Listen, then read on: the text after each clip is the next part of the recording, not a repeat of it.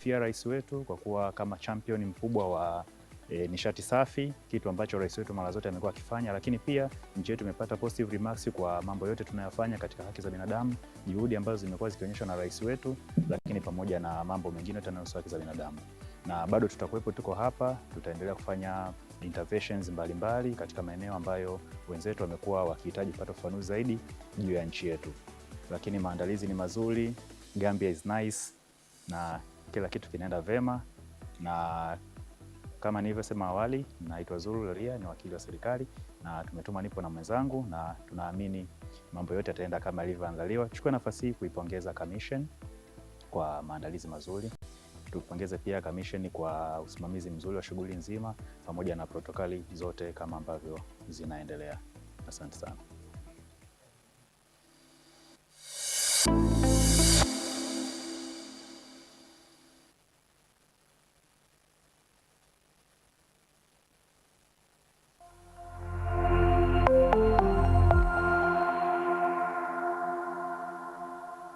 Merci beaucoup. Mon nom est Rémi Ngoy Lumbu. Je suis le président de la Commission africaine des droits de l'homme et du peuple. Quand je suis entré à la Commission en 2017, AGA était pour moi une structure, une organisation lointaine. J'avoue que je ne savais pas grand-chose de quoi il s'agissait. Mais il a fallu que nous puissions en assumer la présidence, qui avait commencé par celui qui était l'ancien président de la commission, Solomon Lederso, dont j'ai hérité le mandat pour que je puisse bien comprendre de quoi il s'agissait.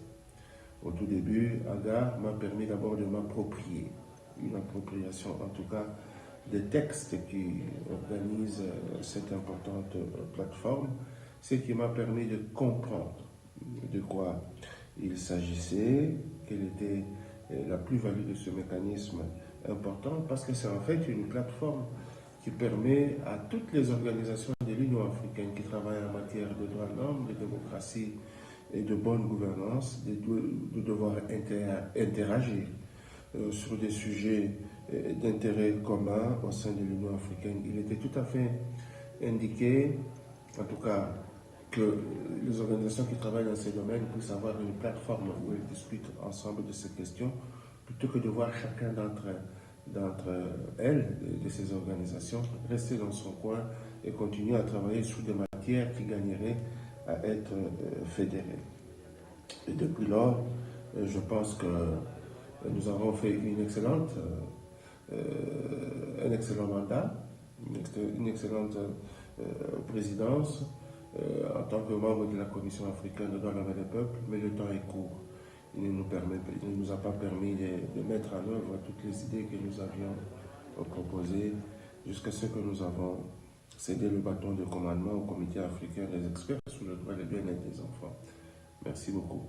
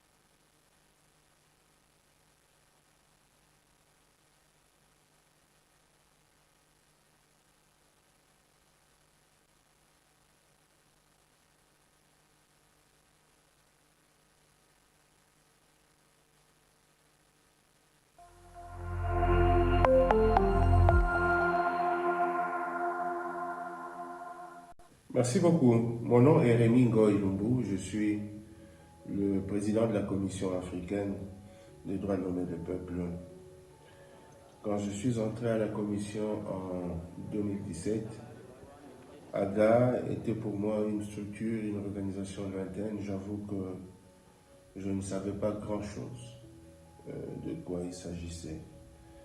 Mais il a fallu que nous puissions en assumer la présidence, qui avait commencé par celui qui était l'ancien président de la commission, Solomon Lederso, dont j'ai hérité le mandat pour que je puisse bien comprendre de quoi il s'agissait.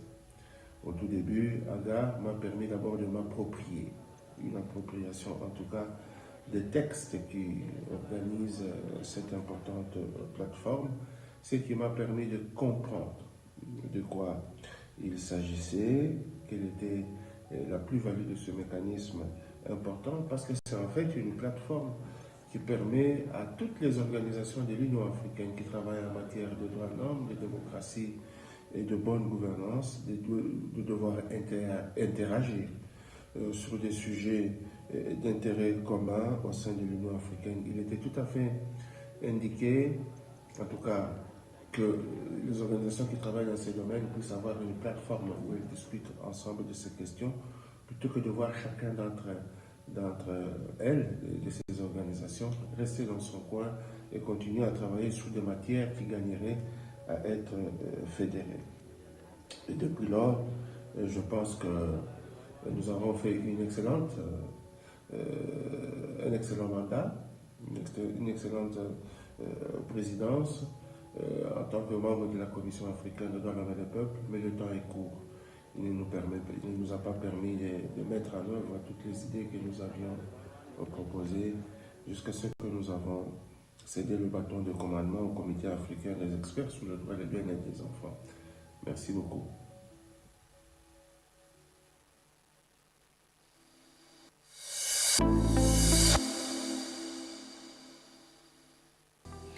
Muito boa tarde, eu sou Emílio José Manuel, presidente da Plataforma Lusófona dos Direitos Humanos, participando aqui na 83ª Sessão Ordinária da Comissão Africana dos Direitos Humanos e dos Povos.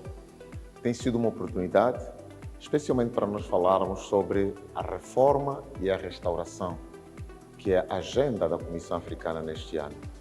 Temos que precisar olhar para os nossos países como estamos a questão da reforma, da reconciliação, das normas que permitem que a reconciliação seja efetiva e também a questão da reparação, a questão do acesso à justiça, a restrição do espaço cívico e a participação.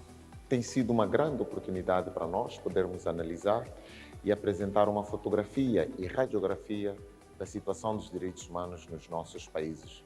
Nós abordamos aqui sobre o direito de associação, reunião e manifestação.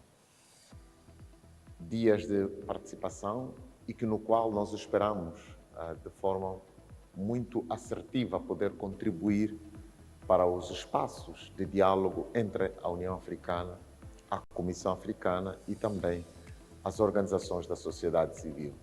Sabemos que a Comissão está em reforma, também podermos contribuir especialmente sobre o artigo 59, que tem a ver com a confidencialidade e a divulgação das queixas apresentadas pelas organizações.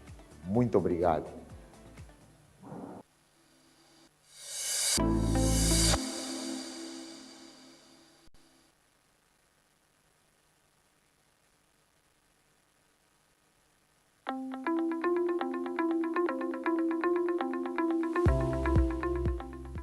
My name is Honorable Commissioner Janet Rabatulai Salanjai.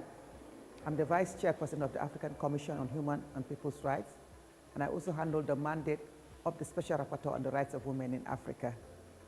In addition to the mandate of the Special Rapporteur on the Rights of Women in Africa, I'm also the Country Rapporteur for Zimbabwe, Namibia, Somalia, Ghana, and Mauritania. With regard to my mandate as the Special Rapporteur on the Rights of Women in Africa, I'm responsible for monitoring the situation of women in the continent, and in particular to ensure the universal ratification of the Maputo Protocol on the rights of women in Africa in terms of ensuring that all member states become members of the protocol, and most importantly, to ensure the effective implementation and domestication of the Maputo Protocol so that it becomes the reality of the women of the continent, that the women of the continent can claim their rights using the Maputo Protocol. The ordinary session of the African Commission on Human and People's Rights is very important because this is the session that brings together the human rights community in the continent. All stakeholders are present, member states, national human rights institutions, the NGO community, all geared towards the promotion and the protection of the citizens of the continent. So this particular ordinary session is actually pivotal because it is the 81st ordinary session, and it also mirrors the fact that the charter that actually established the commission was adopted in 1981. So this is very significant. And as we reflect on the work we're doing today, we actually have to remember the aspirations that the framers of the charter had in 1981.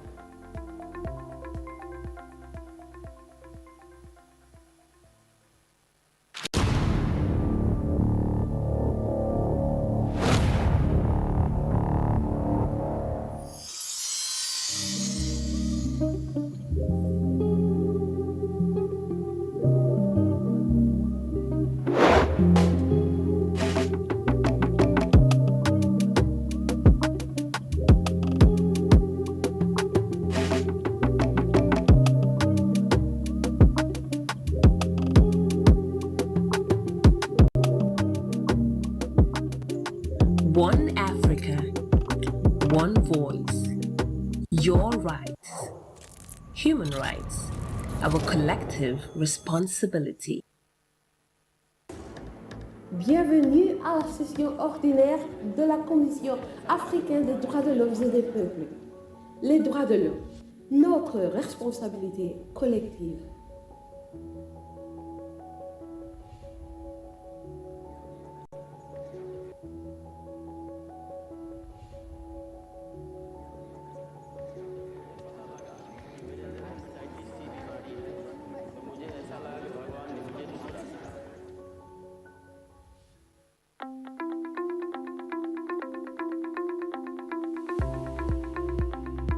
My name is Michael Janyakun, Deputy Executive Director of the Institute for Human Rights and Development in Africa here in Banjul, the Gambia. Today I participated in a panel discussion on the implications of Article 59.1 with regards to confidentiality for the communications procedure of the Commission and how it impacts on litigants. I also, prior to that, delivered a statement on the human rights situation in Sudan in the context of a conflict that has displaced 9 million people. 7 million of them internally and about 2 million of them in neighboring countries. I think the session of the African Commission offers a space for reflection, for dialogue between civil society, individuals, the African Commission and other organs, and state parties on common African problems. It offers a platform for us to also dialogue about issues of procedure and processes that either impede our ability to access the mechanism, and for us to collaboratively think about how we can better ensure that the processes of the Commission itself are inclusive and accessible, but also that the Commission is able to perform its mandate of guiding member states in implementation of their obligations under the African Charter and other human rights instruments for which the Commission is a supervisory organ. And I encourage every civil society organization that has the capacity to participate in the sessions of the Commission, and for individuals and other stakeholders to take active part in these deliberations for the Africa we want. Thank you.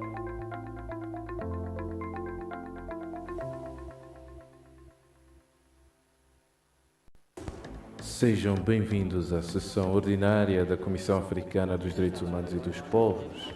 Direitos humanos, a nossa responsabilidade coletiva.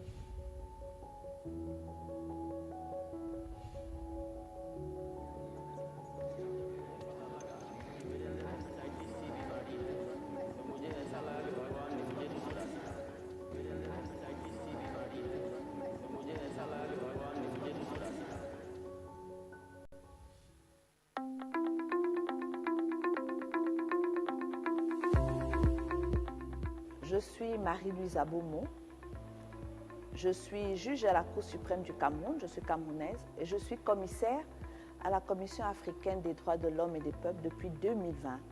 Au sein de cette commission, je suis la présidente du groupe de travail sur les droits des personnes âgées et des personnes handicapées et la présidente du groupe de travail sur les communications. S'agissant du groupe de travail sur les droits des personnes âgées et des personnes handicapées, j'ai le plaisir de vous annoncer que cette 81e session ordinaire est spéciale. Elle est spéciale parce que au cours de cette session, nous avons eu l'honneur d'annoncer, de célébrer l'entrée en vigueur du protocole sur les droits des personnes handicapées et d'annoncer l'entrée en vigueur prochaine à la fin de cette session, soit le 6 novembre, du protocole sur les droits des personnes âgées. Ce qui fait que je suis un commissaire comblé.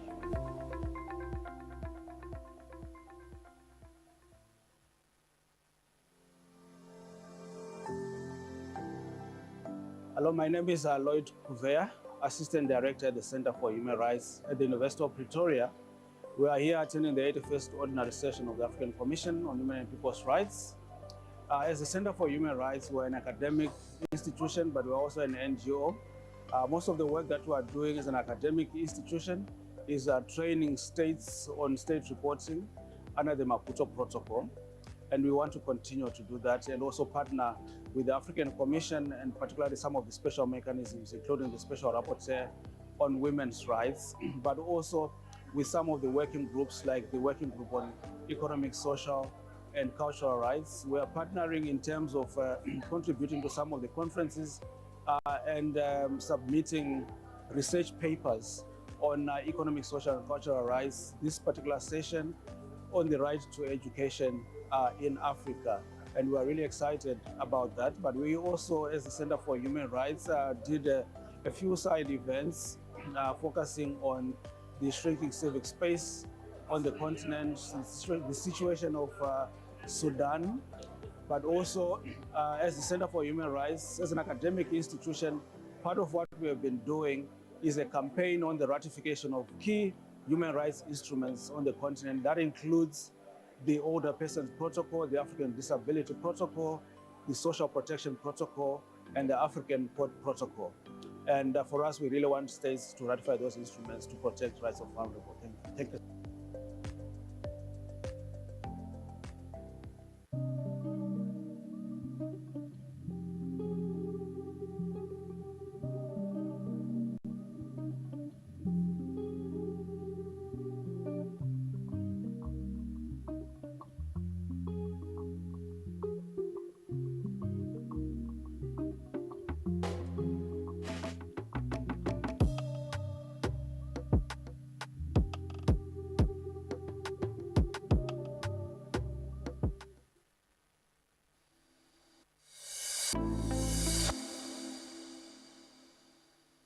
My name is Batrokwa Mago. I'm the political advisor to the CEO of the ACHPR Continental Secretariat.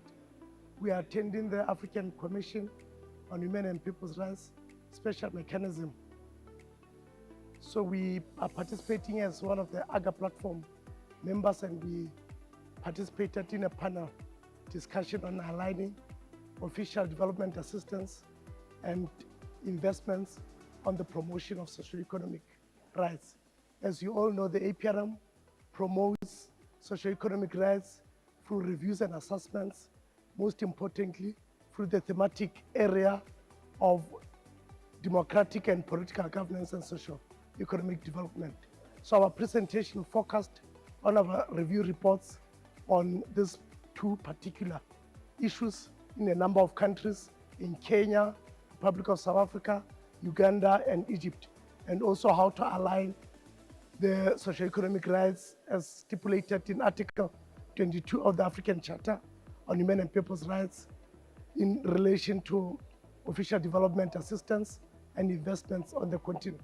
As you all know, African countries have serious challenges as far as implementation of this second generation rights.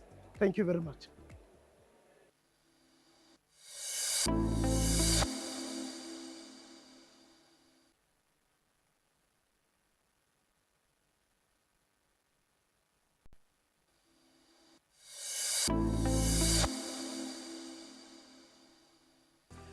My name is Alan Gary. I'm the Africa Advocacy Director at Human Rights Watch. The 83rd Ordinary Session of the African Commission is an important session for us as an organization. Human Rights Watch has been documenting human rights abuses across the African continent for a number of years. And for this specific session, we were very privileged to have given some views on the Zimbabwe process. There's a review process on Zimbabwe going on, and we feel that it is important that the Commission has a perspective that comes from civil society on the situation in Zimbabwe. But we've raised other issues as well. That includes indigenous people, and we're very delighted that the Commission has a working group that looks specifically at indigenous people in Africa.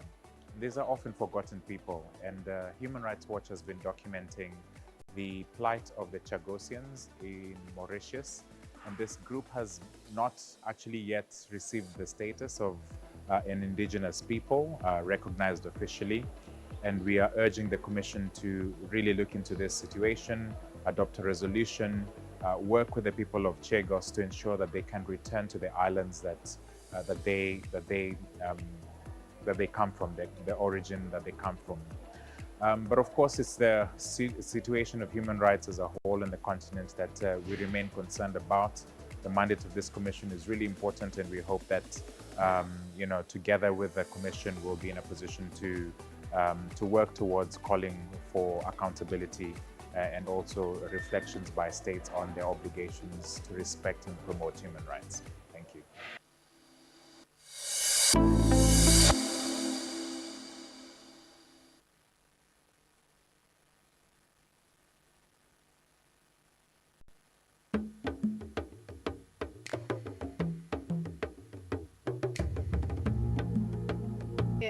My name is Commissioner Dr. Lita Musimi-Ogana. My capacity is dual. I am the commissioner responsible for the rights of people living with HIV and AIDS in Africa, and also the commissioner in charge of the protection of rights of indigenous communities and minorities in Africa. This was an amazing forum.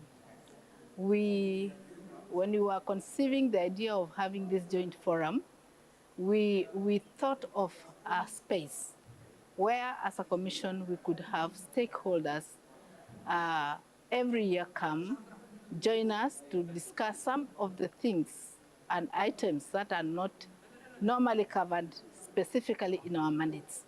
We thought of issues that we may not be able otherwise to deal with during our normal work in the commission. And so it has been a huge success from the first day to the second day to the last day. Even now people are still in the room. Nobody has left. And we think that the topics have been very exciting. The views that have been shared are very innovative, and that we have been able to successfully bring together member states, civil society, national human rights commissions, and partners and stakeholders under one roof to discuss these key issues that we do not normally have time to reflect on every day. We want to say that next year you are welcome to our second forum, and we look forward to your participation, and we can assure you this is the forum. Thank you.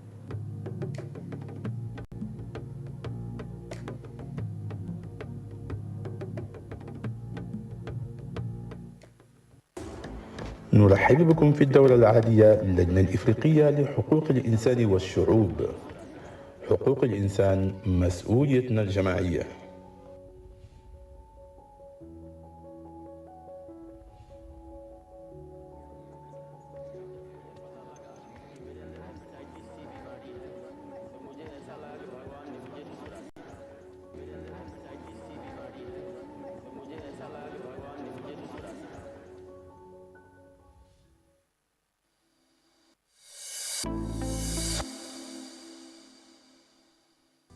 Naitwa Zul Leonidas Gama, ni wakili wa serikali, natokea Wizara ya Katiba na Sheria, Jamhuri ya Muungano wa Tanzania.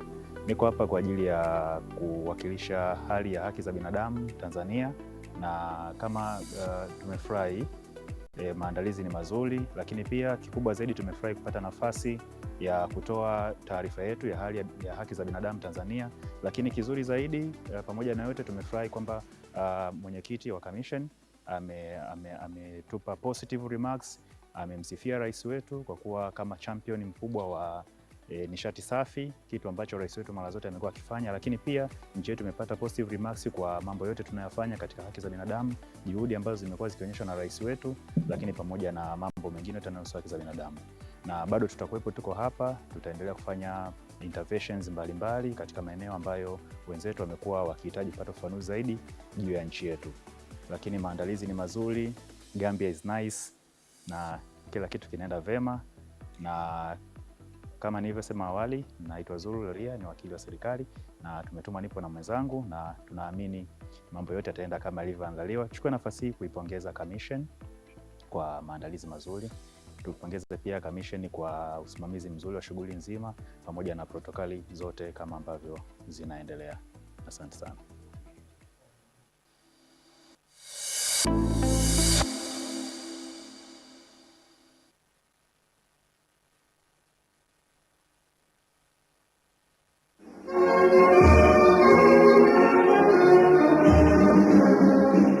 Hello, I am Abiola Idobujo, Executive Secretary to the African Commission on Human and People's Rights. The road to hashtag ACHPR 83OX is in full swing, and it is my pleasure to invite all stakeholders to join us for the 83rd Ordinary Session of the African Commission on Human and People's Rights, taking place in person here in Banjul, the Gambia, the seat of the African Commission on Human and People's Rights. This important session brings together key stakeholders on the continent and beyond. Of course, this would include member states, national human rights institutions, non-governmental organizations, and diverse actors that are committed to the promotion and protection of human and people's rights on the continent. On the agenda of the 83rd Ordinary Session, we would have the consideration of the situation of human rights on the African continent, the consideration of state reports that are submitted by states that are parties to the African Charter of Human and People's Rights, the discussions related to the relationship between the African Commission and national human rights institutions, as well as NGOs, and the grant of affiliate and observer status respectively to these bodies, the activity report of our commissioners on the activities that they have conducted between the last session, where we met in October, November, and this session which we will be having. And of course, I'd like to say that we will be having the second edition of our Joint Special Mechanisms Forum, which was inaugurated last year in Dakar, Senegal. We will be happy to have you contribute to the conversation that we'll be having as we explore the relationship between human rights and people-centered sustainable development on the African continent. This session offers a vital platform for all stakeholders to make their statements: member states, national human rights institutions, intergovernmental organizations, international organizations, NGOs, on the situation of human and people's rights on the continent and on the various thematic issues on which they work, so that you can meaningfully contribute to the human rights discourse on the continent. We highly encourage you to register for this session. Your voice matters, and your contribution is vital to contributing to the human rights discourse on the African continent. We look forward to welcoming you in Banjul, the Smiling Coast, of course, because human rights remain our collective responsibility. See you there.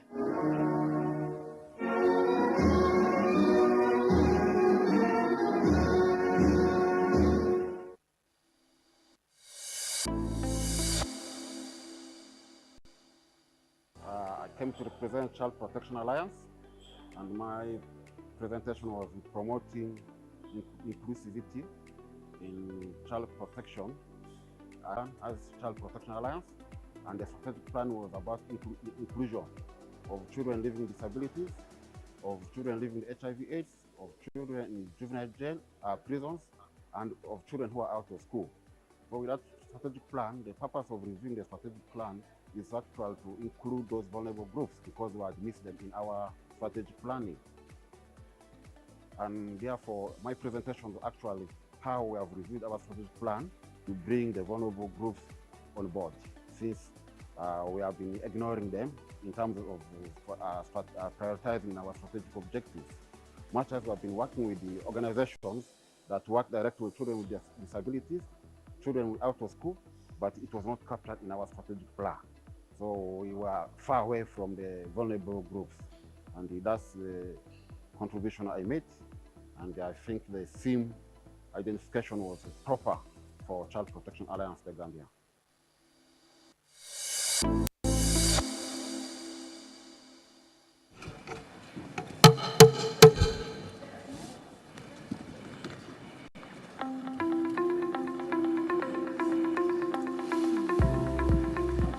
Bom dia, boa tarde ou boa noite. Yes, thank you. Meu nome é Maria Teresa Manuela.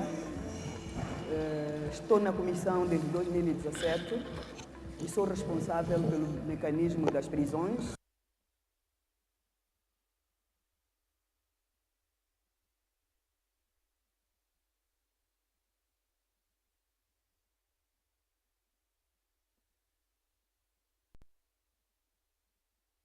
The meeting is called to order.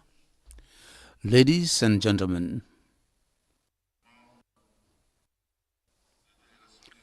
members of state delegations, national human rights institutions, and non-governmental organizations, you are welcome to this 11th day of the 83rd on human. We're going to session with two important items on the, I would even say three. There will be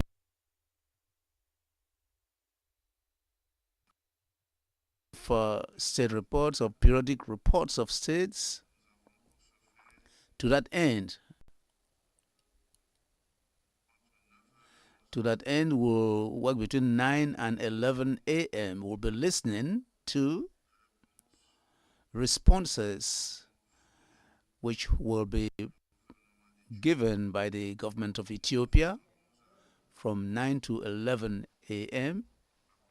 And afterwards, we'll continue with responses from the government of Zimbabwe from 11:30 to 1:30 p.m.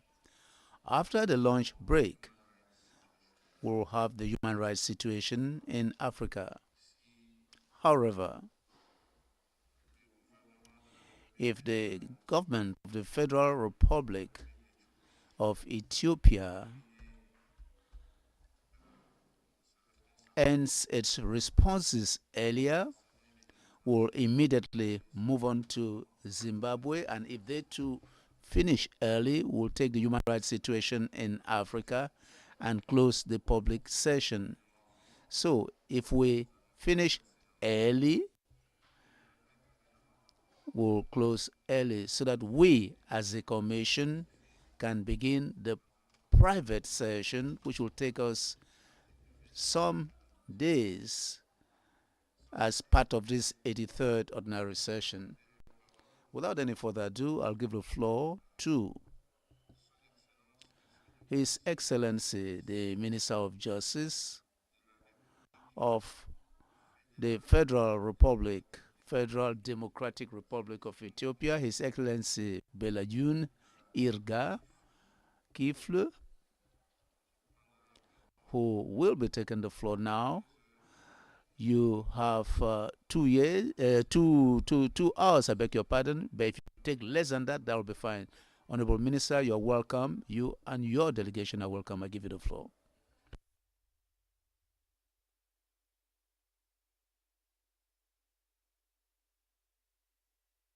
Chairperson, Honorable Commissioners, distinguished delegates of member states, Excellencies, ladies and gentlemen, at the outset, please allow me to congratulate the Commission for this successful session and express my appreciation to the government and the peoples of Gambia for extending their hospitality to us.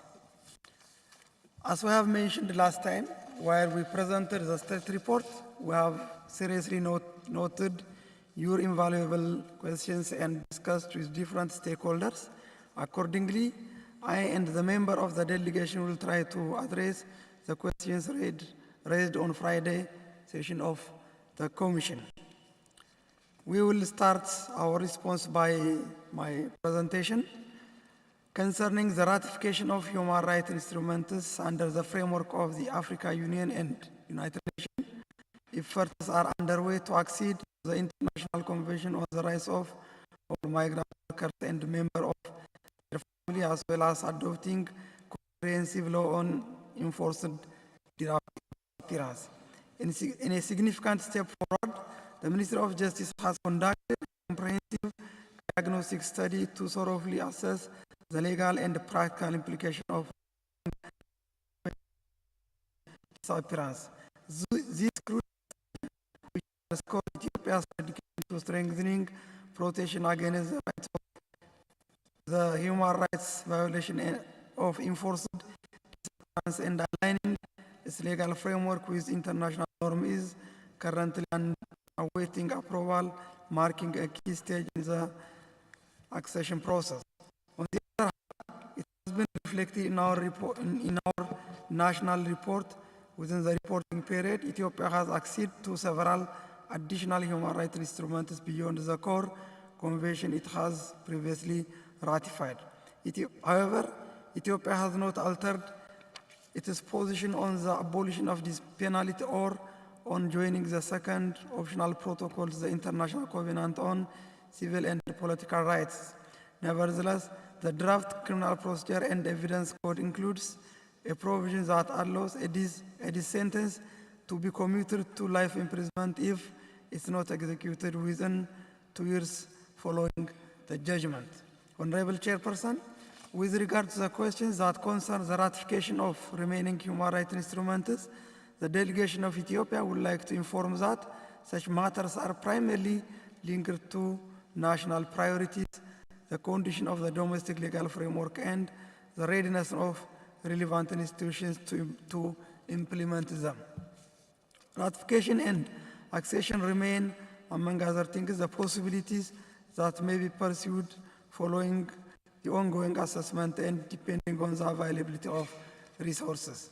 Regarding the questions on plans to enhance human and financial resource and implement capacity building for the National Electoral Board of Ethiopia, my delegation would like first to emphasize that the comment referring African Union election observer mission concerning the administration of the 2021 general election doesn't accurately reflect the realities of events that took place during that period.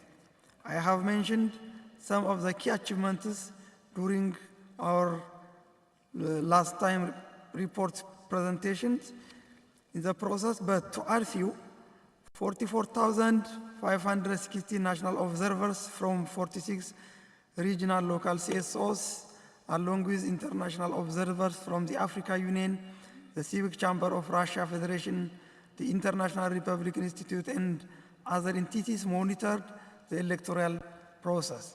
Political parties received equitable access to resources, including 620 hours of airtime on 21 radio stations, 425 hours on 23 television stations, and 650 magazines columns for campaigning purpose.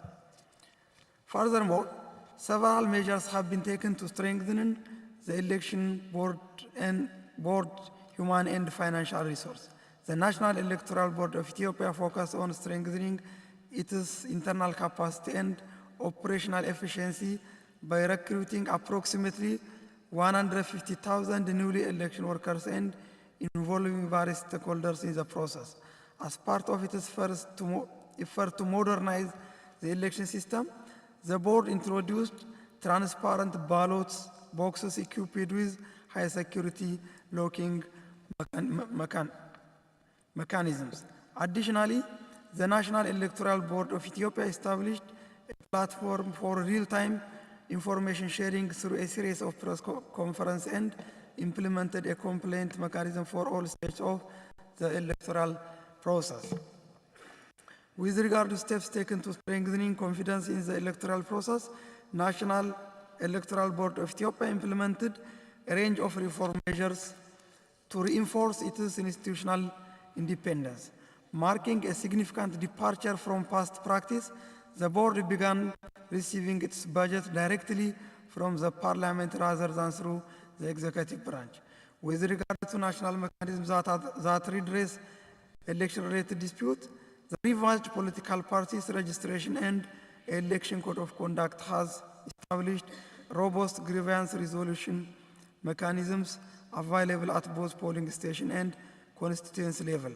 This system extends hierarchically to the National Electoral Board itself and further to the Federal High Court, allowing aggrieved parties to file complaints and obtain timely judicial remedies. Moreover, Proclamation number 1162 guarantees political parties the right to respond to complaints before the board issues a final decision. In contrast to previous practice, numerous challenges to the board's decision have been brought before the court. In some instances, the court have overturned these decisions. As the seventh national election approach, the government of Ethiopia affirms its commitment to holding free, fair, and credible election. Honorable Chairperson, Excellencies, regarding the Transitional Justice Initiative, following the joint investigation conducted by Ethiopian Human Rights Commission and United Nations Office of High Commissioner for Human Rights, which documented serious human rights violations committed in the context of the conflict in the northern part of the country, an interministerial task force was established by the government of Ethiopia to oversee the implementation of joint investigation team's recommendations. In pursuit of this mandate, the task force formed 4 specialized committees and have undertaken extensive work, including the collection of over 10,000 statements from victims and witnesses. Building on the foundation laid by interministerial task force and joint investigation teams finding, the government moved toward a more comprehensive and institutionalized approach to justice and accountability. This culminated in the launch of National Transitional Justice Initiative with a view to adopting and implementing comprehensive transitional justice policy aimed at addressing past atrocities and ensuring accountability for serious human rights violations and ensuring lasting peace and democracy. Following the initiation of the government of Ethiopia to adopt national transitional justice policy, an independent group of experts has conducted more than 80 nationwide consultations to gather inputs on the transitional justice policy option document or green paper. Following the consultations, Ethiopia adopted its national transitional justice policy on April 17, 2024 and developed a detailed implementation roadmap. In addition, 5 draft legislation instruments have been prepared to establish core transitional justice institutions, namely the Special Prosecution Office, the National Truth and Reconciliation Commission, the Vetting Commission, and a special bench within the judicial structure. Similarly, a new draft legislation on fundamental crimes committed in violation of international law has been drafted. Nationwide public consultation on these draft laws are scheduled to commence shortly, ensuring that the legislative framework reflects broader stakeholders' engagement and societal ownership. Concerning issues of no submitting report on the implementation of Kampala Convention, Ethiopia ratified the Africa Union Convention for the Protection and Assistance of Internally Displaced Persons in Africa, or Kampala Convention, in 2020 through Proclamation 1187. Ethiopia deposited its instrument of ratification on August 3, 2021. Although Ethiopia submitted its report under Africa Charter on Human and People's Rights in January 2024. The report was prepared long before the submission, and at that moment, 2 years had not lapsed since the deposit of the instrument of ratification of the convention, and since Ethiopia is a party to the convention. Concerning the issues raised in relation to human rights defenders, journalists, and other groups, the government of Ethiopia is committed to protecting the human rights of every individual, including group of individuals such as political opponents, human rights defenders, civil society activists, and journalists. However, through the regular law enforcement measures, some journalists, bloggers, political activists, leaders, and members of some political groups have been arrested and prosecuted with due process for their criminal activities. There were, in fact, allegations of the violation of the human rights of journalists and politicians arrested. Based on these allegations, the government has been taking remedial measures continuously. As the government replaced laws related with journalists and human rights defenders, including anti-terrorism law, with the new and modern laws, and as the investigation and prosecution process and the judiciary is reformed, currently there are no major challenges relating with journalists and human rights defenders related cases. As far as the nature of the charges are concerned, some of the suspects or accused claim that they are being held or charged for their political view or activity, and that because they criticize the government. Contrary to this allegation, the investigation revealed that there were thousands of people who are directly affected by the violence that these individuals instigated and incited. There might be a correlation between their conduct or political activity and the crimes they have committed, but a clear line should be drawn to distinguish between correlation and causation. Some of the suspects or accused are politicians, but they are not being charged for their political activity. Rather, they are being charged for their act or their conduct that has resulted in the deaths of hundreds of citizens. This is not something that the government should refrain from taking action. Rather, it is a prime responsibility to investigate and hold those involved accountable to the extent of their participation in the commission of the crime. There is no doubt that individuals, youngsters, and those who directly participated in the mob attacks should be held accountable. But those who have instigated them, who have incited them, and organized them should also equally be held accountable. Whether they are journalists, activists, or politicians, that shouldn't matter. Therefore, the investigation and prosecution of this group of individuals have been done not for their political activities, rather they have been charged for their conduct that has resulted in the injury and death of citizens and destructions of public as well as private property. I thank you. This is my presentation, and the next presenter will be Mrs. Tayyiba Hassan, Director General of Refugees and Return Service. Her Excellency's intervention focused on the situation of refugees and asylum seekers, as well as on the global framework for internally displaced persons and migrant issues. Excellency, the floor is yours. Thank you, Your Excellency, and our head of delegation for giving me the chance to present. Thank you, Honorable Chair, Honorable Commissioner, Excellencies, distinguished commissioners, delegates, ladies and gentlemen. It is a great honor and a pleasure to attend on this session too.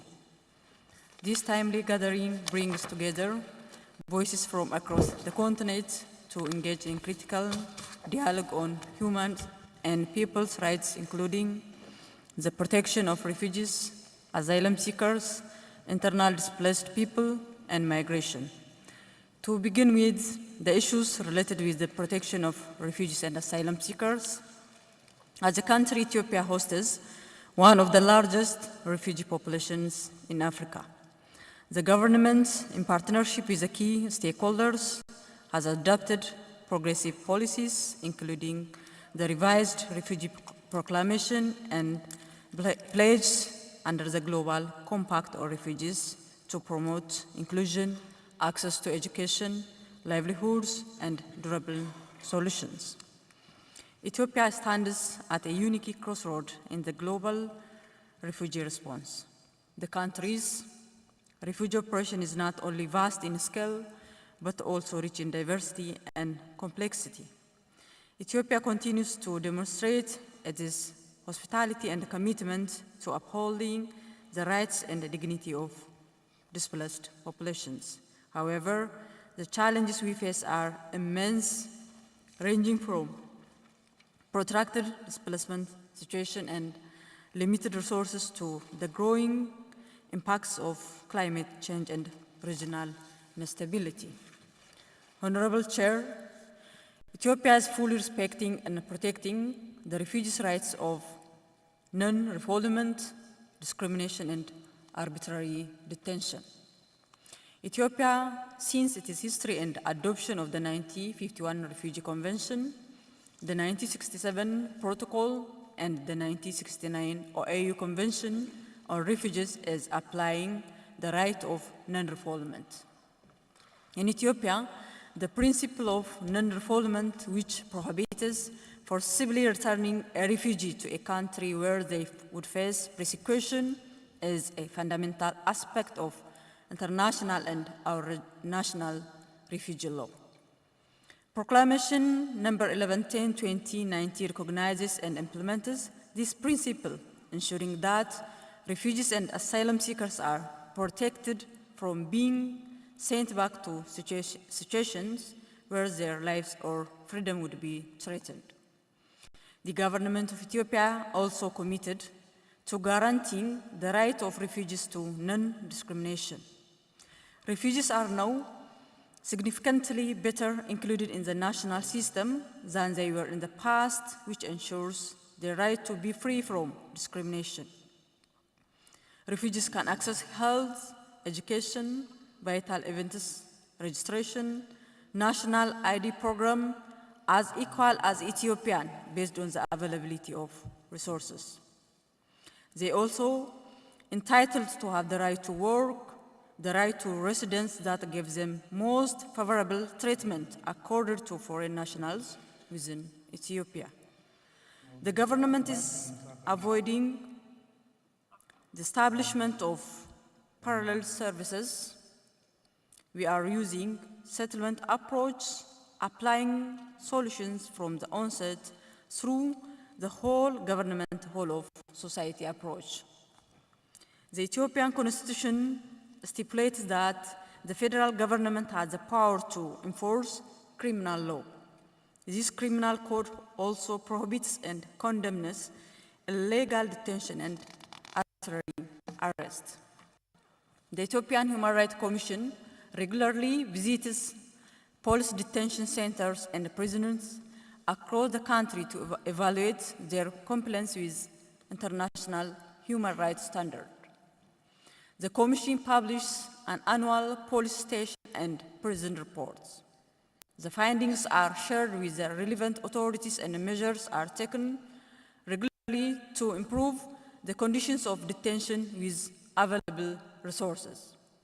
The House of People, Representatives, and Regional Councils, Office of the Federal and Regional Attorney Generals, as well as Justice Bureaus conduct regular visits to police detention centers and prisons to ensure these facilities continually improve the conditions of detention.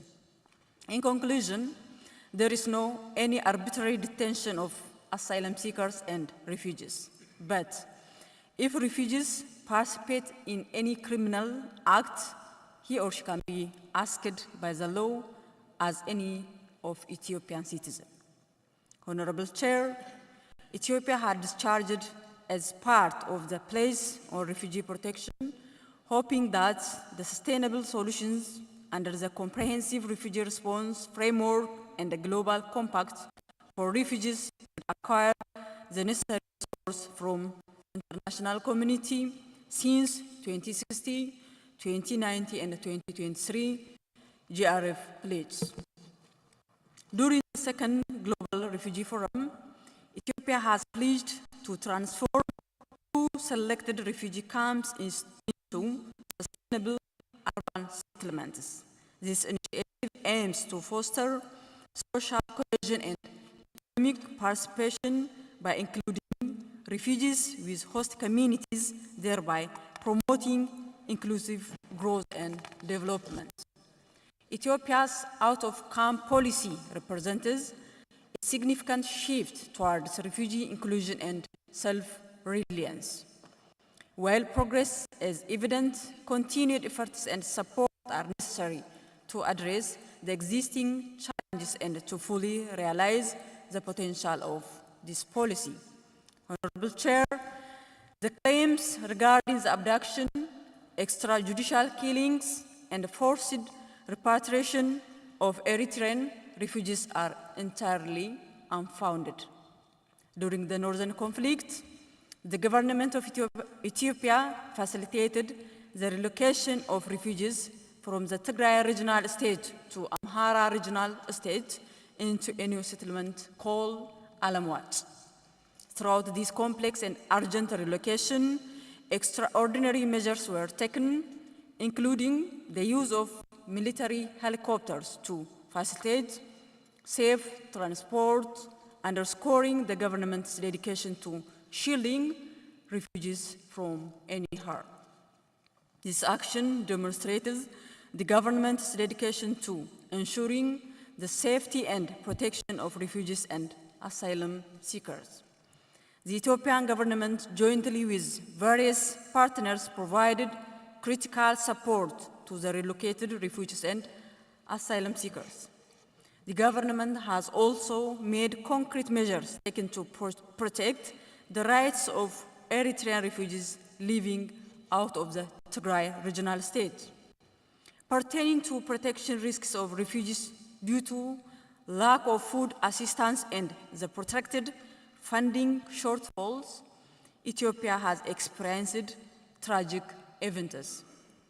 During the food pause between June to October 2023, refugees and asylum seekers in Ethiopia were suffering from severe hunger, sickness, stress, and desperation. There have been instances of deaths caused by deprivation of food. Since refugees lack the means to ensure food security, there were reports of their involvement in criminal activities, vandalism of facilities and properties, theft and invasion of host community farms.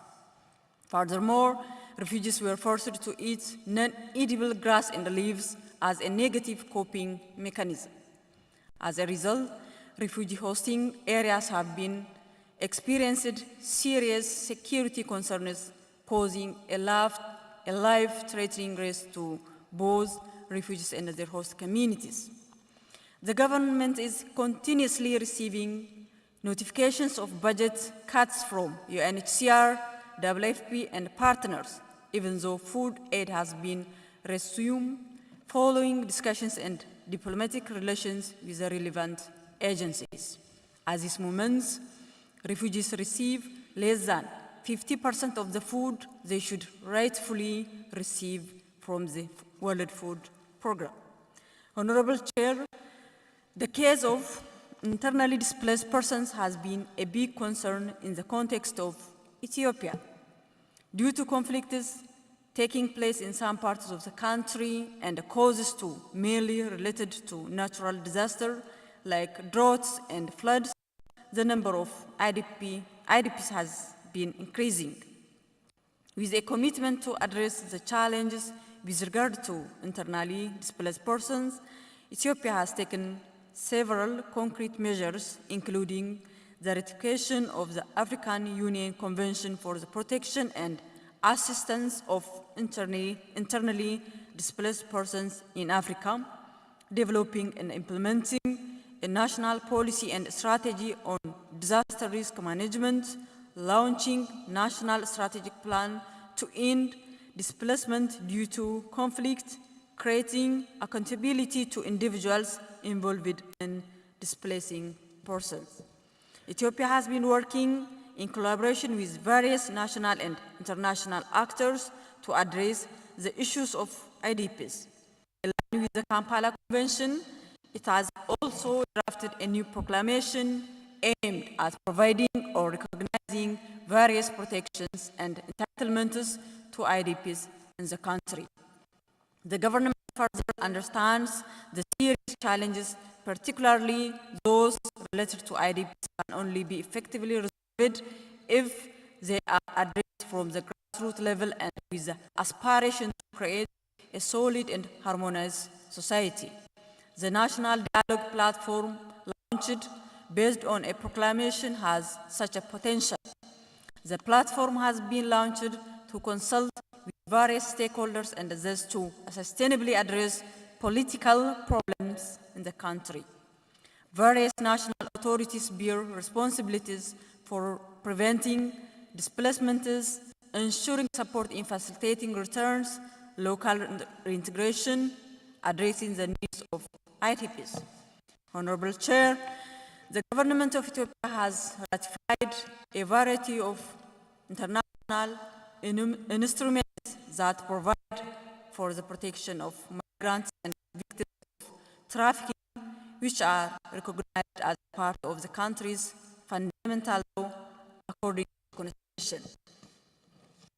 Ethiopia has adopted Proclamation number 1178/2020 that explicitly prohibits slavery and servitude, including trafficking in persons. Furthermore, the Overseas Employment Proclamation number 1246/2021 has been enacted to promote safe migration for Ethiopian workers abroad, reducing their vulnerability to trafficking. Ethiopia's National Integrated Crime Prevention Strategy and the Strategy to Prevent and Repress Trafficking in Persons and Smuggling of Persons has been adopted to underscore the government's commitment to prevent the crime of trafficking in persons and smuggling of persons. The National Free Legal Aid Service Strategy has also adopted in 2023 to ensure comprehensive legal assistance for victims of trafficking. A national council led by the Deputy Prime Minister coordinates anti-trafficking efforts. In similar vein, coalition partnership has been established in regional states to prevent and combat crime of trafficking in persons. The government has undertaken several initiatives to combat human trafficking and irregular migration through public awareness campaigns and community engagement. These efforts led to community discussions in lower-level government sections, providing comprehensive information on migration and related crimes. I thank you. Thank you very much. The next presenter will be Magdala Witt. She is Director of Human Rights at Ministry of Foreign Affairs, and she will intervene on issues regarding issues and questions raised in connection with Maputo Protocol. Please. Thank you, Excellency. Honorable Chairperson, Honorable Commissioners, distinguished delegates, all protocols observed. It's an honor to respond to the questions raised here regarding the implementation of the Maputo Protocols in the African Commission on Human and People's Rights. The Maputo Protocol is formally endorsed by the House of People's Representatives through Proclamation number 1082/2018 and subsequently published in the Federal Nagarit Gazette in accordance with the legal procedures for domestication. Since then, the government has undertaken efforts to promote the protocol and enhance public awareness through multiple channels, including media campaigns, to ensure that all stakeholders are informed and that its implementation aligns with Ethiopia's national strategies and initiatives to safeguard women's rights. Furthermore, Ethiopia has integrated relevant international and regional instruments into domestic laws and standards, operating procedures which serve as key legal reference for judicial decisions. With respect to ensuring equality and non-discrimination, the government has established dedicated gender institutions and grassroots structures such as the Women's Development Union, which serves as a nationwide network for women to discuss their rights, health, education, and environmental protection while sharing experience. To address deep-rooted gender stereotypes and cultural practices, Ethiopia has implemented multiple initiatives, including social norm change community conversation, integrating gender-sensitive curricula in schools, and conducting training programs for local leaders and community elders. Efforts have also been made to promote equal participation of women and men in leadership positions through affirmative action policies. Organizations working on gender equality facilitated discussions and workshops aimed at changing societal perceptions of gender roles, encouraging men to be active participants in household responsibilities and decision-making processes. By recognizing awareness gaps between urban and rural populations, Ethiopia has intensified efforts to disseminate information on women's rights in remote areas. In line with this, mobile legal aid service and community-based awareness campaigns have been deployed to educate women on their legal rights. Rural radio programs and women's self-help groups have played a crucial role in spreading knowledge and advocating for gender equality at the grassroots levels. Honorable Chairperson, in advancing women's equal rights to justice and equal protection under the law, the National Free Legal Aid Strategy has played a crucial role in enhancing women's access to justice. By offering free legal assistance, the strategy has particularly benefited women experiencing gender-based violence and discrimination, enabling them to pursue redress and protection. Regarding women's participation in political and decision-making process, the government has taken various measures to enact laws and policies to explicitly address violence against women in elections. Awareness campaigns have been undertaken to educate the public on the importance of women participation in politics and the need to eliminate gender-based electoral violence. The Ministry of Women and Social Affairs, in collaboration with the National Election Board of Ethiopia, has organized numerous training on gender-sensitive elections and conducted a gender audit of political parties to examine the gender balance and gender sensitivity of political parties for adequate gender integration. The National Election Board of Ethiopia facilitated the establishment of the Consortium of Women Political Party Members, a forum for women politicians to advance gender equality in the political field.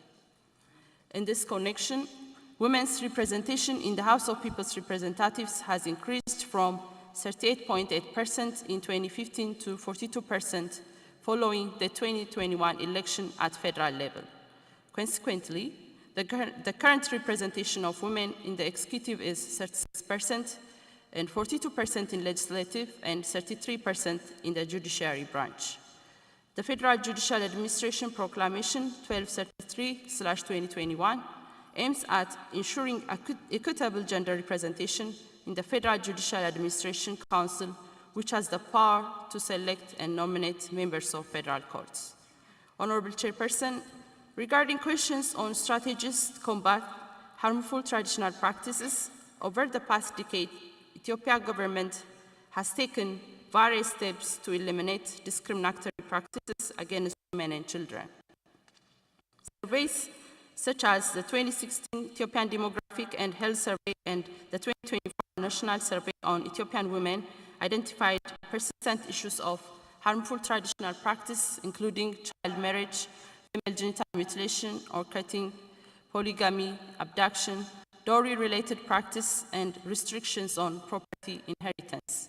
To address these issues, Ethiopia has adopted legal and policy measures, including the revision of women policy, as well as the criminal code and family law, which impose strict penalties on perpetrators of harmful traditional practice. Additionally, awareness campaigns and community engagement programs have been launched to educate the public and eliminate these harmful practices. Strong coordination platforms at all levels, from national to grassroots, under the leadership of senior officials were set up. These platforms have introduced their own accountability systems, such as community bylaws and social sanctions, to enhance enforcement and ensure compliance. One notable action here is the launch of the second 5-year national cost roadmap to end child marriage and FGM from 2020 to 2024 that established a high-level national alliance to end child marriage and FGM chaired by the Deputy Minister to oversee its implementation. Due to these strategic interventions, a significant reduction in harmful traditional practice such as FGM and child marriage has been observed.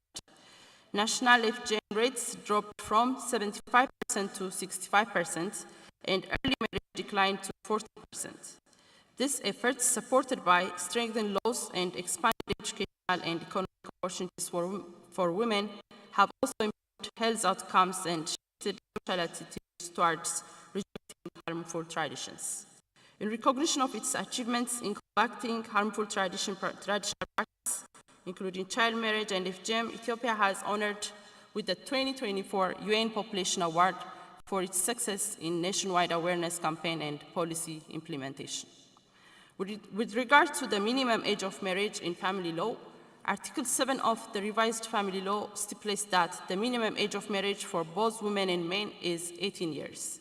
However, in a special case, upon the request of the spouse or one of their parents, with the permission of the Ministry of Justice, the marriageable age can be reduced by 2 years. With the exception of this circumstance indicate that in the revised family code, marriage with a minor is punished by imprisonment up to 7 years, according to Article 648 of the Criminal Code. Therefore, Ethiopia made an interpretive declaration on marriageable age of women.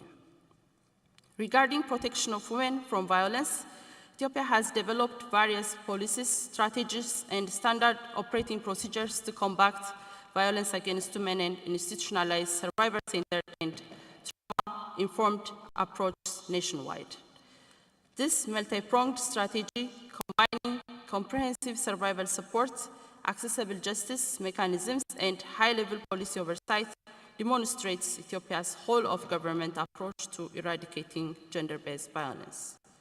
In addition to gender-based violence service integration into all relevant sectors, the government, in collaboration with stakeholders, established 84 one-stop centers to provide comprehensive psychosocial support, legal and medical service to survivors of sexual and gender-based violence, and 24 safe houses also providing shelter, psychosocial support, medical service, life skill and income generating activities, training and supporting seed money to start the business. During the reporting period, a review of legislative gaps related to violence against women and girls was conducted.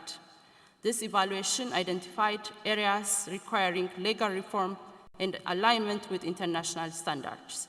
Stakeholder consultations involving government representatives, legal experts, civil society organizations, and advocacy groups provided valuable insights and consensus on the need to strengthen legal framework.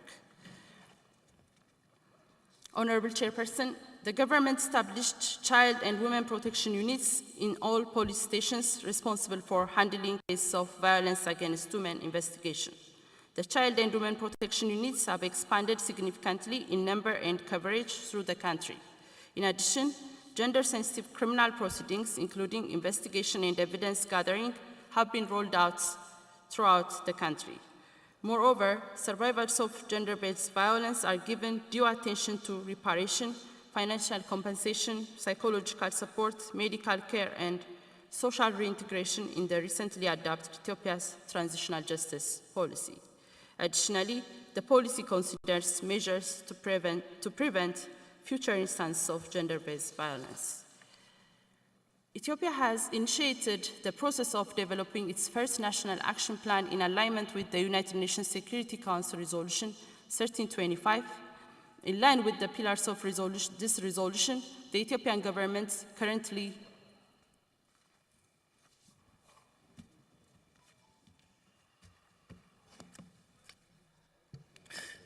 Yes, we apologize. Give us a minute. The the electricity will be back. We apologize. I think I will continue with the mic is on. You want to read with the light of your phone? I'm using my mobile. Yes, but the light will be back very soon. If you feel easy to read it with your phone, okay. Okay. With regards to Resolution 1325, the Ethiopian government currently prepared the draft National Action Plan on Women, Peace and Security, and undertakes consultation with stakeholders. Technology-facilitated gender-based violence is a pressing issue affecting many women and children in Ethiopia. In response, Ethiopia has criminalized technology-facilitated gender-based violence under the Computer Crime Proclamation number 958/2016, specifically in sub-article 12 and 13, which primarily address offenses involving minors, Additionally, Ethiopia has taken various steps to combat digital violence against women. Efforts have been made to strengthen digital safety through capacity building initiatives. Civil society organizations and advocacy groups have conducted workshops and awareness programs to educate the public on technology-facilitated gender-based violence, while legal aid services are available to support women facing online abuse. And furthermore, technology-facilitated gender-based violence has been incorporated into the draft revised Women Empowerment and Gender Equality Policy, signaling progress in addressing this issue. Regarding COVID-19 and experience of gender-based violence, the COVID-19 pandemic has exacerbated harmful practices, gender-based violence, and other forms of discrimination. However, Ethiopia has implemented various risk mitigation and response strategies to counteract this effect. These measures, including expanding one-stop centers and hotline service, developing gender-based violence prevention and response standard operating procedures, and pocket guides, launching media campaigns, and leveraging grassroots women's networks such as the Women's Development Union and community-based initiatives. Honorable Chairperson, regarding questions concerning the economic, social, and cultural rights of women, in terms of education, Ethiopia has made significant efforts to promote gender equality in education. The education and training policy of the 1994 laid the foundation for equitable participation, while gender strategy in education and training in 2014 introduced coordinated initiatives to eliminate gender disparities and support inclusive education. The revised education and training policy of 2022, the government of Ethiopia provides free and compulsory education from kindergarten to secondary education. The General Education Assessment and Class Promotion Directive established a tailored learning approach with specific provisions for female students. Currently, there are 8,881,169 female students in primary education, while 1,399,701 in secondary and preparatory education. The completion rate of primary education stood at 67.1% for girls and 67.9% for boys. Accordingly, the gender parity index is 0.93 for primary, 1.03 for middle school, and 1.04 for high school. Concerning women's reproductive rights, the Criminal Code of Ethiopia provides circumstances in which termination of pregnancy is allowed by law. Accordingly, termination of pregnancy by a recognized medical institution is allowed in cases of rape and incest, in situations when the pregnancy endangers the health and life of the mother or the child. With regards to women's property rights, in line to constitutional rights, the revised family law of Ethiopia also provides women's equal rights to common property and protection to personal property. During marriage, the father and the mother are the joint guardians and tutors of their minor children. However, in cases of death, disability, or removal of one of the parents, the one who remains shall alone exercise such function, which gives full rights of guardianship to widows.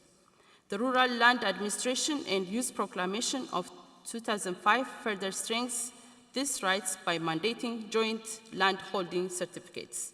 Regional states have aligned their land use and administration laws with federal regulations. Additionally, the Council of Ministers Regulation 472/2020, which governs expropriation, valuation, compensation, and resettlement, integrates gender considerations. It requires that women elders and vulnerable groups be included in consultations before expropriation. Women receive special privileges when developing their own land holdings, are prioritized in resettlement programs, and benefited from legal support when filing complaints under the proclamation. Ethiopia has undertaken a comprehensive review of its land policy to address gender concerns, with the Ministry of Agriculture prioritizing women's interests in the land registration certification process. As a result, over 89% of land certificates are now jointly owned by men and women. The 2016 Demographic and Health Survey provides insights into women's land ownership, showing that the national female share of land ownership, both sole and joint, stands at 40%, rising to 48% in rural areas. Complementing this, the first ever Ethiopian Gender Asset Gap Survey highlights broader asset distribution by gender. Approximately 84% of women and 86% of men own dwellings, reflecting Ethiopia's predominantly agrarian economy. Similarly, 69% of women and 73.1% of men own agricultural land, while livestock ownership is nearly equal, 75.3% for women and 76.2% for men. I thank you. Next, Yusuf Jamal, who is the Director General of International Cooperation on Legal Affairs at Ministry of Justice, will intervene on issues related to death penalty and the prohibition of torture, cruel, inhuman, and degrading treatment, issues related to personal liberty and protection against arbitrary detention, and the right to housing in Ethiopia. Please. Thank you, Excellency. Honorable Chair, Honorable Commissioners, all protocols observed. My intervention focuses on issues related to death penalty and the prohibition of torture, issues related to personal liberty and protection against arbitrary detention, and finally, on the right to housing in Ethiopia. Pertaining to death penalty, Ethiopia's constitution, criminal law, and the sentencing manual issued by the Federal Supreme Court ensure that death penalty is imposed only on the most serious criminal offenses and in the absence of any extenuating circumstances.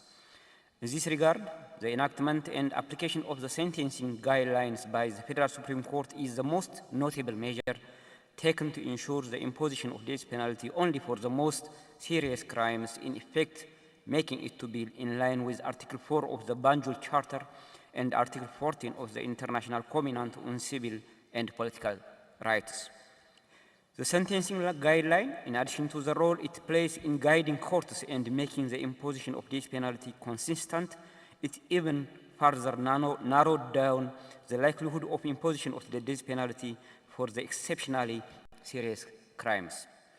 As a result, death sentences are imposed in cases of grave crimes and on exceptionally dangerous criminals by the competent courts of law in Ethiopia in accordance with the laws of the land. Currently, as of April 2025, there are 130 convicts, 125 men and 5 women on death row. All of the convicts have been found guilty and sentenced to the death penalty for exceptionally serious crimes. There has not been any shift with respect to Ethiopia's position to abolish the death penalty and accede to the second optional protocol of the International Covenant on Civil and Political Rights, as well as supporting the draft protocol to the African Charter on the abolition of the death penalty. It is believed that the general consensus of the public at this moment is not towards abolishing the sentence of death penalty, particularly for serious criminal offenses. However, the draft criminal procedure and evidence code provides for death sentence to be commuted to life imprisonment if not effected within 2 years since rendition of final judgment. Regarding prohibition of torture, to enforce the prohibition of torture and other cruel, inhuman, or degrading treatment, the government of Ethiopia has drafted a legislation on fundamental crimes committed in violation of international law. The draft, which is expected to be tabled to the Parliament soon, defines torture in line with Article 1 of the Convention Against Torture, to which Ethiopia is a state party. The draft criminalizes acts causing severe physical or mental suffering by officials or organized groups for purposes such as obtaining information, punishment, or intimidation, and prescribes strict penalties. Article 28 of the Constitution of the Federal Democratic Republic of Ethiopia further affirms that crimes against humanity, including genocide, summary execution, enforced disappearance, and torture are not subject to amnesty or pardon. By explicitly incorporating torture into the domestic law, the draft ensures such acts are categorically excluded from amnesty, whether or not they meet the threshold of crimes against humanity. Any evidence gathered through coercion or in violation of procedural norms is inadmissible in Ethiopia, consistent with both constitutional guarantees and the Criminal Procedure Code. The draft Criminal Procedure and Evidence Code further reinforces this exclusionary rule in conformity with the Convention. The Ethiopian Human Rights Commission is mandated under its legislation enacted in 2020 to conduct regular and unannounced visits to all places of detention, including police stations and prisons, to assess compliance with human rights standards. These visits may be based on complaints or initiated by the Commission itself. The Commission also functions as a complaint handling mechanism for victims of torture, with authority to investigate, recommend redress, and promote accountability. Non-compliance with the recommendation of the Ethiopian Human Rights Commission without just cause may result in legal sanctions, including fines or imprisonment.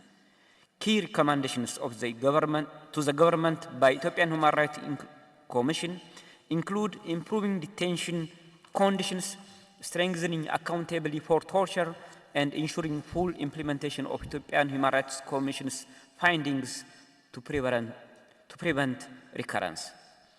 Federal and regional law enforcement bodies, including the Federal Police Commission and the National Defense Force, have established disciplinary committees to receive complaints from or on behalf of detained persons. These mechanisms address violations of human dignity, including bodily harm and inhuman treatment during official duties. Under Article 19 of the Constitution and Article 29 of the Criminal Procedure Code, detainees must be brought before a court within 48 hours and may report ill treatment directly to a judge, who may order investigations, medical care, or release. Public prosecutors also conduct visits to ensure the respect to the rights of detainees. With regard to measures to guarantee free legal aid to victims of torture or related acts, the Ethiopian government has adopted a comprehensive strategy to guarantee free legal aid for those in need, including victims of torture and related acts. While the Ethiopian Human Rights Commission and local CSOs continue their vital work in receiving complaints and facilitating redress, this legal aid strategy provides a critical additional layer of support by guaranteeing access to legal representation. This multifaceted and coordinated provision, involving the government, legal professionals, CSOs, and academic institutions, shows Ethiopia's commitment to guarantee the right to free legal aid for victims of torture. Honorable Chair, pertaining personal liability and protection against arbitrary detention, the Constitution and national laws uphold key safeguards for individuals under investigation to be protected from arbitrary arrest, in line with Ethiopia's regional and international human rights obligations. The Criminal Procedure Code provides that arrests generally require a court-issued warrant. Exceptions are limited to arrests during the commission of a flagrant offense or under a constitutional declared state of emergency. Beyond these, warrantless arrests are prohibited, reaffirming Ethiopia's commitment to the rule of law as per the international standards. In Ethiopia, women represent 2 up to 4% of the prison population. The government has introduced some reproductive health services in federal prisons, including antenatal care and support for pregnant inmates, though such services remain limited in some facilities. Mothers can keep young children with them, but they often lack adequate health care and nutrition. Efforts to protect the rights of women in detention include gender-sensitive staff training, separation from male inmates, and female officers overseeing women detainees. But monitoring bodies continue to call for expanded gender-specific services. The government has been working to improve detention conditions by establishing health clinics, improving hygiene, water access, nutrition, and recreational facilities. Despite these steps, challenges like overcrowding, resource limitations, and conflict-related disruptions persist, affecting compliance with international standards. Regarding disaggregated data on prison infrastructure and the prison population, there are currently 121 prisons nationwide. Of these, 6 are federal prisons, while the remaining 115 are distributed across regions. At present, a total of 2,128 prisoners are held in these facilities for various criminal offenses for which they have been convicted by competent courts. Honorable Chair, regarding the right to housing, the Constitution provides for the right to property, including immovable property on land. Moreover, the Constitution states that the state has the obligation to allocate increasing resources to public and social services and demands the government to adopt policies as far as the resources permit, including the provision of access to housing, among other social services for all. In line with this, the government has implemented public housing programs to support the right to adequate housing, reserving 30% of condominium units for women in addition to their share of the remaining 70%. Furthermore, 5% of units are set aside to persons with disabilities. The government has realized that with the traditional government financing approach alone, it cannot meet the growing demand for public services sustainably. As a result, public-private partnership policy has been adopted in August 2017 by the government. Following the general direction provided by the policy, Ethiopia has enacted a legislation in 2018 facilitating public-private partnership, recognizing that the private sector is essential to support the country's economic growth and improve the quality of public services, particularly in infrastructure. The public-private partnership scheme has the objectives of creating a favorable framework for promoting and facilitating the implementation of privately financed projects to support Ethiopian economic growth, enhancing transparency, fairness, efficiency, and long-term sustainability, improving quality of public service activity, and maintaining macroeconomic stability by reducing growth in public debt. In this line, the Addis Ababa State government adopted a public-private partnership regulation in July 2010. Based on this regulation, there are currently government-private partnerships for the construction and provision of residence houses in Addis Ababa. Regarding rent control in urban areas, the right to housing is a fundamental human right which requires the involvement of the government in many perspectives. They are saying if you can verify your mic, is it okay? You can switch off and switch on. Thank you. You can continue. Okay. Excuse me. Thank you.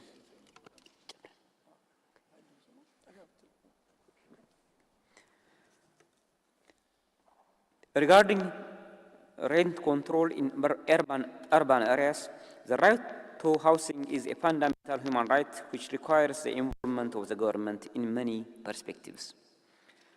In addition to the provision of housing, regulating urban residential rates is important to ensure affordability and fairness. This has to be made by striking the balance between the fundamental rights and interests of homeowners and tenants. To this end, rent control and administration proclamation has been enacted by the Parliament in May 2024.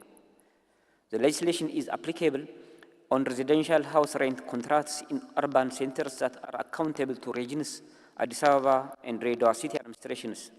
Its applicability, however, may be extended to other urban centers designated by regions. According to this new legislation, all contracts of rent of residential houses between house owners and tenants are required to be in written form and shall have a minimum duration of 2 years. The owner of a house can only implement rent increases in existing or new rental contracts based on considerations related to changes in economic conditions and other relevant factors as determined annually by the regulatory body. Thus, the new law requires house owners to consider guidelines set by local authorities before raising rents. The law further prohibits evicting a tenant or increasing a rent prior to the expiry of the duration of the contract of rent, other than in the conditions stated in the legislation itself. The Addis Ababa City Administration, in line with the state proclamation, issued a directive in June 2024 governing the administration and supervision of the rental of residential houses in the city, having the primary aim of standardizing rent agreements by providing a model residential rent agreement, establishing a complaint mechanism, and the overall administration of rent on residential houses. Thank you so much. Thank you, Mr. Yusuf. Next, Mr. Nuruddin, who is the Director of International Law Affairs Directorate at Ministry of Foreign Affairs, will present focusing on the questions raised by Honorable Special Rapporteur on freedom of expression and access to information in Africa. Thank you, Excellency, Honorable Chairperson, Honorable Commissioners, distinguished delegates of Member States, all protocols observed. My intervention mainly focused on the questions raised by the Honorable Special Rapporteur on freedom of expression and access to information in Africa. Honorable Chairperson, the Ethiopian government sincerely believes that ensuring the freedom of expression of individuals, including freedom to seek, receive, and impart information, is essential to accelerate sustainable and holistic political, social, and economic development in Ethiopia. To ensure the individual's rights of thought, opinion, and expression provided under Article 29 of the Constitution, as well as in the international and regional agreements, including Article 9 of the Banjul Charter, the Ethiopian government has undertaken significant policy, legal, and institutional reforms in the period under review. To comments from the policy framework, the government adopted a new media policy in 2020. The policy aims to resolve the limitations and problems identified in the previous time. Inter alia, lack of a favorable legal framework for the media, lack of universal access to the media, the failure to maintain diversity and quality, and constraints related to the freedom and safety of journalists. The Ethiopian government, through the new media policy, among others, sets an objective to fully ensure freedom of expression and access to information in Ethiopia. Moreover, several legal reform activities have also been conducted by the Ethiopian government. The Mass Media Proclamation 1238/2021, Commercial Radio and Television Service Directive 925/2022, Public Radio and Television Service Directive 926/2022, and Media Service Compliance Application Investigation and Decision-Making Procedures Directive 901/2022 are among the lists of laws enacted by the Ethiopian government to ensure the free exercise and full enjoyment of the right to freedom of expression. Institutionally, an autonomous federal government agency with its own legal personality and directly accountable to the legislative branch of the government has been established. The institutional reform has taken place, among other things, to create a conducive enabling environment to fully enforce the rights of freedom of expression and access to information. The Ethiopian Media Authority, in its course of action to fulfill its legal mandates, is independent and free from any interference and influence, including from the government and political parties. To give an insight to this August Commission about the composition of the management board of the authority, it has 9 members. 2 representatives from CSO, 2 from the media, 2 from other institutions that have relevance to the media sector, and 3 from relevant government organs. The board members are appointed by the Parliament considering inter alia their gender composition.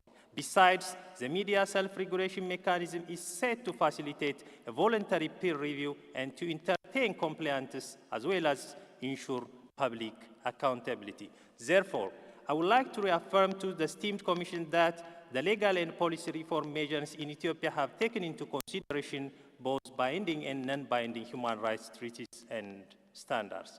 Honorable Chairperson, the Ethiopian government strongly believes that the transparent conduct of government affairs through guaranteeing the right of individuals to access information held by public bodies is crucial to strengthen Ethiopia's democratization process and the overall political, economic, and social welfare of the society.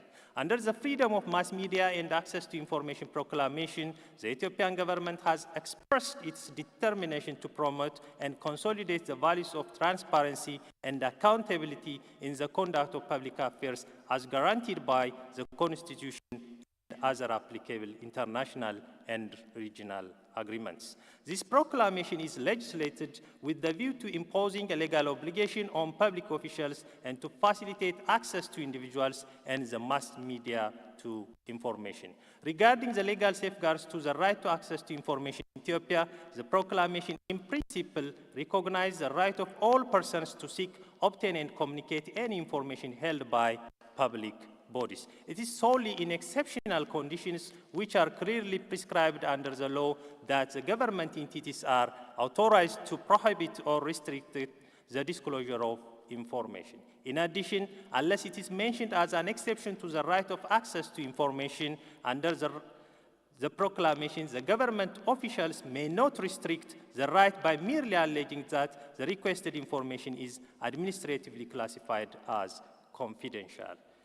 The exceptions to the right basically intend to protect the right to privacy of individuals and key political, military, and economic national interests of Ethiopia. The restrictions are precisely provided under the proclamation, and the unreasonable disclosure of the information is believed to have an adverse effect on the commercial, safety, property, personal, and confidential information of individuals. Moreover, it would jeopardize the economic interests or financial welfare of the nation or the ability of the government to manage the economy of the country, as well as disclosure of the requested information will cause a detrimental effect to the security, defense, and international relations of the country. Besides, the exceptional restriction to the right of access to information enshrined under Articles 15 up to 25 of the proclamation will not be applicable unless the harm to be protected interest which would be caused by disclosure outweighs the public interest in disclosure. Hence, the exempted information under the proclamation aligns with the exemptions provided under Part 3 of the Commission's Model Law on Access to Information for Africa. Furthermore, the Ombudsman is in charge of overseeing the implementation of the right. Honorable Chairperson, with respect to concerns of the Commission for people living in remote and rural areas to have access to information, the Ethiopian government recognized the challenges encountered by this segment of society in exercising their rights fully. As a result, the government devised a strategy that gives special attention to this effect. Consequently, the government supports and encourages small, non-profit local or community newspapers and magazines. It also provides support to the community broadcasting services. Likewise, commercial newspapers and magazines are encouraged and supported to work together with regional and local media outlets to cover all parts of the country and to share resources in the printing and distribution process. Moreover, commercial broadcasters that focus on rural areas or operate at regional and local levels are supported. The policy has also emphasized the need to make state-owned newspapers and magazines cover all parts of the country and distributed to all people. Furthermore, to make the broadcasting services accessible to the entire population of the country and to provide access to information to underserved communities and communities living in rural Ethiopia, the Ethiopian government has been relentlessly working to expand the public service broadcasting coverage in the country and to ensure the full coverage of the Ethiopian radio and television in all parts of Ethiopia. Honorable Chairperson, to ensure the safety of journalists through the prevention of interference and influence on the freedom of media institutions and journalists, Ethiopia's media policy underscores the necessity to provide legal protection or safeguards for the rights and safety of media institutions and journalists. The Ethiopian government has recently re-examined and revised legal frameworks that hinder or endanger journalists' freedom of work and safety. In this regard, Ethiopia outlaws the criminal accountability of the media for defamation. In addition, any person charged with committing an offense through the media by the public prosecutor is legally required to be brought promptly before a court without being remanded for further investigation under the provisions of the Criminal Procedure Code. The law has also ensured journalists' source protection. Likewise, per Article 129(2)(a) of Ethiopia's election proclamation, all political parties are under a duty to refrain from any harassment or obstruction of any private or government journalists who are engaged in their professional activities. Moreover, if political parties or independent candidates violate the freedom of expression of journalists and harass or obstruct journalists during the electoral process, they will be held accountable for the violation of the ethical code of conduct. Honorable Chairperson, the Honorable Special Rapporteur's concern on equal access to public advertising revenue for all media is noteworthy, and the government acknowledged the challenges encountered by commercial media. It formulated strategies to make the advertising and sponsorship budgets of government institutions competitively distributed. To this end, the results of the annual media audience share study conducted by the media regulatory body are used as one of the criteria for distributing government advertising revenue. Honorable Chairperson, concerning the constitutional or legislative protection of the right to privacy in Ethiopia, the Ethiopian government would like to reiterate to this August Commission that the right to privacy has both constitutional and legal protection in Ethiopia. In this connection, Article 26 of Ethiopia's constitution enshrines the right to privacy of all persons. It is only when there are compelling circumstances and following specific laws whose purpose are safeguarding national security or public peace, the prevention of crimes, or the protection of health, public morality, or the rights and freedoms of others that a restriction will be put in place in the exercise of the right to privacy. Public officials also have a legal responsibility to respect and protect the legally guaranteed right of privacy. Ethiopia has also legislated the Computer Crime Proclamation 958/2016 for the better protection of the right to privacy, honor, and reputation. This proclamation has made illegal access, interception, interference with computer systems, and causing damage to computer data a criminal offense. Moreover, the Anti-Terrorism Proclamation 652/2009 is repealed and replaced by the Proclamation 1176/2020 to better protect the human rights of individuals in general and the right to privacy of individuals in particular. Nevertheless, the lack of law in Ethiopia that specifically defines the rights of individuals over their personal data and the lack of a data protection supervisory authority have contributed to the lack of a strong data protection system in Ethiopia for a long time. Consequently, to establish a robust personal data protection framework in Ethiopia aligned with international standards, Ethiopia has legislated the Data Protection Proclamation in 2024. The proclamation comprises comprehensive provisions to regulate personal information, including data processing. It provides effective solutions to personal data breaches and reduces risks associated with data processing operations. Honorable Chairperson, vis-à-vis the universal, equitable, affordable, and meaningful access to the Internet, the Ethiopian government has expressed its strong commitment in various policies and legal instruments to ensure access to modern and high-quality communication services at suitable or affordable prices to all segments of Ethiopia's population, regardless of their geographic location, socioeconomic standing, situation, and capability. To ensure universal access to communication services in Ethiopia, the government has established the Universal Access Fund. The Ethiopian Communication Authority is also mandated to develop annual objectives for universal access to communication services in Ethiopia. In developing universal access objectives, the authority is legally required to ensure that communication services are accessible to the largest number of users possible, particularly in rural and remote areas of Ethiopia. The telecommunication service providers also have the obligation to ensure that services are made available to all persons by adopting the authority's annual objectives developed for universal access to telecommunication services in Ethiopia. The right to access basic telecommunication services at reasonable prices with minimum service requirements is legally guaranteed. Moreover, Ethiopia has also adopted the Digital Ethiopia Strategy 2025 and the Universal Access and Service Framework.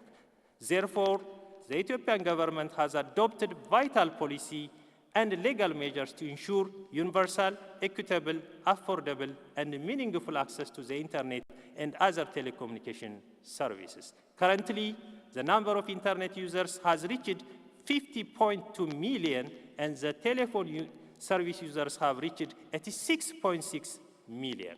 Nevertheless, some individuals via social media platforms instigate violence, including ethnic and religious conflicts, and create other related national security threats. The misutilization of social media platforms has caused, among others, challenges to the right to life, security of person, property, freedom of movement, and freedom of religion. In this regard, the Commission is therefore kindly requested to take into account the fact that there is no objective to shut down the Internet other than ensuring public interest, national security, and the human rights of others.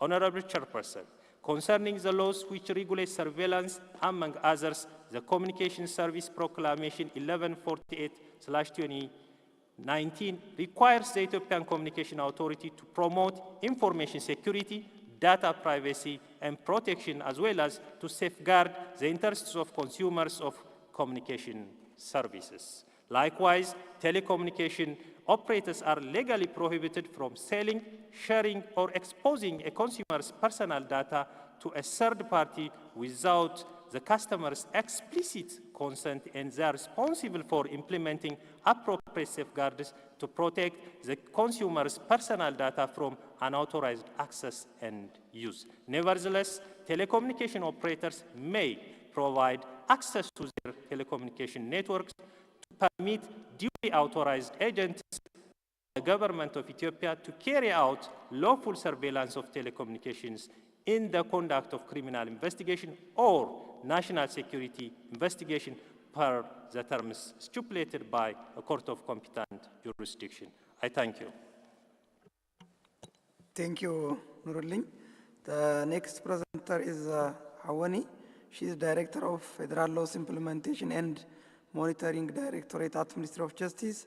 Her intervention focuses on the concerns of access to justice, independence of the judiciary, the status of Sharia and customary courts, the right to freedom of assembly and association, and the right to environment. Thank you, Your Excellency, Honorable Chair, Honorable Commissioners, distinguished delegates of Member States, all protocol observed. My intervention is introduced by the Excellency, so I will just start. Access to justice is a right that is protected under Article 37 of the Constitution. This protection of seeking justice for any justiciable matter is an entitlement for everyone. It guaranteed the right to access courts or other semi-judicial organs to obtain a sound judgment. The Constitution also imposes a duty to respect and enforce fundamental rights and freedoms at all levels of the federal and state legislative, executive, and judicial organs.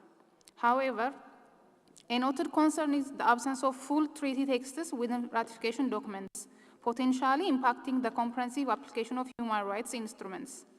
Addressing this, Federal Court's Proclamation number 1234 explicitly grants federal court jurisdiction over cases arising from ratified international treaties, stipulating their application as a substantive law in judicial decisions.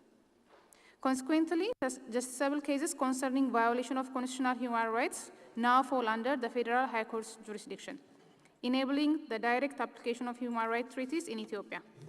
Legal standing is granted to individuals with vested interest to bring cases protecting their own or others' rights, encouraging human rights litigation by individuals in civil society.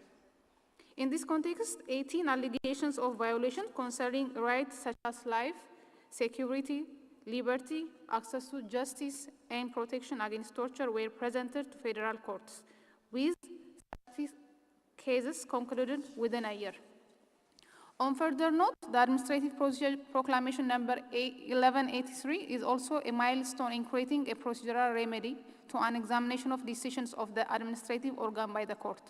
This has allowed the courts to evaluate the legality of decisions made by an executive organs and the consistency of directive with source laws that are higher in hierarchy. The federal courts have received 80 cases, of which 74 have already been decided. Honorable Chairperson, regarding the concern of this August Commission on the jurisdiction of the Sharia courts and the cultural and customary courts in Oromia and other Ethiopian states, the Constitution under Article 78 stipulates that the House of People Representative and the State Council can establish or give recognition to religious and customary courts. Therefore, Islamic Sharia courts are integrated into an independent court system at both federal and regional levels, with federal Sharia courts established by Proclamation number 188. This proclamation establishes federal first instance, high and supreme courts of Sharia under Article 2. However, their jurisdiction excludes criminal cases, and their civil jurisdiction, limited to family and succession matters, requires the consent of all parties involved. Moreover, decisions from both regional and federal Sharia courts are subjected to appeal at the cassation bench of the Federal Supreme Court, based on fundamental error of law. Similar approach have been followed in the case of social or customary courts in the country. The Constitution has provided ways in which customary dispute resolution mechanisms could be employed through the establishment of customary courts or the recognition of existing customary institutions.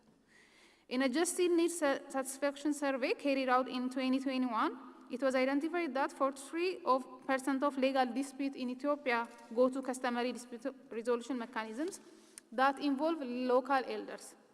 The study concluded that Ethiopia are much more satisfied with the justice process organized by village elders, which are procedurally fair, accessible, quick, and trusted. In accordance with the constitution of the country, customary courts are granted jurisdiction over family and personal matters. Concerning criminal offenses, these courts may adjudicate petty offenses and crime requiring a complaint for prosecution. However, their jurisdiction does not extend to offenses punishable solely by imprisonment or those lacking a direct individual victim or nor to cases where the public prosecutor is a party. To guarantee respect for fundamental rights, customary courts shall be established and designed to operate only as an alternative avenue of dispute resolution mechanisms alongside the regular courts. No one shall be compelled to the jurisdiction of these courts. They are also required to respect human rights of the parties and adjudicate cases without discrimination as regards person, social conditions, race, nation, nationality, social origin, color, sex, language, religion, political or other opinion, property, birth, or other status.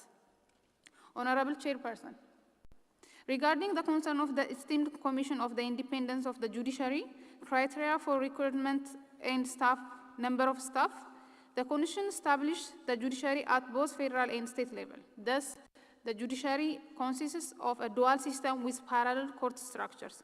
It further provides that courts of any level shall be free from any interference or influence of any governmental body, governmental official, or any other source. As we have stated to the Commission in our statement on Friday, the Federal Judicial Administration Proclamation number 1233 and the Federal Courts Proclamation number 1234 have been adopted by the Parliament, thus recognizing the vital role of courts in the administration of justice, and with the prime objective of ascertaining independence and accessibility of the federal courts. The new Federal Judicial Administration Proclamation established a Federal Judicial Administration Council. The Council has several important duties, including recruiting qualified people to be judged in the federal trial and high courts. Consequently, the detailed directive issued for the selection of candidates specifies that any Ethiopian who is loyal to the Constitution, has legal training or acquired adequate legal skills through experience, has a good... Madam, interpreters are saying if you can go a little bit slower.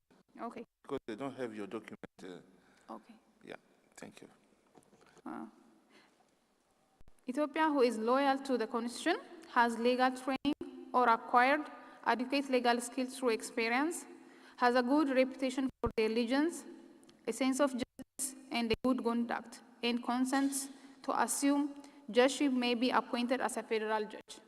Furthermore, the directive prohibits any individual from simultaneously holding judgeship while serving in the legislative or executive branch, or being a member of any political organization. Regarding the staff of the federal judiciary, as part of April 2025, there are 183 judges at the Federal First Instance Court, 64 women and 190 male, 121 judges at the Federal High Court level, of which 25 female and 96 male, and 58 judges at Federal Supreme Court level, 14 female and 4 male. The total staff is 62, of which 103 are female judges, while 259 are male judges. Further supporting the independence of the judiciary and building upon the Council's role in designing working procedures, the new law has dedicated an entire chapter to budget and human resource management. This law stipulates that federal courts will submit their budget requests and secure approval directly from the Parliament. Honorable, the question of freedom of association and assembly, the delegation would like to inform the Commission that Proclamation number 1113 under Article 3 explicitly extends its applicability to charitable organizations that are established by religious institutions. This provision ensures that organizations founded by religious entities for the primary purpose of advancing charitable objectives fall within the regulatory scope of the proclamation. The Agency for Civil Society Organization, ACHPR, is the Ethiopian government's primary, whose main function include registering organizations, providing support and coordination, and monitoring their compliance through annual reports and necessary actions. The ACHPR also strengthens internal governance by assisting organizations in establishing transparency and accountability system, fostering collaboration, and operating a national information center with data on CSO activities. Recognizing the valuable contribution of civil society, the agency encourages organizations to actively participate in the development of government policies and laws. Additionally, the ACHPR is mandated to conduct research and provide advice to the government on the role of organizations in critical areas such as the protection of human rights, democratization, and the country's development activities. Furthermore, it also plays a role in national security by preventing money laundering and terrorism financing, manage the dissolution of organizations, administer the civil society fund, and promotes voluntarism. Finally, the ACHPR is responsible for preparing a list of recruiters and monitoring their performance during the dissolution of organizations, administrating the civil society fund established by the proclamation. Concerning its composition, the Agency for Civil Society Organization has a multi-stakeholder structure for balanced governance, led by an 11-member board representing diverse sectors. This includes 3 government representatives designated by the Ministry of Justice, 3 from the Council of Civil Society Organization, and 1 expert on civil society operations appointed by the Ministry of Justice. Additionally, the board includes 2 members from the National Federation of Disability Associations and 2 members representing women and youth associations, selected through their respective organizational structures. Board members are expected to act in a good faith and without external influence, while the chairperson elected by the Ministry of Justice for 3-year terms. The agency is headed by a Director General and may include Deputy Director Generals, all appointed by the government and accountable to the Ministry of Justice for managing the agency's activity according to board directive. The agency is also supported by the necessary staff for its operation. Regarding ensuring its independence, though ACHPR is a government agency, several key mechanisms are established to ensure its independence. Oversight is structured to be balanced, with the ACHPR fostering collaboration with CSO rather than exerting excessive control. A board with CSO representation and a quasi-judicial nature provides crucial checks and balance to ensure impartial decisions. CSOs have the right to judicial appeal against board decisions, offering legal protection. Additionally, the framework encourages self-regulation through a CSO council empowered to create a code of conduct, collectively safeguarding the ACHPR's independence and enabling it to effectively fulfill its mandate while respecting CSO's autonomy. The State Party acknowledged the African line on freedom of association and assembly in Africa and affirmed their relevance to the recently amended regulatory framework for civil society organizations. This revision process was informed by comprehensive diagnostic study of previous legislation and was explicitly aligned with international and regional human rights and applied to the freedom of assembly and public political meeting procedure proclamation has been enforced since 1991. And the guarantee to the right enshrined under Article 30 of the Constitution remains valid. Accordingly, it demands that individuals who want to hold a demonstration or a public political meeting notify the relevant authorities of municipalities or local administrations. The Ethiopian government asserts that the legal instruments provide a safe demonstration and public political meetings, while also ensuring public order and convenience. And there is no current restriction on the right of peaceful assembly in Ethiopia. 1,222 police officers from federal and regional commands were trained on international human rights standards concerning peaceful assembly and freedom of association. Besides addressing the diverse needs of the police force, a comprehensive training program, the job training, integrating human rights principles into basic policy and specialized training in riot control and public order policing with a strong emphasis on these rights. Honorable Chairperson, regarding the Commission's concern about the procedure for environmental impact assessment, the delegation of Ethiopia would like to inform this August body that such matters are regulated through the Environmental Impact Assessment Proclamation number 299 and subsequent guidelines. This legislation outlines the framework for the involvement of potentially affected communities and civil society organizations. Environmental authorities must make environmental impact study reports public and actively seek public feedback. The legal framework also provides a grievance mechanism. Dissatisfied parties can file complaints with the relevant authority, which must respond within 30 days. This process ensures community involvement and accountability in project authorization. Honorable Chair, that Ethiopia law provides both judicial and non-judicial avenues for addressing environmental concerns arising from extractive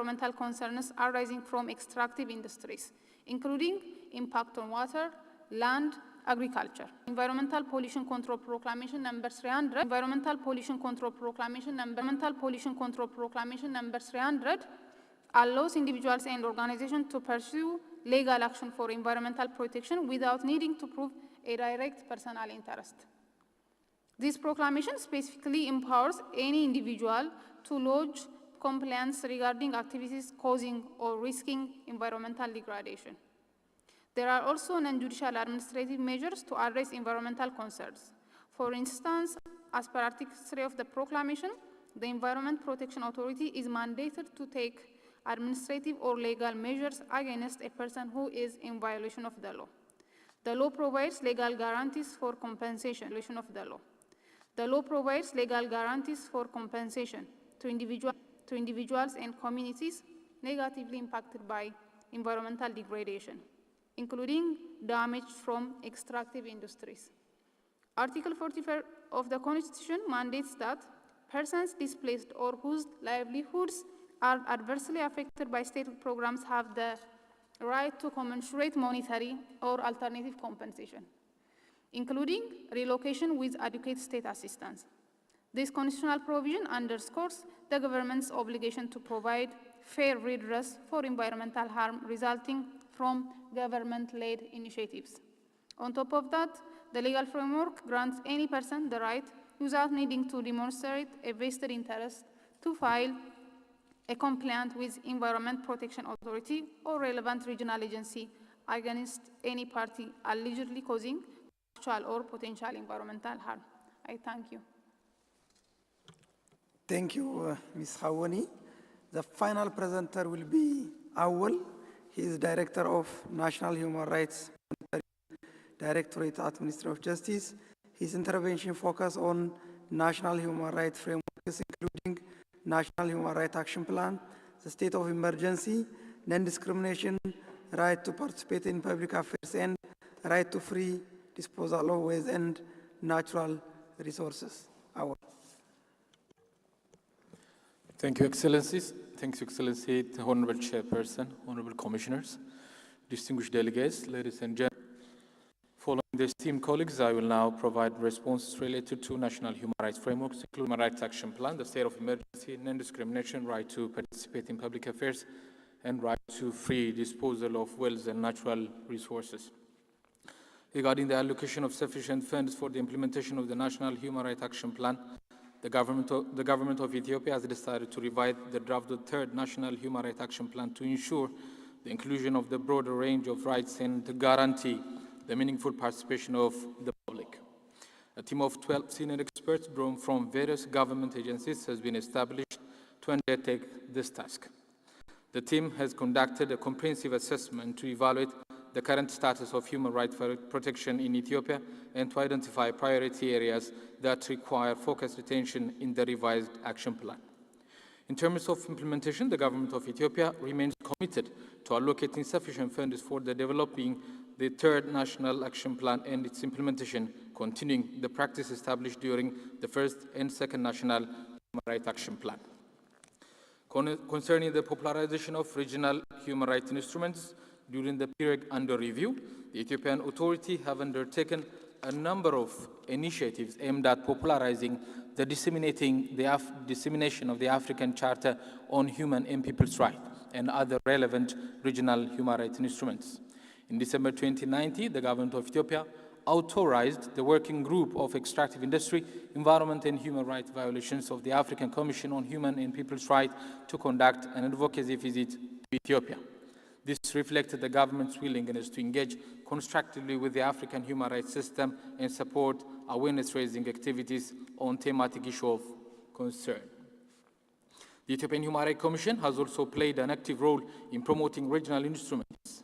The Commission translated the African Human and People's Rights and the Kampala Convention and disseminated to support its understanding and application at the national level.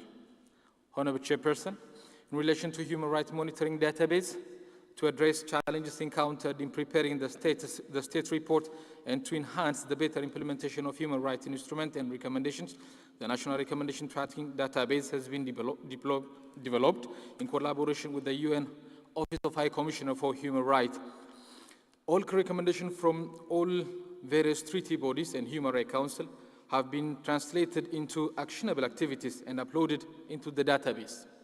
Trainings have been delivered to 70 focal persons from 35 implementing institutions and has been provided with passkey to access and track recommendations relevant to their institutions, as well as to update the system with the status of each recommendation. Currently, 600 pieces of information have been entered into the database. Honorable Chairpersons, Honorable Chair Commissioners, pertaining to legal requirements and pre-established conditions that limit the use of discretionary power to declare the state of emergency in Ethiopia, both federal and regional declarations of the state of emergency are constitutionally regulated to limit discretionary power. At the federal level, the Council of Ministers is authorized to declare a state of emergency only under exceptional circumstances, namely external invasion, a breakdown of law, and order endangering constitutional governance beyond the control of regular law enforcement, looming epidemics or natural calamities. Regional states may do so solely in response to disease outbreaks or natural calamities within their jurisdiction. The Constitution mandates strict procedural requirements. The Council must submit the declaration to the House of People Representatives within 48 hours, if not. The declaration be 2/3 of the House of People Representative majority approval and is valid for 6 months, subject to 4 monthly renewals if needed. To safeguard rights, the House of People Representative must establish a state of emergency inquiry board composed of parliamentarians and legal experts tasked with monitoring enforcement, publicizing detention within a month, and recommending corrective actions in cases of inhuman treatment. The board formed during 2016 and 2020 emergencies exemplify this oversight.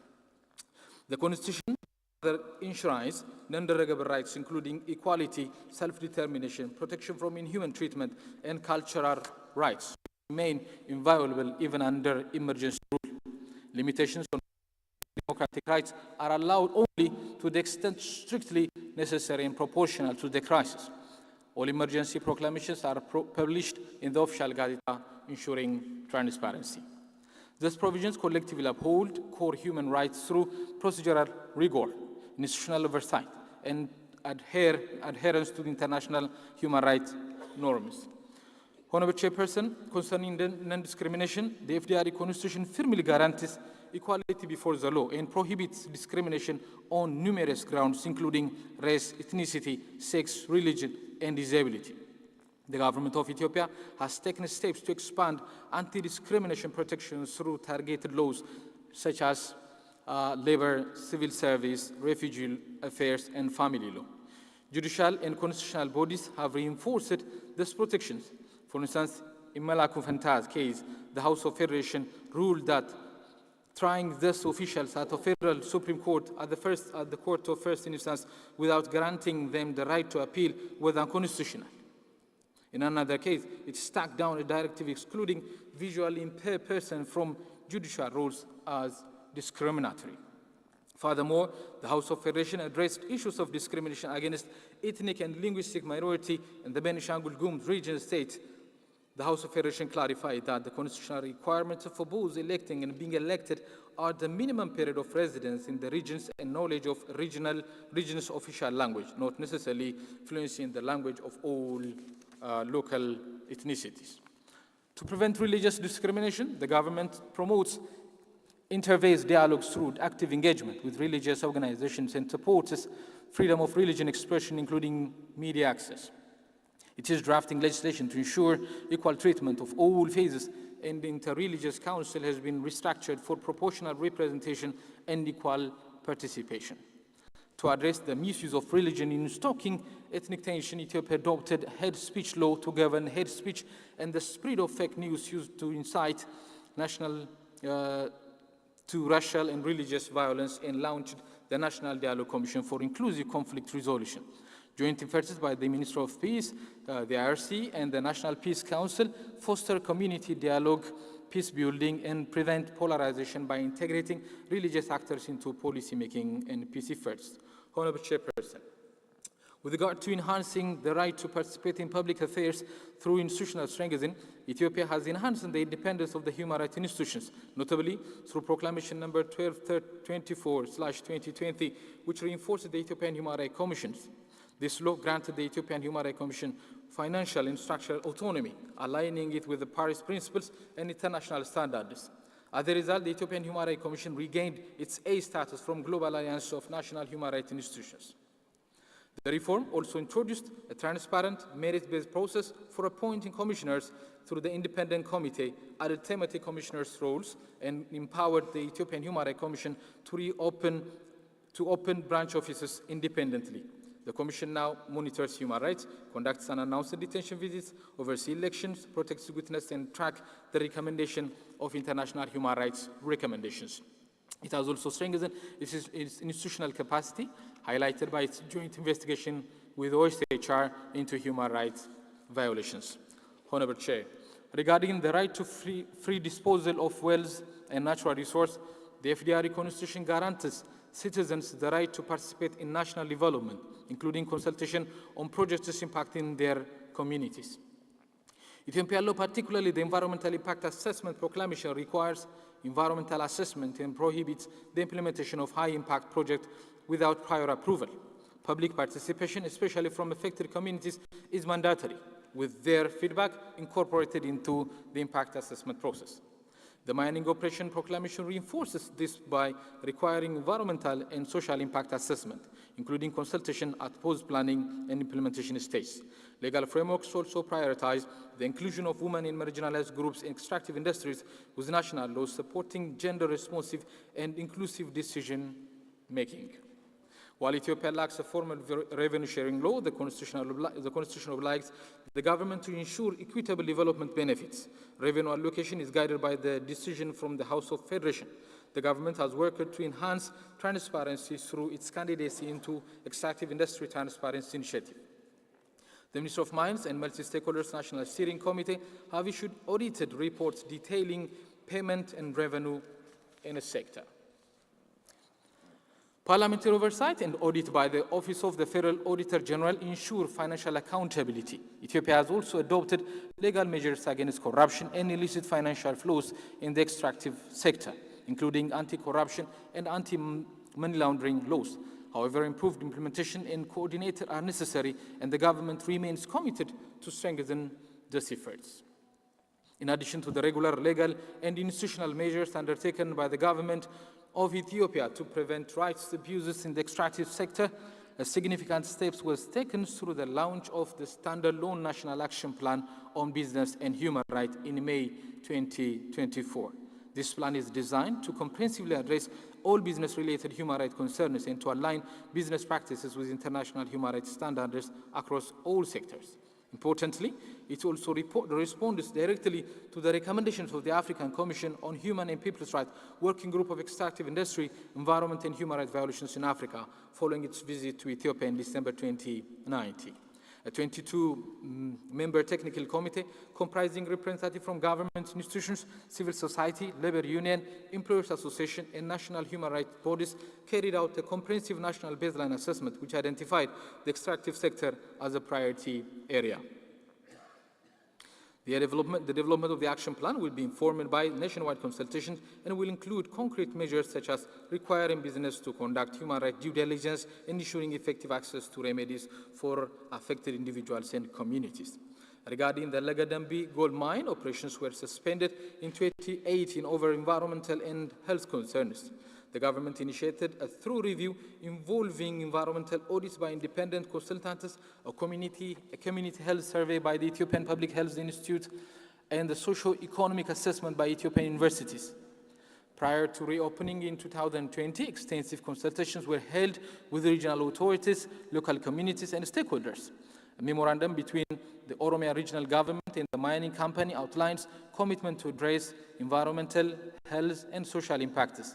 Measures taken include community relocation, compensation, transparent operation, and local developmental support. I thank you. Thank you very much, Mr. Awal. Honorable Chair, Honorable Commissioners, we have tried to provide responses to major issues raised by Commissioners. However, concerning the questions related to health and HIV, we would like to kindly inform you that we will send the response in writing very soon. since we lack details of information and data on the subject matter. We didn't prepare an answer to that, so we will send very soon an answer on this issue.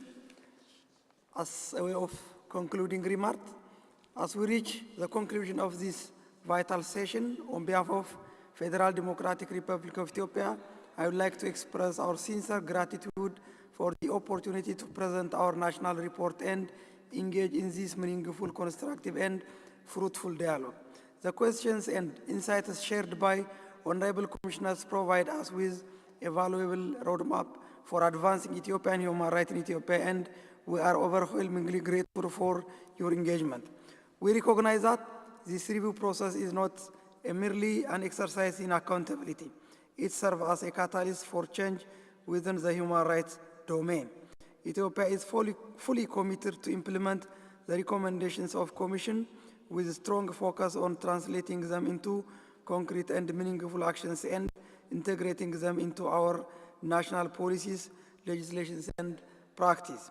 Similarly, Ethiopia is committed to implementing its domestic and international obligations arising from the human rights treaties that it has been ratified, including the Africa Charter and Maputo Protocol.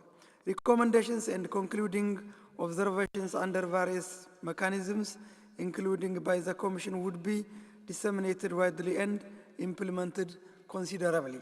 We are strengthening our human rights institutions, including the Ethiopian Human Rights Commission, to operate independently and impartially with enhanced mandate for human rights protection and promotions. Furthermore, we are also embedding human rights education into our national curricula, fostering a culture that upholds respect for human rights, citizenship, and responsible governance. Furthermore, Ethiopia is dedicated to addressing internally displaced issues and has been actively working to create safe and sustainable environment for IDPs and refugees. Our efforts to enhance women's political participation and leadership roles are evident in our increasing. As we move forward regarding conflicts, we renew our unwavering commitment to dialogue, transparency, and accountability. With shared effort and mutual respect, we can make the commitment into a lived reality, ensuring that human rights in Ethiopia are not just aspirations, but concrete assurance for all. Ethiopia has made promising progress in fight against poverty, accelerating economic growth, raising per capita income, reducing income inequality, and improvement in other goals.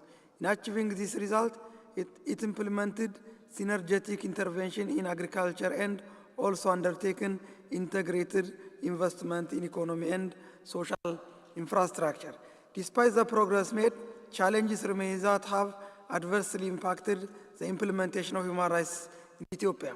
We will continue to address the challenges identified in this report through accelerating the implementation of the ongoing reform, adopting the right policies, building and renewing partnership, and taking the necessary remedial measures. During the period under review, Ethiopia has faced enormous internal and external challenges which adversely affected the full enjoyment of rights and freedoms.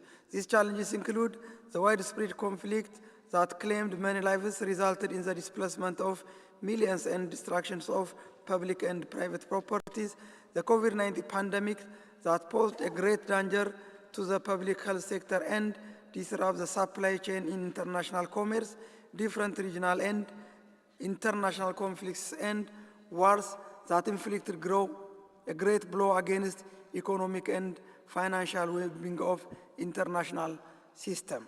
Despite these enormous challenges, Ethiopia has managed to achieve great results as indicated in our report.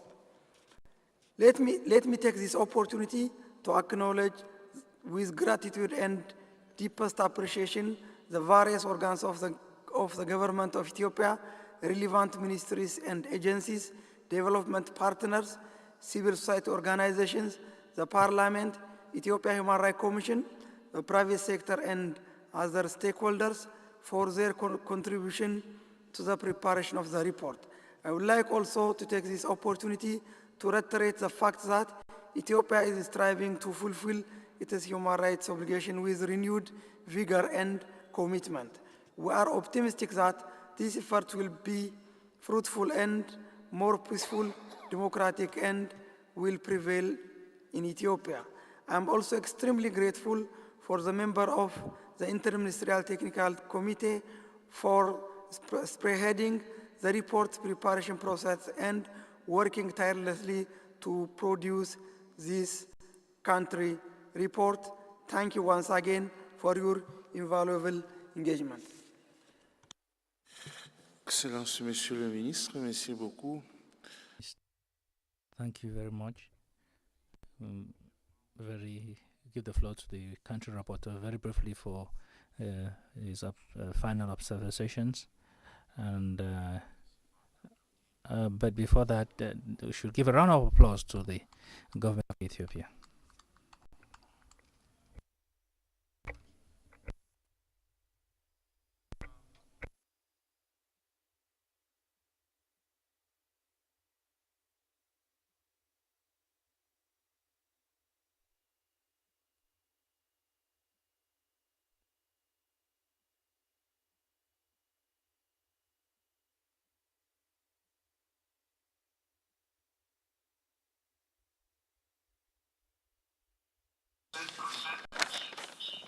And commissioners, may I simply say distinguished guests. Commissioner Mandanga, can you please speak close to the mic? Because interpreters are not hearing you very well. Thank you.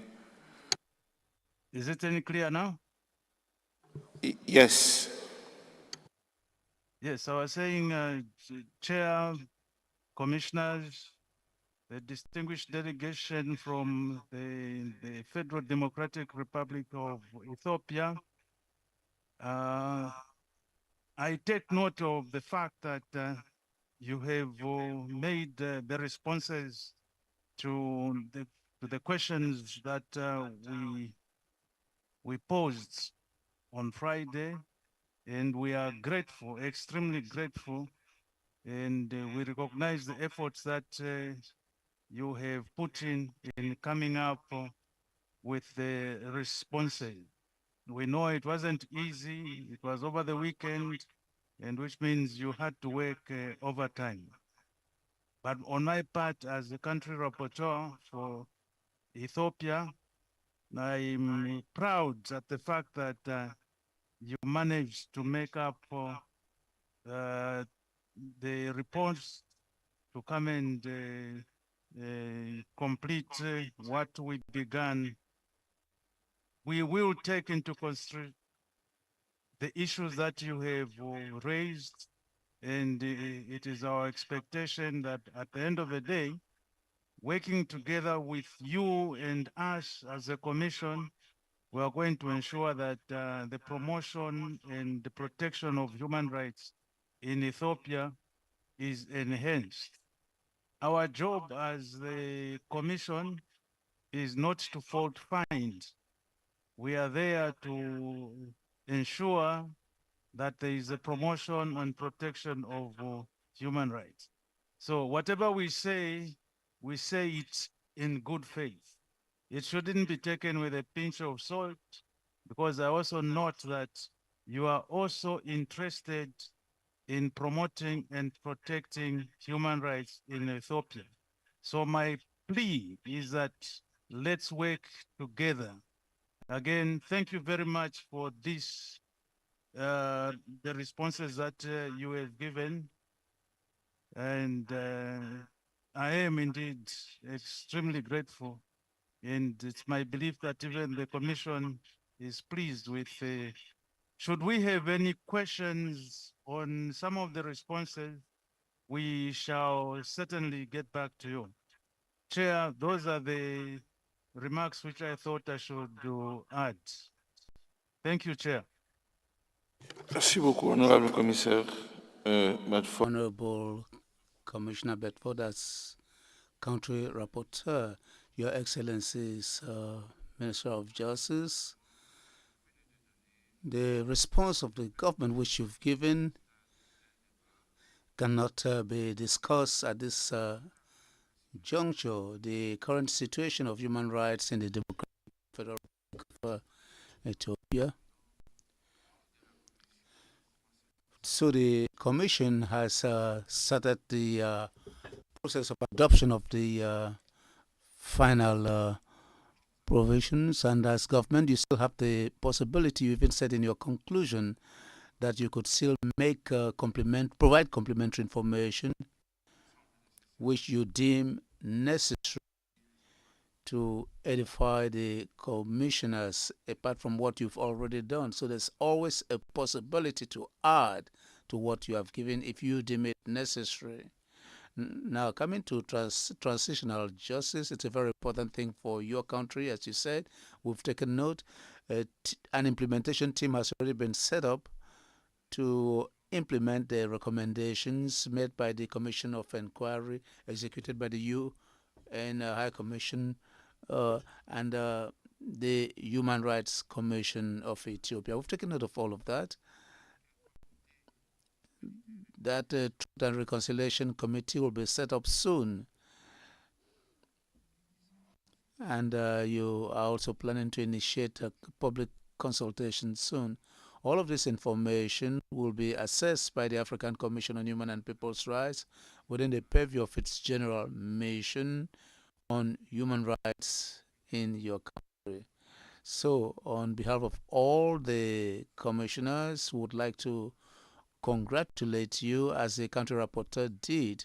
I congratulate you on behalf of all the commissioners and would send a collective message of the African Commission on Human and People's Rights in support of Ethiopian institutions under the leadership of the President of the Republic, Taye Asker, Selassie, as well as the Prime Minister Abiy Ahmed.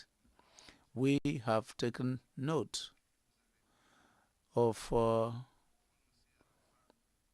what you said at the end of your speech, that you are committed to dialogue, transparency, and this is a very important document on human rights in Ethiopia. So we wish you a safe return to your country. And once more, I would like to call on the audience to use their last energy to clap for you. Clap for the government of Ethiopia, please, before the tea break.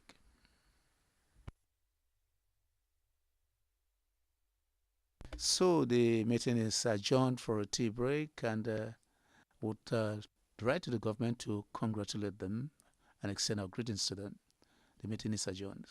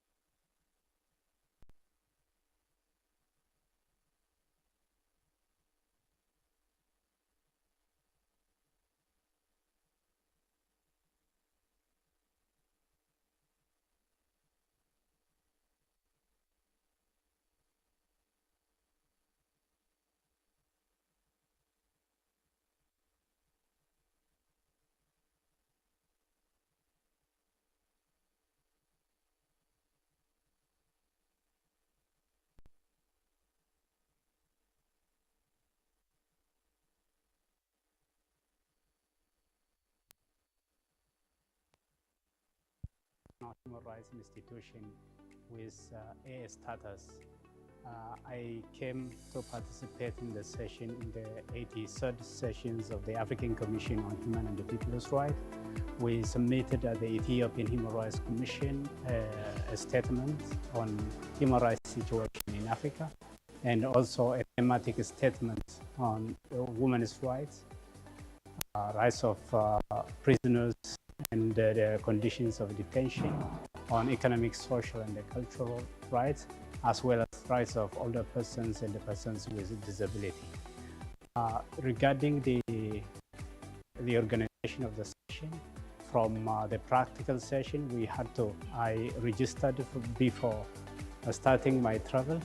So I received practical information as well as clearance on immigration matter. So I see that the practical arrangement is very good. I also, when I came here, I made a statement on human rights situation in Ethiopia, highlighting positive developments, areas of concern, and a recommendation for the government of Ethiopia. So far, the statements that we have made are very well taken, and I really appreciate the opportunity to make a statement and highlight human rights situation in Ethiopia at the African Commission on Human and People's Rights. I thank you.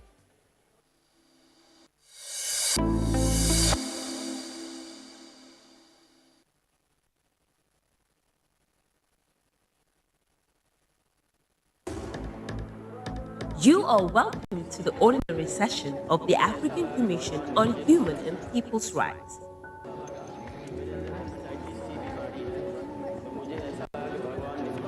Human rights, our collective responsibility.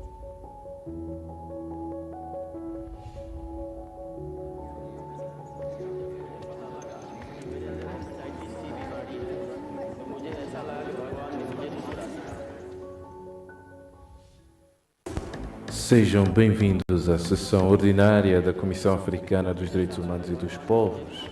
Direitos humanos, a nossa responsabilidade coletiva.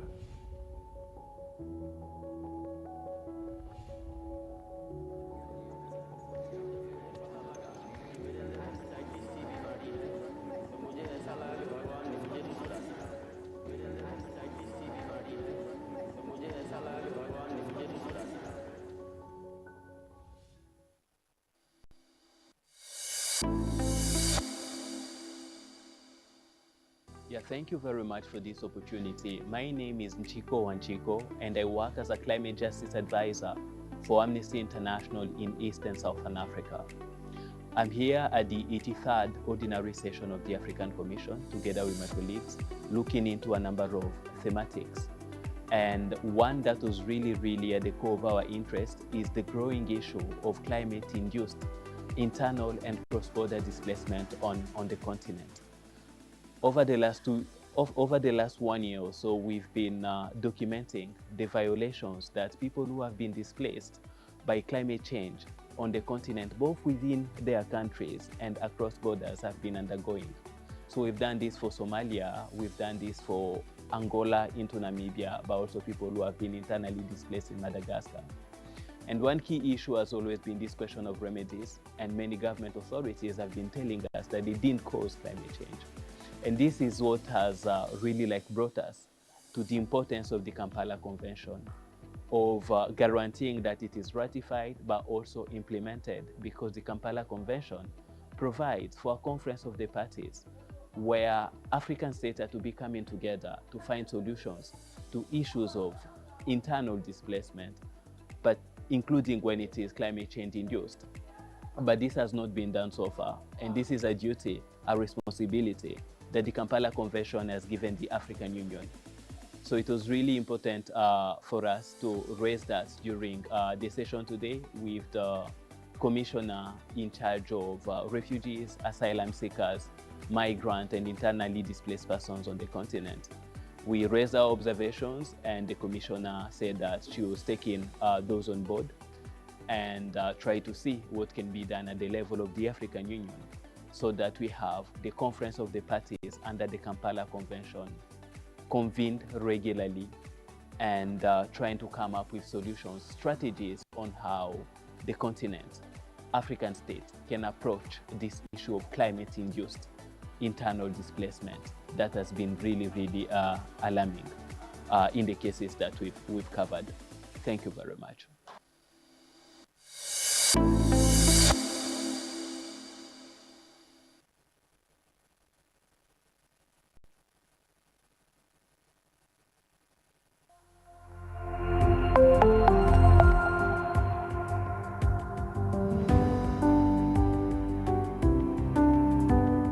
Today, as we draw the 81st Ordinary Session of the African Commission on Human and People's Rights to a close, we reflect on a remarkable journey that began on October 17 and culminates today, November 6, 2024. Over the past 21 days, we welcomed state delegates, representatives of NHRIs and NGOs, as well as esteemed participants. We witnessed vibrant discussions, shared profound insights, and forged connections that transcend borders. From the opening statements that set the tone for our deliberations to the passionate debates on pressing human rights issues in Africa, each moment has underscored our collective commitment to the promotion and protection of human rights across our continent.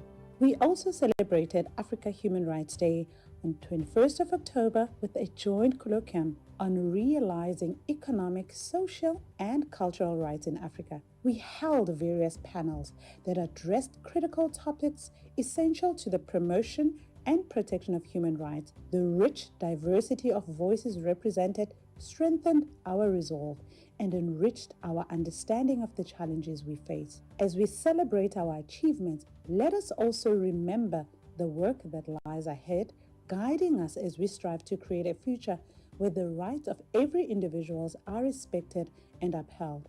We extend our heartfelt gratitude to all participants, advocates of human rights, and organizations who contributed their time, expertise, and passion to the 81st Ordinary Session. Your dedication is the heartbeat of our mission. As we draw to a close, let us carry forward the spirit of collaboration and solidarity that has defined these discussions. Together, we can build a brighter future for all Africans, ensuring that the principles of human dignity, equality, and justice remain at the forefront of our efforts. Thank you for your invaluable contributions and for your unwavering commitment to human rights. Safe travels, and we look forward to reconvening in the spirit of progress and unity. And as we part, may we always remember that human rights is our collective responsibility.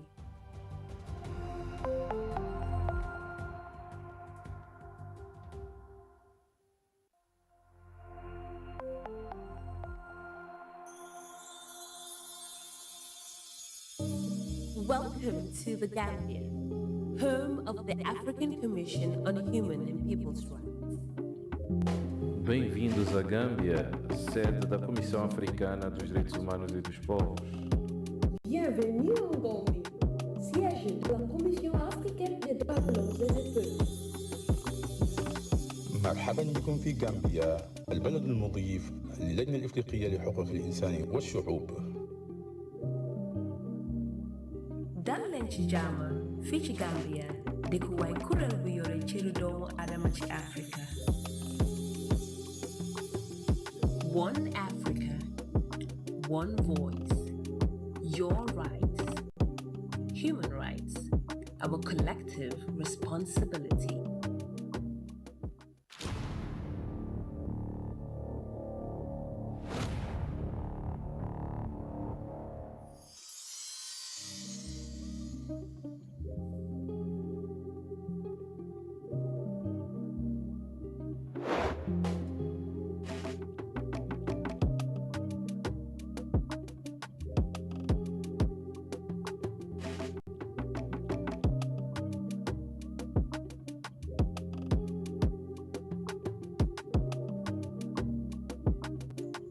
One Africa, one voice, your rights, human rights, our collective responsibility.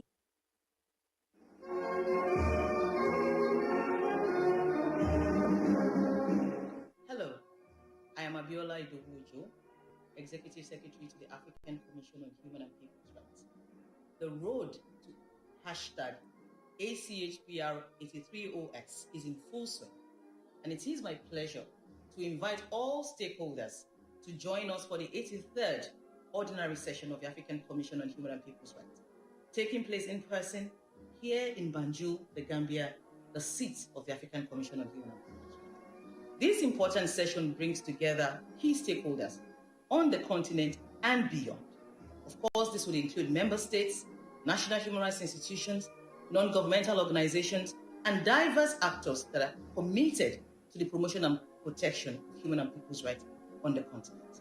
On the agenda of the 83rd Ordinary Session, we would have the consideration of the situation of human rights on the African continent, the consideration of state reports that are submitted by states that are parties to the African Charter on Human and People's Rights, the discussions related to the relationship between the African Commission and national human rights institutions, as well as NGOs, and the grant of affiliate and observer status respectively to these bodies, the activity report of our commissioners on the activities that they have conducted between the last session, where we met in October, November, and this session which we would be having. And of course, I'd like to say that we would be having the second edition of our Joint Special Mechanisms Forum, which was inaugurated last year in Dakar, Senegal. We will be happy to have you contribute to the conversation that we'll be having as we explore the relationship between human rights and people-centered sustainable development on the African continent. This session offers a vital platform for all stakeholders to make their statements: member states, national human rights institutions, intergovernmental organizations, international organizations, NGOs, on the situation of human and people's rights on the continent and on the various thematic issues on which they work, so that you can meaningfully contribute to the human rights discourse on the continent. We highly encourage you to register for this session. Your voice matters, and your contribution is vital to contributing to the human rights discourse on the African continent. We look forward to welcoming you in Banjul, the Smiling Coast, of course, because human rights remain our collective responsibility. See you there.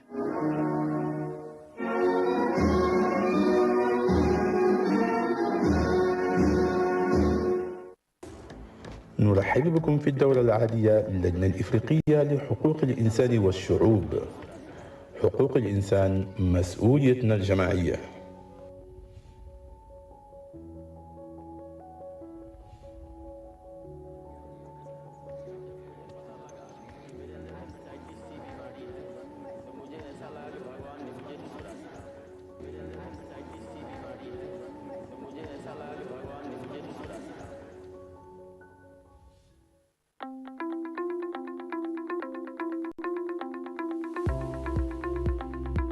My name is Michael John Nyakun, Deputy Executive Director of the Institute for Human Rights and Development in Africa here in Banjul, the Gambia. Today I participated in a panel discussion on the implications of Article 59.1 with regards to confidentiality for the communications procedure of the Commission and how it impacts on litigants. I also, prior to that, delivered a statement on the human rights situation in Sudan in the context of the conflict that has displaced 9 million people. 7 million of them internally and about 2 million of them in neighboring countries. I think the session of the African Commission offers a space for reflection, for dialogue between civil society, individuals, the African Commission and other organs, and state parties on common African problems. It offers a platform for us to also dialogue about issues of procedure and processes that either impede our ability to access the mechanism, and for us to collaboratively think about how we can better ensure that the processes of the Commission itself are inclusive and accessible, but also that the Commission is able to perform its mandate of guiding member states in implementation of their obligations under the African Charter and other human rights instruments for which the Commission is a supervisory organ. And I encourage every civil society organization that has the capacity to participate in the sessions of the Commission, and for individuals and other stakeholders to take active part in these deliberations for the Africa we want. Thank you.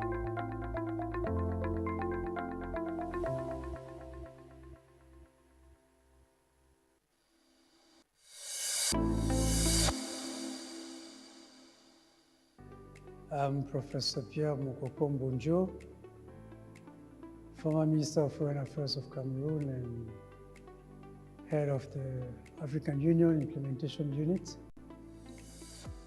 at the Cabinet of the Chairperson of the African Union Commission in Addis Ababa. I was invited by the chair of the African Union Commission, African Commission of Human and People's Rights, to attend the 83rd session and also to take advantage of my presence and brief the participants on the ongoing reform process in the African Union. As you know, the Union is embarked upon a robust reform process since 2017 under the leadership of His Excellency Paul Kagame, then on His Excellency William Ruto. We've gone a long way. Many organs have been restructured, reformed, among which the African Union Commission at headquarters level in Addis Ababa, Africa CDC, ARDA NEPAD, and EFCFTA Secretariat. Now we are finalizing the reform of some remaining key organs, among which the African Commission on Human and People's Rights, the African Court of Human and People's Rights in Arusha, the Committee of Experts for the Welfare and the Rights of the Child in Lesotho, also the boards, African Union Board against the fights against corruption. So there's a variety, a wide range of organs, entities that are in the process of being restructured. There's another key issue which refers to the division of labor between the African Union, regional economic communities, and member states. The issue is simple. What needs to be achieved at the continental level, what needs to be rather implemented at the regional level, and also at the national level. We have three key principles: the principle of subsidiarity, the principle of complementarity, and the principle of comparative advantage. Donc voilà un peu ma raison d'être ici. Je voudrais remercier très sincèrement le président Rémi Ngoy-Lungu qui a bien voulu m'inviter à prendre part à cette 83e session.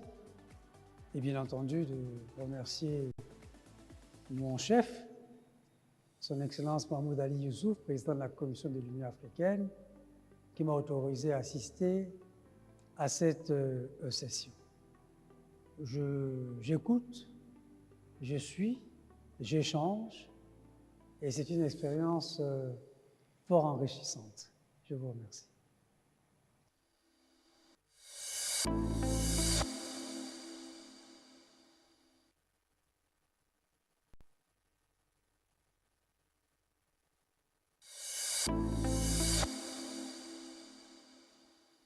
Je suis David Moukoudi, membre militant à l'ONG Un Monde à Venir au Cameroun, une organisation qui travaille sur les questions de droits de l'homme, de démocratie et de bonne gouvernance depuis plus de 20 ans aujourd'hui au Cameroun. Nous avons le statut d'observateur au niveau de la Commission africaine et également le statut ECOSOC auprès du Conseil des droits de l'homme au niveau des Nations Unies. Ce n'est pas ma première fois d'assister aux sessions ordinaires de la Commission africaine des droits de l'homme et des peuples, mais pour cette année, il faut dire qu'elle a été assez particulière. Au niveau d'abord de l'organisation, je tiens à féliciter la Commission parce que l'organisation cette année, elle a été un peu plus méthodique, méticuleuse et professionnelle par rapport aux années passées. Nous avons senti qu'il y a eu vraiment un travail de fond derrière, des professionnels qui ont vraiment travaillé pour organiser cette année la 83e session. Je tiens à leur tirer un coup de chapeau, leur dire félicitations, mais surtout les encourager pour les prochaines sessions. Depuis les échanges, le premier jour qui se sont ouverts, le 2, je trouve que les interventions des autres pays et même les interventions du président commissaire et les autres commissaires sont assez enrichissantes. J'ai eu à prendre la parole au courant de cette session plusieurs fois. D'ailleurs, aujourd'hui, j'ai eu l'occasion de lire de manière publique et officielle la déclaration de l'ONG Un Monde à Venir sur la situation des droits de l'homme au Cameroun depuis 2024 jusqu'à ce premier quadrimestre 2025, une situation qui n'est pas assez réluisante. Et donc, nous avons demandé à la Commission et nous réitérons notre demande auprès de la Commission de véritablement mettre un accent sur le Cameroun, d'interpeller l'État du Cameroun à ce que les différentes violations de liberté d'association, les violations sur la liberté d'expression. Encore aujourd'hui, nous célébrons la journée internationale, la journée mondiale de la liberté de la presse. Au Cameroun, aujourd'hui encore, nous alertons qu'il y a beaucoup de journalistes qui n'ont pas eu l'occasion de manifester, d'organiser des réunions qui ont carrément été interdites par les sous-préfets et les policiers alors que c'est leur journée. Vraiment que la Commission se penche sur le cas du Cameroun, encore et surtout que nous entrons en une année charnière, une année électorale où le respect des droits de l'homme, le respect des libertés publiques et individuelles devient plus une question de vie ou de mort. En réalité, c'est une question de survie. J'en appelle à la vigilance de la Commission de nous donner ce coup de main, d'interpeller vivement l'État du Cameroun pour que celui-ci respecte ses engagements pris au niveau régional, au niveau national et même au niveau international en ce qui concerne le respect des libertés de manifestation, les libertés de réunion et les libertés d'association au Cameroun. Je vais conclure mon propos en invitant la Commission à véritablement s'appuyer sur ces deux résolutions fortes que nous avons adressées, à savoir celle de demander à l'État du Cameroun sans délai de réouvrir les organisations qui ont été illégalement fermées, à savoir le REDAC, le Reach Out et bien d'autres, et également d'interpeller le Cameroun sur la nécessité de donner, de délivrer à l'ONG Monde à Venir son agrément d'ONG qui est attendu depuis 4 ans aujourd'hui, et également de purement et simplement retirer la note qui a été adressée aux partenaires techniques et financiers sur l'accès au financement des associations au Cameroun.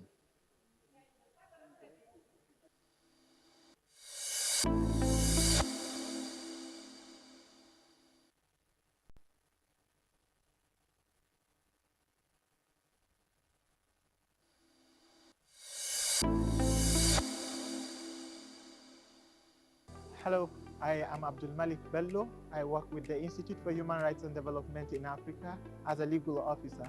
I participated in a panel today where we discussed the issue of fair and timely justice as an important ingredient of sustainable development.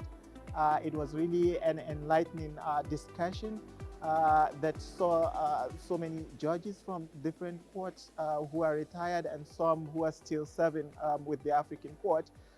We recognized quite a number of challenges, and one of the main challenges that I would want the Commission to prioritize is the issue of implementation, because quite a number of times you get judgments, recommendations from the African regional human rights mechanisms without necessarily getting implementation. It's really a concerning matter that really touches on the what of the judgments and recommendations of the African Court and African Commission and other regional human rights mechanisms, and we urge states to honor their obligation and respect the decisions from the African Court and other regional human rights mechanisms by ensuring that they are timeously implemented.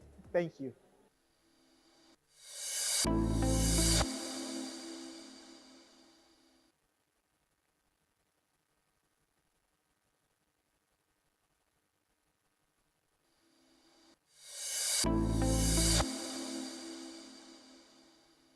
My name is Batrokwa Mako. I'm the political advisor to the CEO of the APRM Continental Secretariat. we are attending the African Commission on Human and People's Rights Special Mechanism. So we are participating as one of the AGA platform members, and we participated in a panel discussion on aligning official development assistance and investments on the promotion of socioeconomic rights. As you all know, the APRM promotes socioeconomic rights through reviews and assessments, most importantly through the thematic area of democratic and political governance and socio-economic development. So our presentation focused on our review reports on these two particular issues in a number of countries, in Kenya, Republic of South Africa, Uganda, and Egypt, and also how to align the socio-economic rights as stipulated in Article 22 of the African Charter on Human and People's Rights in relation to official development assistance and investments on the continent. As you all know, African countries have serious challenges as far as implementation of this second generation rights. Thank you very much.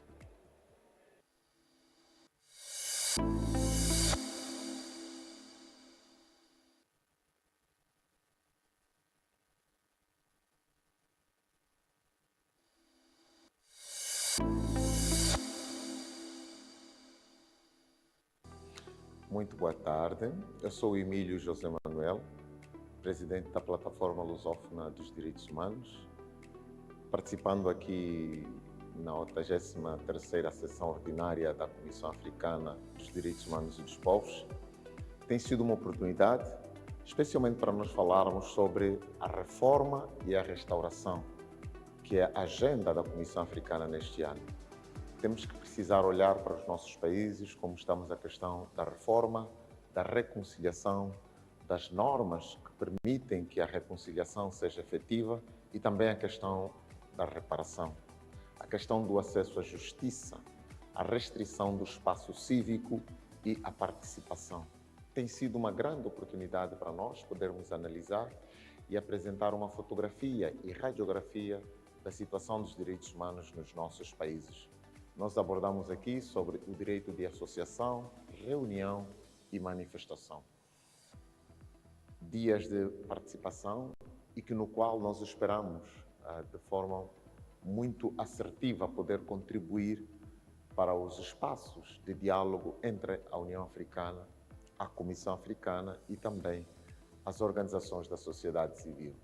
Sabemos que a Comissão está em reforma, também podermos contribuir especialmente sobre o artigo 59, que tem a ver com a confidencialidade e a divulgação das queixas apresentadas pelas organizações.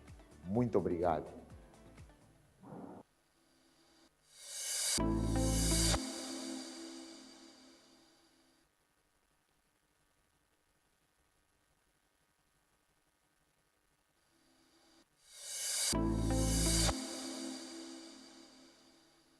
Je m'appelle Jean-Nicolas Marty, je suis le chef de la délégation régionale du CICR à Dakar.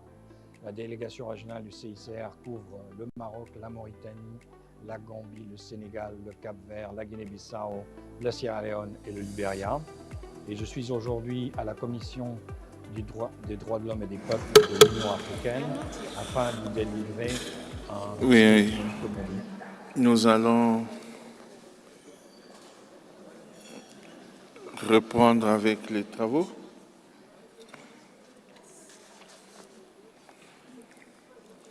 Nous allons reprendre avec les travaux.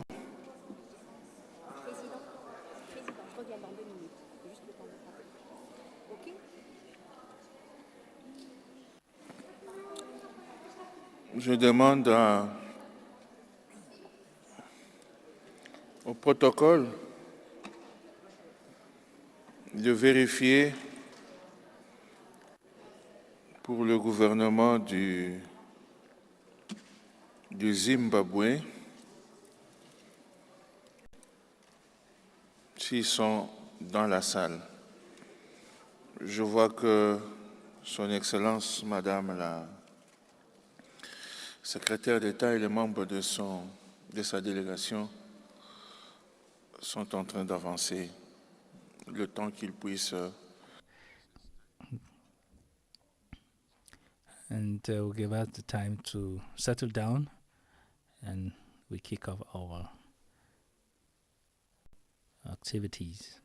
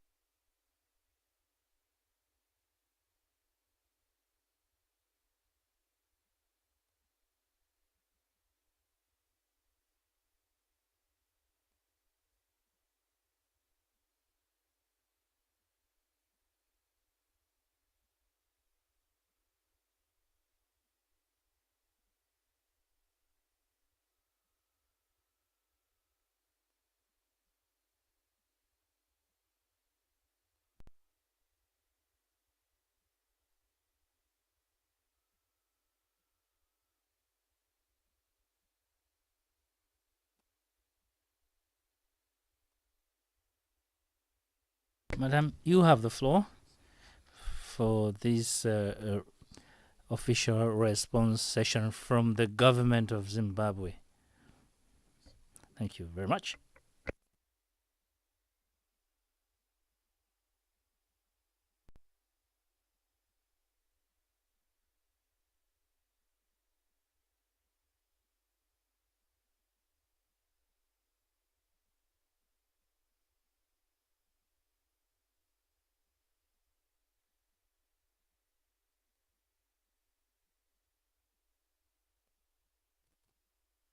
Delegates here present. On behalf of my delegation, and indeed on my own behalf, we appreciate the opportunity accorded to us to respond to the questions raised by the Commission following our country report presented on the 10th of May 25 by the Honorable Minister Ziyambi. Furthermore, the various thematic issues raised by the Commission will go a long way in assisting the people of Zimbabwe towards the full enjoyment of their rights. Mr. Chairman, we are now going to give our response to the issues raised as we take on the... Excuse me, madam. I apologize. We don't have interpretation in French. Okay. Samantha, can you ask to people? There is no interpretation in French. It was on channel 3, and now we lost it. Normally it's channel 2. There is no interpretation in channel 2. We apologize, Excellency. Just 2 minutes, they will sort it.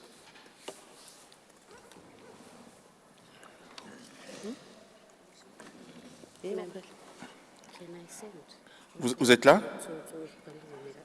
Oui. Oui, on vous entendait sur la 3, maintenant vous êtes sur la 2, c'est bon. Excellency, you have the floor. Thank you. I don't know whether I should start for the benefit of the translation, Mr. Chairman. Yeah, you have the floor. Thank you. When I started, I thanked Your Excellency, Mr. Chairman, and your commissioners and the esteemed delegates for the opportunity given to us to respond to the questions raised by the Commission following our country report presented on the 10th of May 2025. Furthermore, the various thematic issues raised by the Commission will go a long way in assisting the people of Zimbabwe towards the full enjoyment of their rights. Mr. Chairman, we are now going to give our responses to the issues raised. As we take on the questions, we confine ourselves to what was expressly put to us by the commissioners. It is important to note that some questions were responded to in the statement which was issued by the Minister of Justice, Honorable Ziyambi, on the 10th of May. I'm going to respond to some of the questions whose details are immediately available, and shall also defer some of the questions for which we shall respond in writing. Mr. Chairman, Zimbabwe holds this forum in high standards, in high regards. This explains our government's commitment and prioritization in fulfilling our reporting obligations under the African Charter. Let me go to ratification. Mr. Chairman, Zimbabwe has always demonstrated its commitment to signing, ratifying, and acceding to regional and international human rights instruments. The signing, ratification, and accession to any convention by Zimbabwe is an exercise of its sovereign choice, and we are confident that being party to the international and regional instruments reflect our national interest. Mr. Chairman, regarding the ratification of the United Nations Convention Against Torture and the first optional protocol, as well as the UN Convention on Enforced Disappearances, I wish to inform that our country's legislation adequately provides for matters contained in these instruments. Government will continue with the legislative reform of already existing criminal laws to ensure that they promote and protect human rights of all. Specific provisions which criminalize torture in our laws. Zimbabwe's legal framework provides for protection against torture through constitutional and statutory provisions. The Constitution guarantees the right to freedom from physical or psychological torture, as well as from cruel, inhuman, and degrading treatment or punishment. The Criminal Code has provisions that address acts such as assault, abduction, and abuse of office by public officials, all of which cover conduct associated with torture. The government considers these existing measures to be effective and adequate in addressing and preventing torture. Assistance to victims of torture in Zimbabwe is primarily provided through a combination of legal, medical, and psychosocial support mechanisms. Victims have the right to seek redress through the courts, where civil claims for compensation can be pursued against perpetrators, including the state where applicable. The Zimbabwe Human Rights Commission also plays a role in receiving complaints and conducting investigations into alleged violations, including torture.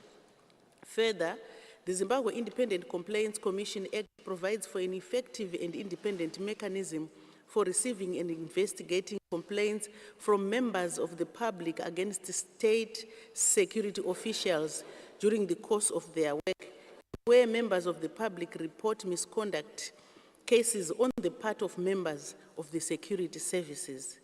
Mr. Chairman, concerning the issue of Itai Dzamara, which was reported in 2019, I would like to inform the Commission that the government has taken all necessary steps to establish his whereabouts. In compliance with the High Court order, government through the Zimbabwe Republic Police has been complying with the fortnightly updates, and further to that, a reward of 10,000 United States dollars for any information leading to his location, and that is still standing. In line with Zimbabwe's response,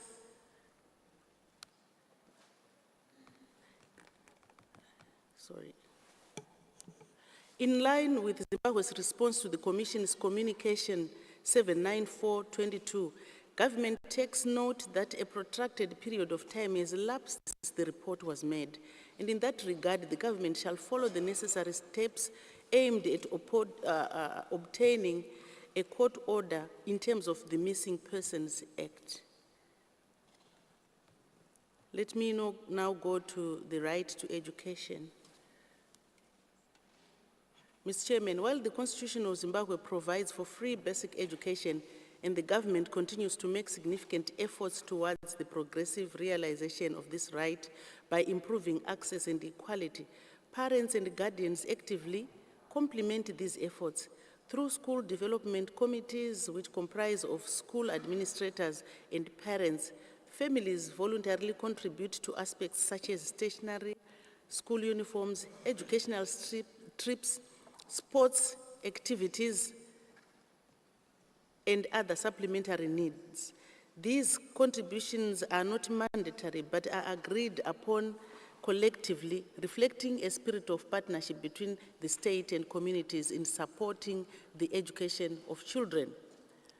Commissioners, the government of Zimbabwe has taken several measures to promote inclusive education and protect the rights of learners with albinism, recognizing the unique challenges faced by pupils with albinism, such as visual impairment, social stigma, and vulnerability to discrimination. Zimbabwe provides equal learning opportunities for all children, including those with albinism. Reasonable accommodation, including adjustments in curriculum delivery, classroom environments, and assessment methods are also emphasized. The government, in partnership with non-governmental organizations and development partners, has facilitated the provision of assistive devices such as large print textbooks, magnifying glasses, and sun protection resources, for example, hats and sunscreens for learners with albinism. Specialized visual aids are also distributed to improve classroom engagement. Teachers are being trained to identify and address the specific needs of children with albinism. Through the heritage-based curriculum and campaigns, learners are taught about human rights and disability awareness with a specific mention of albinism to combat myths and stigma. The government continues to collaborate with non-governmental partners to strengthen these programs and ensure no child is left behind. Mr. Chairman, the government of Zimbabwe seeks from the Commission clarity regarding requests for information on attacks on education. Nevertheless, Zimbabwe takes this opportunity to respond in good faith by outlining the preventive, supervisory, and remedial measures in place to safeguard the right to education and protection educational institutions, learners, and teachers from any form of disruption or violence. A decentralized reporting and monitoring system is in place to escalate incidents that may constitute attacks on education, including vandalism and abuse of learners. Education and social welfare are instrumental in triggering responses through the existing channels. In response to emergencies such as Cyclone Idai and the COVID-19 pandemic, the government introduced measures including temporary learning spaces, distance learning programs, and psychosocial support to minimize learning disruption. Lessons learned from these experiences continue to inform resilience building strategies. The government continues to collaborate with all stakeholders to support safe school initiatives and child protection systems to mitigate and respond to attacks, whether physical, systemic, or ideological on education. The government reiterates its commitment to protecting education as a fundamental right and ensuring that all forms of interference or violence are swiftly addressed through coordinated institutional mechanisms. Mr. Chair, Zimbabwe confirms that the working age is in sync with school-going age. In terms of the legislation, a child of school-going age is defined as one who is at least 4 years old and he has not attained the age of 18. The minimum legal working age in Zimbabwe is 18. This alignment ensures that children are legally protected from child labor and are expected to remain in school until they reach the appropriate age of employment. I now go to statistics and data on levels of education enrollment. Net enrollment rate for early childhood education in 2024 was 42.91% from 42.7% in 2023. For primary school, it was 87.23% in 2024, from 86.25% in 2023. For lower secondary, it was 54.03% in 2024, and for upper secondary, it was 8.27% in 2024. Completion rates in 2024 were as follows. For ECD, 85.47%. For primary school, 91.44%. For lower secondary, 64.90%. For upper secondary, 10.61%. I now go to persons with disabilities. Zimbabwe has made significant strides in promoting disability rights, including the current Persons with Disabilities Bill, which is still going through parliamentary processes. The bill aims to replace the outdated Disabled Persons Act of 1992. It aligns with the UN Convention on the Rights of Persons with Disabilities and sets a higher standard for protecting the rights of persons with disabilities in Zimbabwe. The bill further aligns to provisions of the protocol to the African Charter on the Rights of Persons with Disabilities, particularly focusing on the fight against discrimination of persons with disabilities. It also aims to protect persons with disabilities from harmful cultural and religious practices. Persons with disabilities were actively involved in the amendment of the Disabled Persons Act through grassroots international consultations across the country before the bill was tabled in Parliament. The Persons with Disabilities Bill, once passed, will enhance access to essential health care services and support tailored to the needs of individuals, especially with albinism. Commissioners, Zimbabwe has made progress in promoting disability inclusion and accessibility through several initiatives.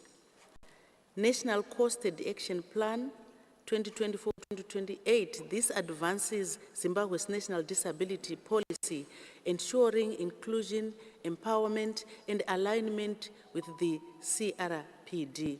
The plan is designed to promote accessibility and inclusivity in various sectors.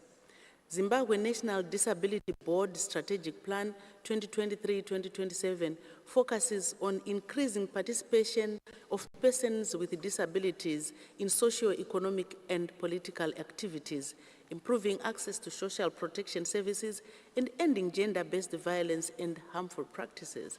Detailed information pertaining to data and other issues raised concerning persons with disabilities will be submitted in due course. I now go to older persons' rights. Mr. Chairman, the Older Persons Act is still in force, but is currently being reviewed to align it with new developments internationally and regionally, including recently ratified ACHPR protocol on older persons. Mr. Chairman, Zimbabwe integrates older persons through commemorations which are celebrated on the 15th of June, World Elder Abuse Awareness Day, and also on the 1st of October, International Day of Older Persons. These commemorations are a way of raising awareness on issues that affect the older persons and advocating for older persons' rights. I will only mention a few. I'm going to the PVO Act. The Act was passed in accordance with the provisions of the Constitution, and it does not shrink civic space. The PVO Act is a necessary measure to improve the administration, accountability, and transparency of PVOs in the country, and will in no way restrict the way PVOs operate. Honorable Chairperson, the law was promulgated firstly to comply with the Recommendation 8 of the Financial Action Task Force on Anti-Money Laundering, Combating Financial Terrorism, Counter-Proliferation, made to Zimbabwe in the area of the abuse of charities for financing of criminal and terrorist activities. It also became necessary to streamline administrative procedures for PVOs to allow for the efficient regulation and registration of charities which are registered as PVOs. Further provisions were added to safeguard against the abuse of some charitable giving for political ends. This will ensure that PVOs do not undertake political lobbying or any other activities that are outside their stated purpose and mandate. Honorable Chair, the Act will simplify and speed up the progress of the registration of PVOs, as there is now an office of the registrar which has been expanded to process applications for registration, with the board playing an oversight role, unlike in the past when applications were deliberated upon at the board's quarterly meetings, making the process even longer. We wish to point out that PVOs do not require the permission of the minister in order to receive funding under the PVO Act, as earlier alleged. Rather, they are only required to disclose their source of funding and how the funds have been utilized in furtherance of their registered mandate. This is to be done annually at the submission of financial statements to the registrar of PVOs. This is in line with other progressive jurisdictions in the region. Honorable Chair, allow me to highlight that the Act also incorporates views from CSOs themselves, because prior to passing of the bill, the government afforded the CSOs an opportunity to make presentations on issues they had on the bill in the spirit of dialogue. The government took on board some of the recommendations made by CSOs and the diplomatic community. Honorable Chair, the PVO Act will only affect those who have a penchant for breaking the law, whilst those operating within the confines will have nothing to fear. We therefore urge our CSOs to abide by the principles governing their operations as outlined in the Act. Further, the Act provides for a clearly laid out appeal procedure for anyone aggrieved with the provisions of the Act. Mr. Chairman, let me go to questions on the mandate of the Special Rapporteur on freedom of expression and access to information in Africa. COVID-19 measures are no longer in place in Zimbabwe. The government formally lifted these restrictions through a statutory instrument which repealed various public health mandates, including limitations on public gatherings. As such, freedom of expression and the right to assemble peacefully is allowed, subject to compliance with existing laws such as the Maintenance of Peace and Order Act. Mr. Chairman, the major development brought about by the Freedom of Information Act is to provide for the right to access to information held by entities in the interest of public accountability. It also facilitates citizens' easy access to information held by public entities, thereby promoting transparency, accountability, and open governance, as activities of entities are now subject to public scrutiny. The new Act and regulations strengthen the right of access to information as it is now provided for in terms of the law. The law clearly lays out procedures to be followed in requests and remedies where access is denied. Esteemed Commissioners, the Zimbabwe Media Commission, a Chapter 12 Commission, is an independent and impartial oversight mechanism to ensure monitoring and implementation, in addition to the protection and promotion of the rights to information. Every entity is required to submit annually to the Commission a report on the number of requests received, requests granted, and requests refused. Applicants also have a right to appeal to the Zimbabwe Media Commission as an independent and an impartial body. Mr. Chairman, the government took into account the Commission's Model Law Access to Information for Africa 2013 as the provisions in the Act mirror the model. The Act also guarantees the right to access to information in line with the Declaration of Principles of Freedom of Expression and Access to Information in Africa 2019, in that the limitations in the Act are also justifiable and legitimate as required by the declaration. Mr. Chairman, there are also efforts in place to enhance access to information, including for people living in far-flung and rural areas through outreach programs as well as targeted awareness programs for women and persons with disabilities. I now go to the right to freedom of expression. Mr. Chairman, defamation is not criminalized in the state's penal code or any other legislation. The Constitutional Court found that criminal defamation was inconsistent with the Constitution. Further, the Censorship and Entertainment Control Act does not contravene the stated constitutional provisions. It only prohibits the production of material contrary to public policy.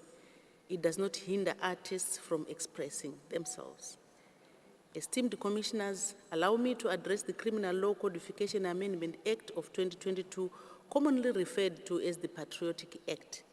The Act criminalizes conduct that is a threat to Zimbabwe's national interest and security, and contrary to mischievous assertions, the amendment is not meant to criminalize private correspondences between citizens, residents, and embassies, foreign offices, and human rights organizations inside or outside Zimbabwe.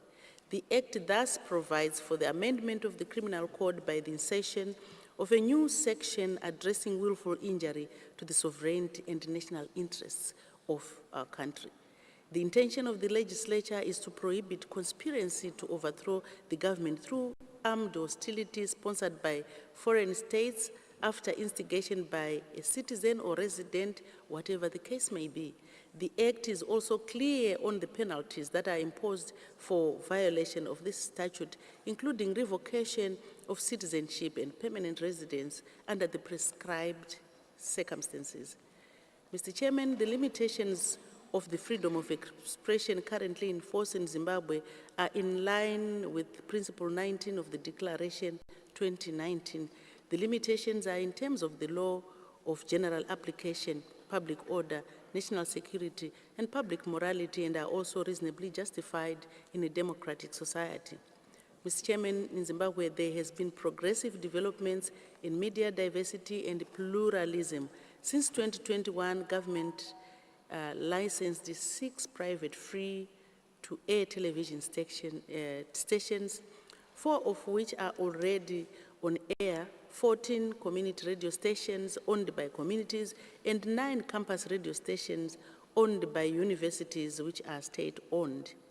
Mr. Chairman, the law gives the same duration for advertising for all media players to facilitate fair space to guarantee equal access to public advertising revenue for all media without discrimination.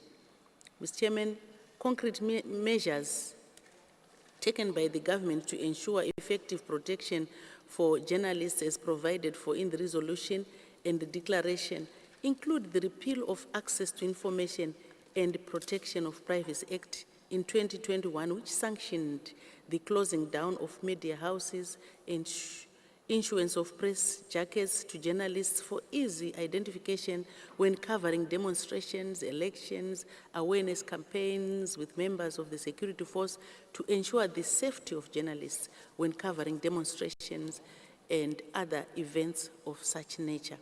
The government is also raising awareness on the Freedom of Information Act, which guarantees access to information. Mr. Chairman, the government sensitized the security forces, especially the police, on how to work with the journalists. This is why no journalist was arrested during the 2023 elections. Political parties were also sensitized to the effect that journalists are key information disseminators that need unhindered access to venues, rallies, and interviews.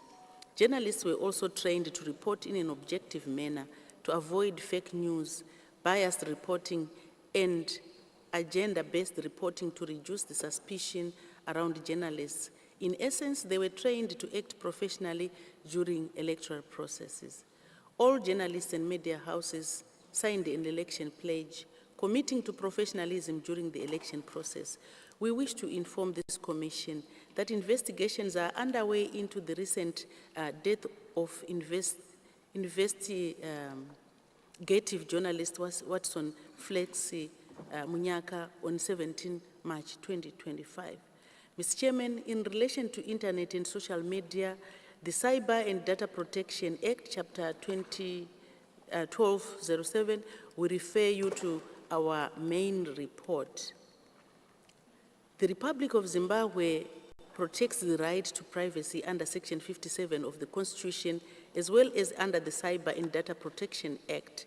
The Cyber and Data Protection Act takes due regard to privacy of citizens in investigations and allow use of investigative tools which might infringe privacy.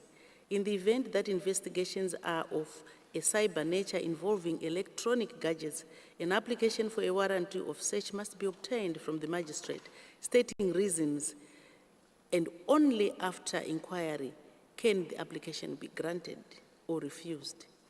Further, there is a National ICT Policy 2022-2027, which ensures universal access, equitable, affordable, and meaningful access to the Internet. And there is legislation providing for shutting down of the Internet. Discussions are going on with different stakeholders on the AI strategy, AI policy, and related digital technologies. I now go to the right to housing. Mr. Chairman, according to the submitted report, paragraph 323, the government of Zimbabwe launched in 2020 the Zimbabwe National Housing Human Settlement Policy aimed at ensuring well-planned, well-governed, and sustainable human resettlements for all people, including the poor, marginalized, and rural population. In the 2025 national budget, housing programs were allocated 58.72% of the total budget of the relevant ministry's total vote. Mr. Chairman, Zimbabwe National Human Settlement Policy has led to significant progress in housing delivery, with the country on track to meet its target of 220,000 housing units by 2025. A notable achievement is the construction of 156,000 housing units, representing 71% of the target, through collaborative efforts between government and other partners. The policy also emphasizes social inclusion, promoting the development of diverse and functional settlements for all Zimbabweans. I go to migration. Zimbabwe officially launched its national migration policy in 2024, with implementation underway to align immigration laws with human rights standards. Zimbabwe's migration governance is rooted in the constitutional provisions guaranteeing freedom of movement and residence. Key legislation includes the Immigration Act, Citizens Act, and Refugees Act. Further, the Labour Act protects foreign nationals from workplace discrimination and exploitation, and the Trafficking in Persons Act criminalizes the exploitation of vulnerable individuals, including migrants. In addition, Zimbabwe acceded to the UN Convention on the Protection of the Rights of Migrant Workers and members of their families. Let me now go to sanctions, Mr. Chairman. Esteemed Commissioners, Zimbabwe is indebted to the Commission's support and principled stance, in particular ACHPR Resolution 610, denouncing the illegal sanctions imposed on our country and how they have negatively affected the full enjoyment of rights by the ordinary citizens of Zimbabwe. Additionally, Mr. Chairman, the Assembly of the African Union Heads of State and Government have annually since 2020 adopted a resolution on the impact of sanctions and unilateral coercive measures on African Union member states, recognizing the detrimental impact of such measures on the socio-economic recovery and development of affected communities. In that respect, I wish to refer the esteemed Commission to the report by Ms. Alana Doan as the UN Special Rapporteur on the negative impact of unilateral coercive measures on the full enjoyment of human rights following her country's mission to Zimbabwe in 2021. The Special Rapporteur's report was adopted by the UN Human Rights Councils and mirrors the ACHPR concerns in its resolution 610. The report, Mr. Chair, serves as an empirical, scientific, factual, and historical illustration showing the nexus between the negative impact of sanctions and the full realization and enjoyment of human rights in Zimbabwe. I now go to indigenous persons. Mr. Chairman and esteemed commissioners, Zimbabwe wishes to bring to the attention of the Commission that there are no specific groups of people that are considered as indigenous people. Zimbabwe is a unitary and democratic state which does not identify with tribes or clans but guarantees that all regions of the country are included in the National Development Agenda. The Constitution of Zimbabwe explicitly provides that Zimbabwean citizens are equally entitled to the rights, privileges, and benefits of citizenship and are equally subject to the duties and obligations of citizenship. The law thus recognizes that every Zimbabwean citizen is an indigenous Zimbabwean. To that end, the welfare of minority groups and peoples is well reflected in national affirmative action policies anchored on the norm of leaving no place and no one behind. I now go to economic, social, and cultural. Mr. Chair, the Commission posed a question to my delegation on what programs Zimbabwe is doing to ensure development and the well-being of the population regarding the economic front.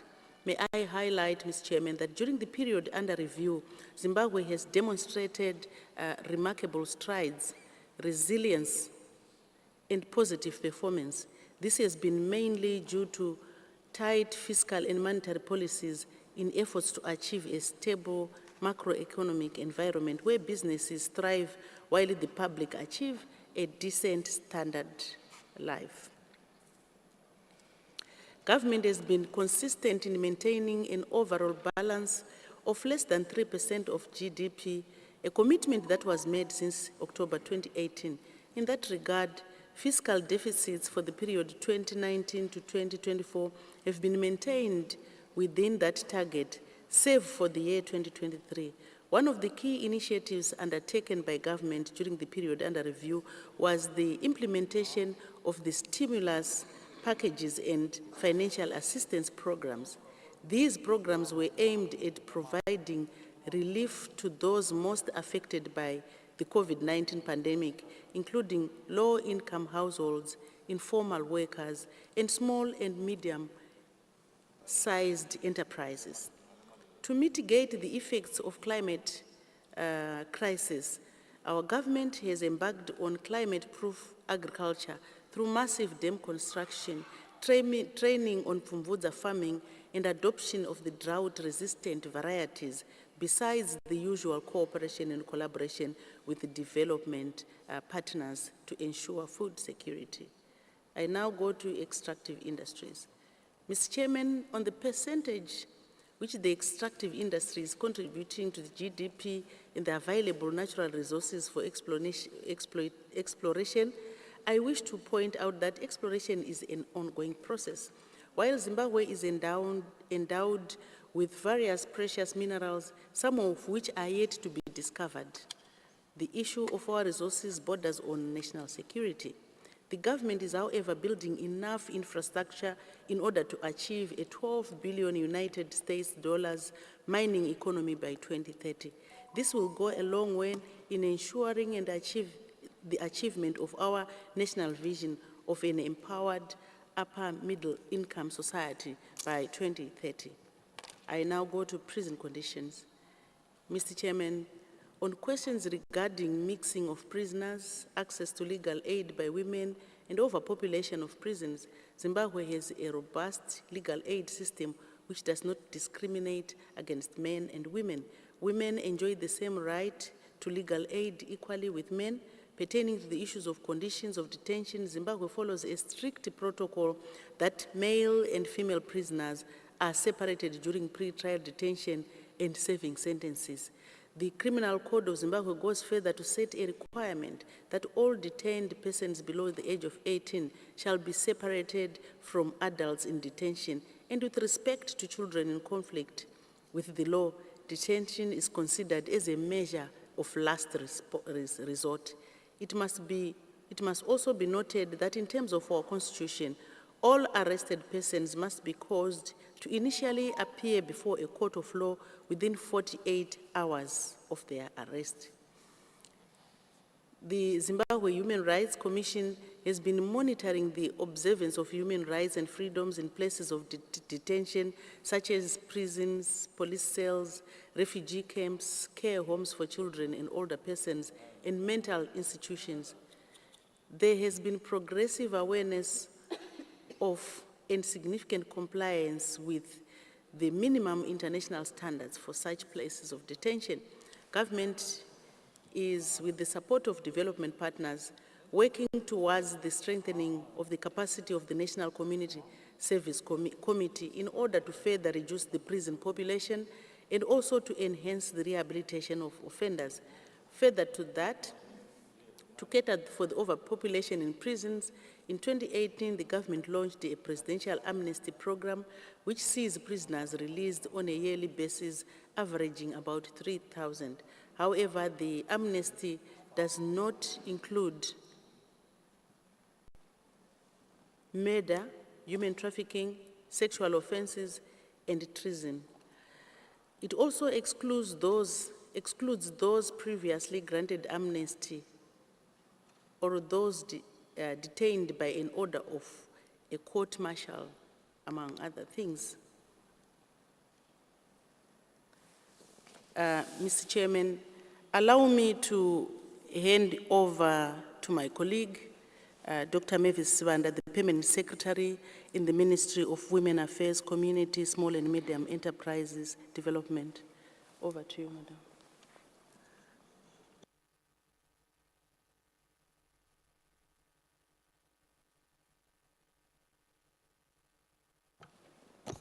Est-ce qu'ils ont compris?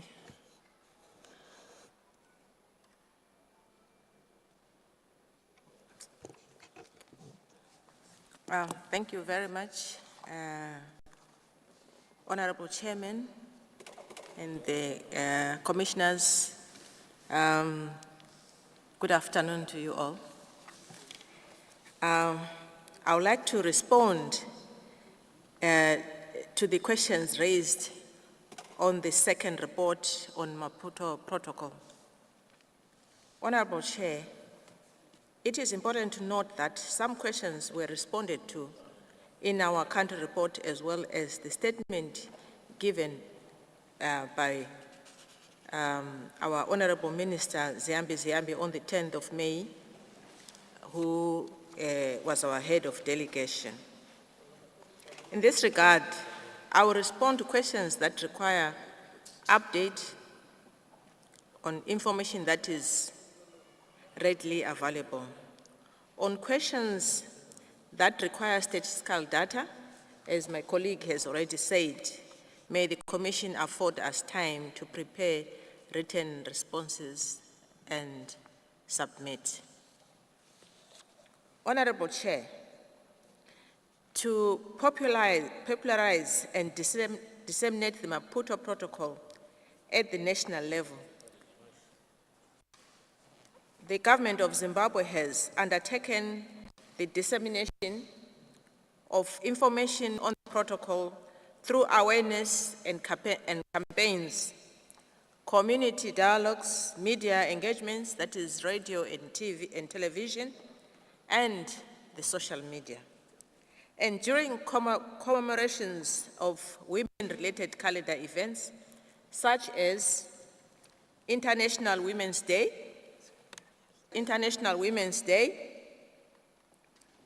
Rural Women's Day, 16 days of activism against gender-based violence, and family days. Honorable Chair, Zimbabwe's constitution guarantees equality and non-discrimination on the basis of gender and recognizes the rights of women in Zimbabwe and has existing laws and policies that contribute meaningfully to the advancements of gender equality. The definition and prohibition of all forms of discrimination are covered in the Prevention of Discrimination Act and the Labour Act. Chair, Zimbabwe continues its efforts to uphold and protect women's rights and has developed the following policies and strategies. The National Gender Policy, a guiding framework for mainstreaming gender across all sectors.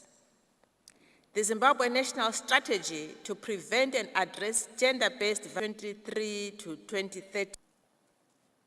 The Republic of Zimbabwe has also put in place measures for bridging gender digital divide through setting up of community information centers and internet connectivity in primary and secondary schools. Mr. Chair, the government of Zimbabwe has progressively increased budgetary allocations to the Zimbabwe Gender Commission, and with continued support being extended to enable broader outreach, especially in the rural areas, by the Gender Commission. Mr. Chair, women in management in the private sector currently stand at about 22.4%. The government continues to develop policies and implement strategies such as National Gender Policy and the Women in Leadership and Decision-Making Strategy, which are aimed at promoting and encourage participation and representation of women in decision-making. Honorable Chair, the government of Zimbabwe has made significant efforts to eliminate barriers faced by women through enactment of laws such as Cyber and Data Protection Act, extension of quota systems in Parliament and introduction of 30% quota for local government positions. Development of women in leadership and decision-making strategy aimed at promoting full participation and presentation of women in decision-making. The establishment of African Women Leaders Network, Zimbabwe chapter, ALWIN, to bolster women's leadership through advocacy and intergenerational dialogue. Rolling out capacity building programs for aspiring women leaders to strengthen their participation at all levels of governance. Zimbabwe is pleased to report steady progress in the implementation of Women in Leadership and Decision-Making strategy adopted in 2023. This strategy aims to enhance the full, equal, and meaningful participation and representation of women at all levels of leadership in public and private sector. Since its adoption, several key milestones have been achieved. A nationwide awareness campaign was launched to promote the strategy across all the 10 provinces, targeting both rural and urban communities. The campaign aims to ensure inclusive outreach and engagement with diverse population groups. The strategy is also being implemented through sub-national government structures, including provincial, district, and ward levels to enhance local ownership and sustainability. The strategy has been widely disseminated to civil society organizations and community-based organizations to foster multi-stakeholder collaboration and broaden the scope of implementation. Capacity building programs have been rolled out to empower aspiring women leaders with necessary skills, knowledge, and confidence to participate meaningfully in leadership and decision-making processes at all levels. These programs include mentorship, leadership training, civic education workshops tailored to local context. Zimbabwe is aware of the African Commission on Human and People's Rights, Resolution 522 of 2022 on protection of women against digital violence in Africa. In 2023, during the launch of Shining the Spotlight on Resolution 522, advocacy campaigns, Zimbabwe publicly committed to implementing recommendation 1 of the resolution, which calls for reviewing and adopting legislation to combat all forms of digital violence, including cyber harassment, cyber stalking, sexist hate speech, thereby expanding the definition of gender-based violence to encompass digital forms.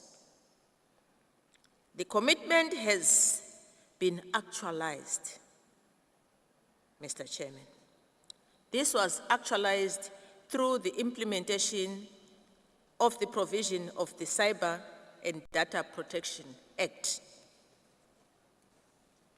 Zimbabwe has taken decisive steps to combat harmful cultural practice, including enactment of Marriage Act, which sets the minimum age of marriage at 18 years and prohibits child marriages in all forms. The government has intensified public awareness, community engagement campaigns in collaboration with traditional leaders, civic society, faith-based organizations of all faith to challenge harmful norms and promote gender equality.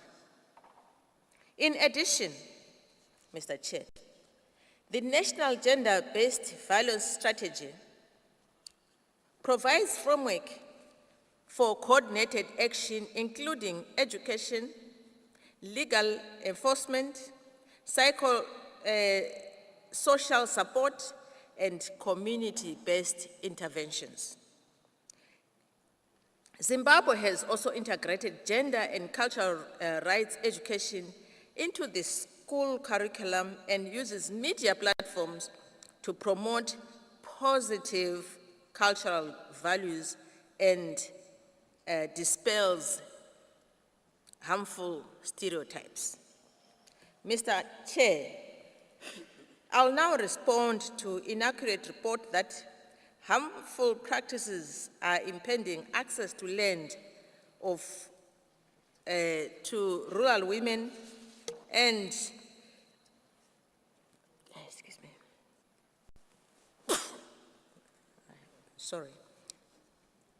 ability to inherit land. The Zimbabwe Constitution clearly provides a firm foundation for gender equality, with Section 17 mandating gender balance in all spheres of life. That is, it includes land distribution, and Section 80 affirms women's rights, including protection from custom and tradition that undermine their status.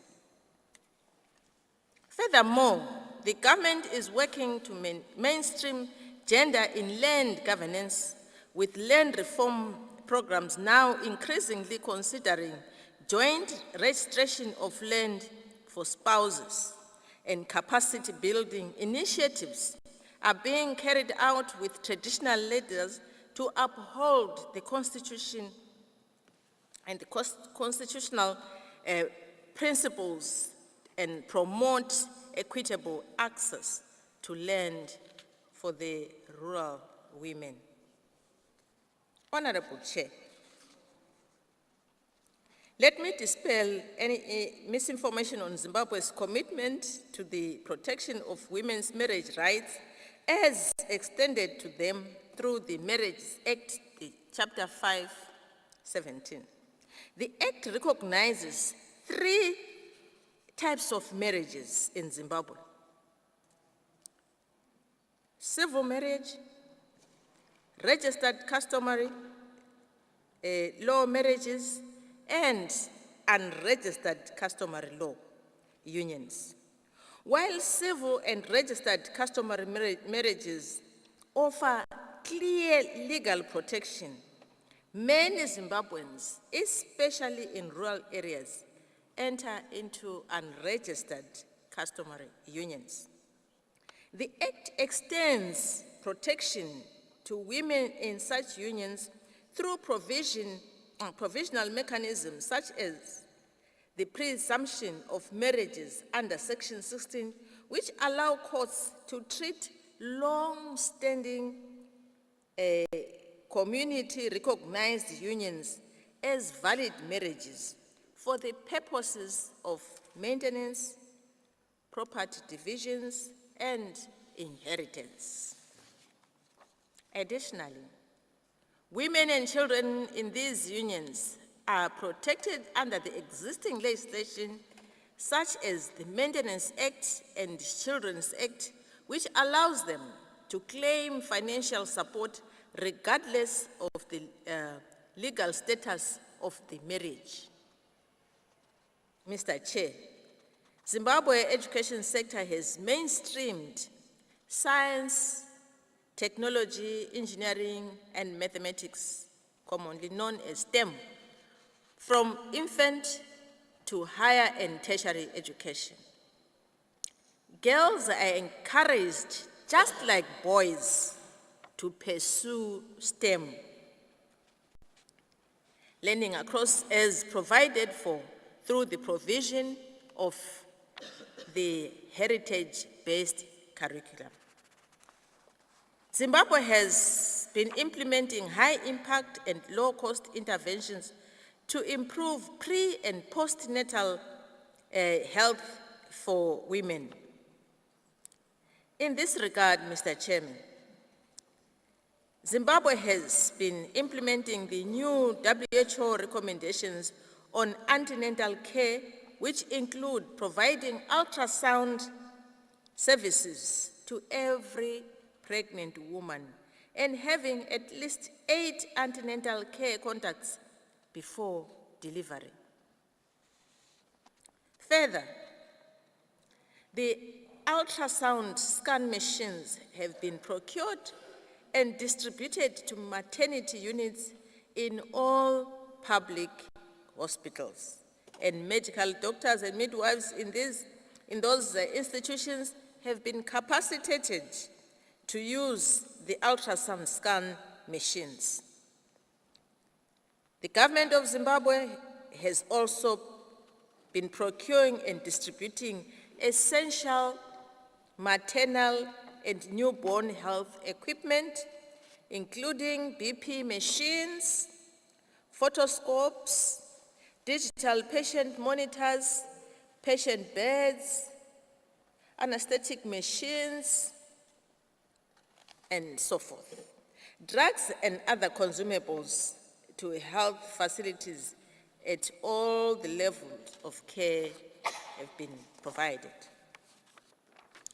To address high level of HIV, Zimbabwe has adopted the following. Development of the National HIV and AIDS strategic plan, which is ending this year, that is 2021 to 2025, which focuses on improving access to prevention, care, and treatment services. A central component of this strategy is the provision of comprehensive HIV prevention for adolescent girls and young women, aiming to offer a defined package of HIV and sexual reproductive health services to at least 90% of this group by end of this year, 2025. Zimbabwe has also prioritized the elimination of mother-to-child transmission of HIV through integrated services including HIV testing, counseling, ARV therapy during pregnancy, childbirth, and breastfeeding periods. Additionally, HIV services are integrated into family planning clinics, which increase access to people of Zimbabwe, particularly women and girls, especially those who are living in the rural areas. As those who are in urban areas, it has always been easy for them. The government has explored alternative funding mechanisms such as taxes on sugar, sweetened beverages, on fast foods, as a way of generating revenue for health services. Honorable Chair, to ensure that women and girls have affordable access to modern contraception, the following measures have been taken on board. That is, launching the Family Planning Strategy 2022 to 2026, which underscores the government's commitment to providing quality family planning services across the country. This strategy includes procuring the contraceptives using domestic resources, exemplified by a recent purchase of US $1.5 million worth of contraceptives. This made Zimbabwe the first country under UNFPA supply partnership to qualify for matching funding. That is, they raised funds from own domestic resources. UNFPA says if you raise the funds equal, we will give you the same amount. So Zimbabwe qualified. Additionally, the Zimbabwe National Family Planning Council has been instrumental in delivering family planning services reaching an estimated 29% of rural population through its community-based contraceptives delivery system. Furthermore, the government has integrated family planning services in primary health care, ensuring that these services are accessible at community level, thereby reducing barriers related to distance and cost, where the rural people would go into the cities to buy or access the contraceptives. Zimbabwe also supported innovative outreach programs to extend services to underserviced populations. For instance, mobile outreach teams that visit approximately 800 communities annually, providing a full range of voluntary, high quality and modern family planning options. These teams also offer additional services such as cervical cancer screening, HIV testing, addressing multiple health needs of the communities simultaneously. Zimbabwe has several active awareness campaigns focused on sexual and reproductive health and rights.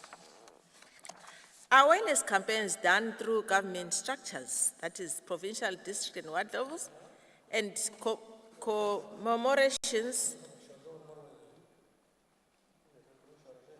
at UN calendar events such as 16 days against activism, against GBV. The Not in My Village campaign, launched to tackle teenage pregnancies and child marriages by involving traditional leaders and communities in developing local commitment charter, also helped. Conducting programs that include community dialogues, digital storytelling, peer education, and safe spaces for adolescents to learn about their rights. The 72-hour campaign encourages survivors of sexual violence to seek medical and psychosocial support within 72 hours at one-stop centers. Creative approaches such as drama festivals, mobile campaigns, and digital platforms are used to reach out to young people, especially girls, with accurate information and services, helping them to make informed choices about their health and well-being. Honorable Chair and Commissioners, Zimbabwe's current position on abortion is governed by the Termination of Pregnancy Act of 1977, which permits abortion under the following specific circumstances. When the pregnancy endangers the woman's life or could cause permanent physical damage or permanent physical harm, where there is a significant risk of serious physical and mental defects of the child, or where the pregnancy results from unlawful intercourse, such as rape, incest, or intercourse with mentally handicapped woman. Let me say, Zimbabwe continues to be a nation that values life. Mr. Chairman, in November 2024, the High Court of Zimbabwe ruled that the country's Termination of Pregnancy Act was unconstitutional in denying abortion services to women raped by their husbands and girls under 18 who became pregnant due to sexual violence. The court emphasized that Zimbabwe's laws already criminalize marital rape and sex with minors, which should be the right to access abortion services. The judgment now awaits confirmation by Constitutional Court to become legally binding. Recognizing the disproportionate impact of climate-related challenges on women and girls, Mr. Chairman, Zimbabwe has actively pursued the integration of gender considerations into climate change and disaster management frameworks. Key initiatives include the development of climate change gender action plan aimed at ensuring women's full, equal, and meaningful participation in the climate action. The gender and disaster risk management strategy is to ensure that disaster risk management policies and actions are gender responsive, inclusive, and equitable by addressing specific needs, vulnerabilities, and capacities of women, men, and marginalized groups in disaster preparedness response, recovery, and resilience building. To strengthen climate resilience and promote sustainable livelihoods, the government of renewable actions, climate change, and global economic downturn continue to hinder our efforts. However, Zimbabwe remains committed to the promotion of women's rights as enshrined in our national, regional, and international instruments. Thank you.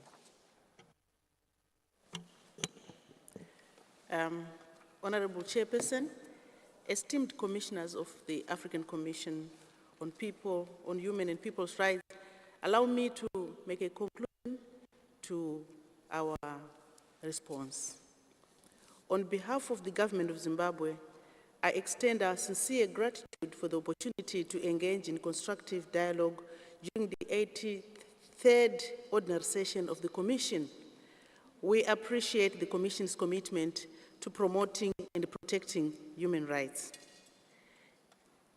The discussions held have been invaluable in highlighting both our progress and the challenges we continue to face in upholding the rights enshrined in the African Charter on Human and People's Rights.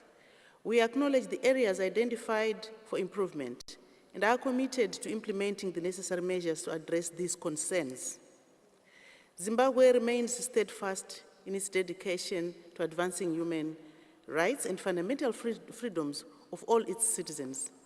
We recognize the importance of continued collaboration with the Commission and other stakeholders to ensure the effective realization of these rights. Mr. Chairman, we look forward to ongoing engagement and cooperation with the African Commission on Human and People's Rights as we strive to fulfill our obligations under the Charter. I wish to reiterate that Zimbabwe will submit responses in writing to the Commission to issues that have not been dealt with or have not been substantively dealt with. Mr. Chairman, honorable commissioners, I want to thank you for your attention and for the opportunity to reaffirm our commitment to the promotion and protection of human rights in Zimbabwe. I thank you.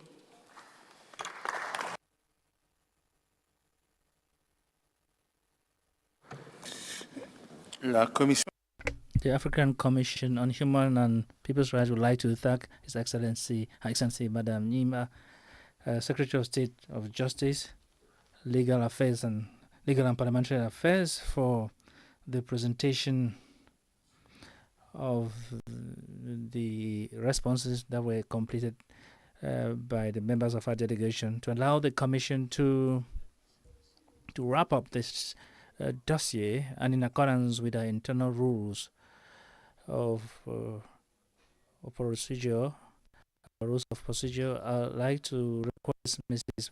Salangia, who is the country rapporteur of Zimbabwe, to take the floor and make some final observations before I bring it to a close. Madam Vice Chair and country rapporteur, are you online now? You can take the floor. You can take the floor. Thank you. Thank you very much, Chair. Honorable Chairperson of the African Commission on Human and People's Rights, Honorable Commissioners, Excellencies, distinguished delegates, and members of the Eastern Delegation of the, Zimbabwe. I extend my appreciation for the comprehensive presentation of your country report, and as you rightly indicated, Sister, the Secretary of State for Justice, and the constructive dialogue that followed. We commend your openness in engaging with the Commission and addressing the various issues raised. The Commission values the spirit of cooperation and mutual commitment to upholding the principles of the African Charter. Most importantly, we commend you for incorporating the responses to the additional questions in your presentation, that is the initial presentation. I'm also very proud that you have taken time over the weekend to further address outstanding issues.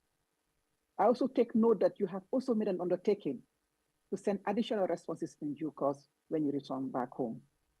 As country rapporteur, I congratulate you once more and will assure you that the Commission will thoroughly review the information provided and in due course forward the concluding observations to the government of Zimbabwe. The dialogue we embark on today and which started since Saturday It's not to name and shame, but just to exchange information and to map progress made, and sometimes to even identify best practice which we can use to share with other countries. And we trust that this observation will serve as a constructive tool to further strengthen human rights protection in your country. We look forward to continued collaboration and progress in this important endeavor. And in this respect, we renew our request for authorization for a promotion mission to Zimbabwe so that we can be on the ground to see for ourselves the progress you have made. I thank you very much for your kind attention and commend you once more for your openness and your frankness. Chair, with these few remarks, I hand over back the floor. Merci beaucoup. Thank you very much, Madam Country Reporter of Zimbabwe. On behalf of all the honorable commissioners, members of the African Commission on Human and People's Rights, I would like to say that the answers from the government of Zimbabwe can no longer, at this juncture, be subject to any discussion. We have taken due note. They are answers that that provide what we call an instant situation of human rights of the Republic of Zimbabwe. Madam Secretary of State, Mrs. Vimba Nyemba, these very important elements that you made known to the Commissioner will go a long way to enable us to start the process of drafting and adopting the final observations, which will be forwarded to the government of Zimbabwe within the shortest possible time. That is as best as the Commission's abilities permit. The Commission that meets only 4 times a year, but we'll do our level best to ensure that it gets to you as quickly as possible with the follow-up that we'll expect from Madam Country Reporter to push the other colleagues to adopt it. Like I said, adopt. The government always has the possibility to provide complementary information in writing whenever that is possible for you, whenever you deem it necessary. Before we send the final observation, so if you deem it necessary, you can forward any complementary information that will help or edify the honorable commissioners. I also like to let you know that this organ that you helped establish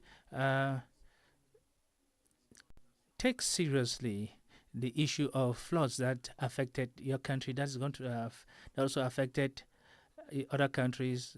Floods, natural disasters, and climate change definitely impacted the human rights in your country. We are with you on this issue today. In maybe Zimbabwe, some other countries have also started living the same problem. Recently, that was felt in the DRC and in other countries like Cameroon. So it is becoming a problem that so many countries are facing. We also significantly note the adverse impact of the unilateral coercive sanctions on the on the human rights situation in Burundi. Rather, this issue was a special message of the Assembly of Heads of State every year to support Zimbabwe by requesting clearly, without any ambiguity, the lifting of these unilateral sanctions. This issue is also taken seriously in the United Nations. You also mentioned in your report the Human Rights Council of United Nations in 2021 had already adopted a resolution to condemn these sanctions, and it's still the work of the Special Rapporteur of the United Nations on Zimbabwe. I can also assure you that at the Commission, we're also providing you the support so that these sanctions can be lifted. If I'm not mistaken, we also voted evolution. Like the country rapporteur said, we are finishing with a good note. It's your commitment taken from the high podium, from the African Commission, to continue taking measures to consolidate the progressive achievements that you made and to work on other issues which Zimbabwe plans to improve to enable Zimbabweans to enjoy human rights. On behalf of all my colleagues, I just have time now to wish you a safe return to Zimbabwe, and I think that I will not be exaggerating if we give another round of applause to the government of Zimbabwe.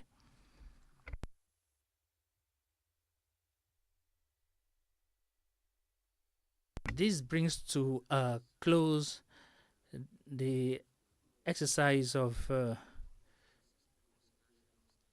consideration of state reports. It is 6 minutes past 1 o'clock, and I think we can have a break at this moment. We're going to return at it. We're going to reconvene at 2:30 after having had our lunch. If the government of Zimbabwe would like it, there's lunch that is served. I don't think they're going to return to the country right now. There's some tasty and delicious lunch prepared by the excellent cooks from the Gambia. Thank you very much, and see you soon. And we are adjourned.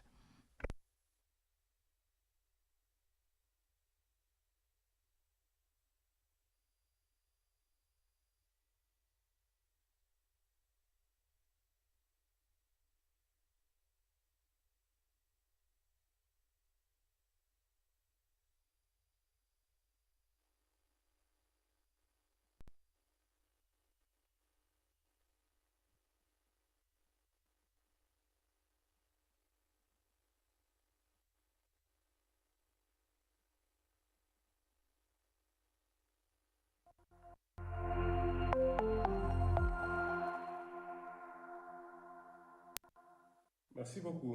Mon nom est Rémi Ngoï-Lumbu. Je suis le président de la Commission africaine des droits de l'homme et du peuple. Quand je suis entré à la Commission en 2017, AGA était pour moi une structure, une organisation lointaine. J'avoue que je ne savais pas grand-chose de quoi il s'agissait. Mais il a fallu que nous puissions en assumer la présidence, qui avait commencé par celui qui était l'ancien président de la commission, Solomon Lederso, dont j'ai hérité le mandat pour que je puisse bien comprendre de quoi il s'agissait. Au tout début, AGA m'a permis d'abord de m'approprier, une appropriation en tout cas des textes qui organisent cette importante plateforme, ce qui m'a permis de comprendre de quoi il s'agissait, quelle était la plus-value de ce mécanisme important, parce que c'est en fait une plateforme qui permet à toutes les organisations de l'Union africaine qui travaillent en matière de droits de l'homme, de démocratie et de bonne gouvernance de devoir interagir sur des sujets d'intérêt commun au sein de l'Union africaine. Il était tout à fait indiqué, en tout cas, que les organisations qui travaillent dans ces domaines puissent avoir une plateforme où elles discutent ensemble de ces questions, plutôt que de voir chacun d'entre elles, de ces organisations, rester dans son coin et continuer à travailler sur des matières qui gagneraient à être fédérées. Et depuis lors, je pense que nous avons fait un excellent mandat, une excellente présidence, en tant que membre de la Commission africaine de droits de l'homme et des peuples, mais le temps est court. Il ne nous a pas permis de mettre en œuvre toutes les idées que nous avions proposées jusqu'à ce que nous avons cédé le bâton de commandement au Comité africain des experts sur le droit et le bien-être des enfants. Merci beaucoup.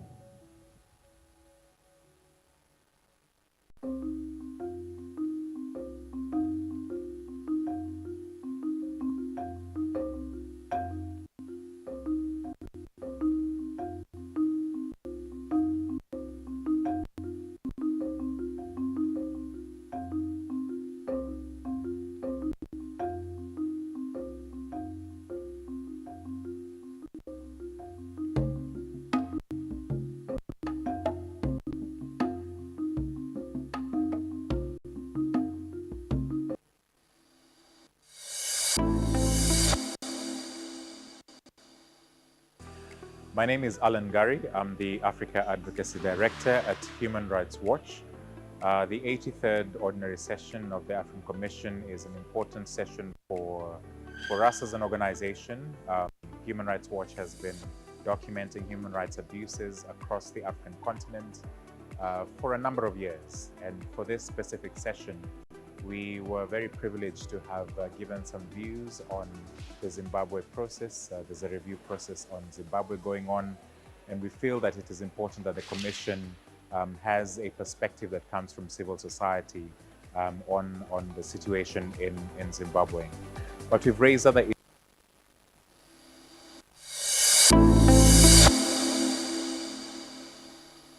My name is Batrokwa Magwa. I'm the political advisor to the CEO of the APRM Continental Secretariat.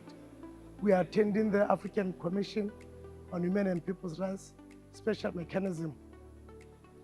So we are participating as one of the AGA platform members, and we participated in a panel discussion on aligning official development assistance and investments on the promotion of socioeconomic rights.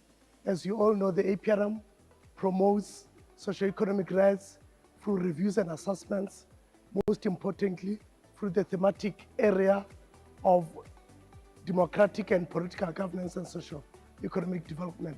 So our presentation focused on our review reports on these two particular issues in a number of countries, in Kenya, Republic of South Africa, Uganda, and Egypt, and also how to align the socioeconomic rights as stipulated in Article 22 of the African Charter on Human and People's Rights in relation to official development assistance and investments on the continent.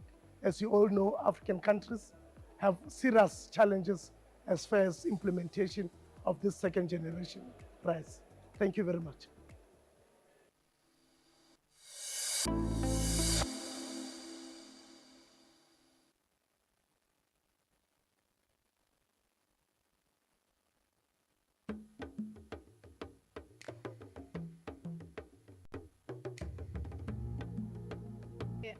My name is Commissioner Dr. Lita Musimi Ogana. My capacity is dual. I am the commissioner responsible for the rights of people living with HIV and AIDS in Africa, and also the commissioner in charge of the protection of rights of indigenous communities and minorities in Africa. This was an amazing forum. When we were conceiving the idea of having this joint forum, we thought of a space where, as a commission, we could have stakeholders every year come, join us to discuss some of the things and items that are not normally covered specifically in our mandates. We thought of issues that we may not be able otherwise to deal with during our normal work in the commission. And so it has been a huge success from the first day to the second day to the last day. Even now people are still in the room. Nobody has left. And we think that the topics have been very exciting. The views that have been shared are very innovative, and that we have been able to successfully bring together member states, civil society, national human rights commissions, and partners and stakeholders under one roof to discuss these key issues that we do not normally have time to reflect on every day. We want to say that next year you are welcome to our second forum, and we look forward to your participation, and we can assure you this is the forum. Thank you.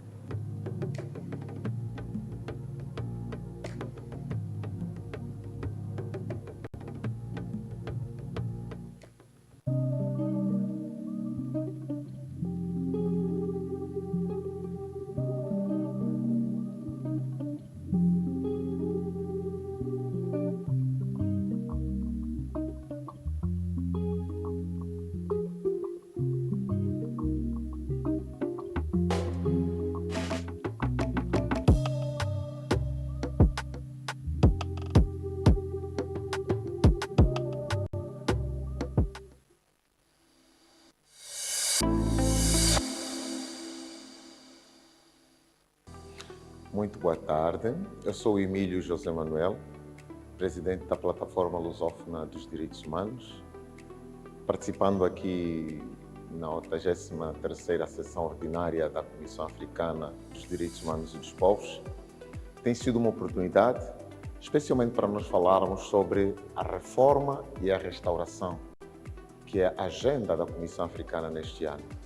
Temos que precisar olhar para os nossos países como estamos a questão da reforma, da reconciliação, das normas que permitem que a reconciliação seja efetiva e também a questão da reparação, a questão do acesso à justiça, a restrição do espaço cívico e a participação. Tem sido uma grande oportunidade para nós podermos analisar e apresentar uma fotografia e radiografia da situação dos direitos humanos nos nossos países. Nós abordamos aqui sobre o direito de associação, reunião e manifestação. Dias de participação e que no qual nós esperamos, de forma muito assertiva, poder contribuir para os espaços de diálogo entre a União Africana, a Comissão Africana e também as organizações da sociedade civil. Sabemos que a Comissão está em reforma, também podermos contribuir especialmente sobre o artigo 59, que tem a ver com a confidencialidade e a divulgação das queixas apresentadas pelas organizações. Muito obrigado.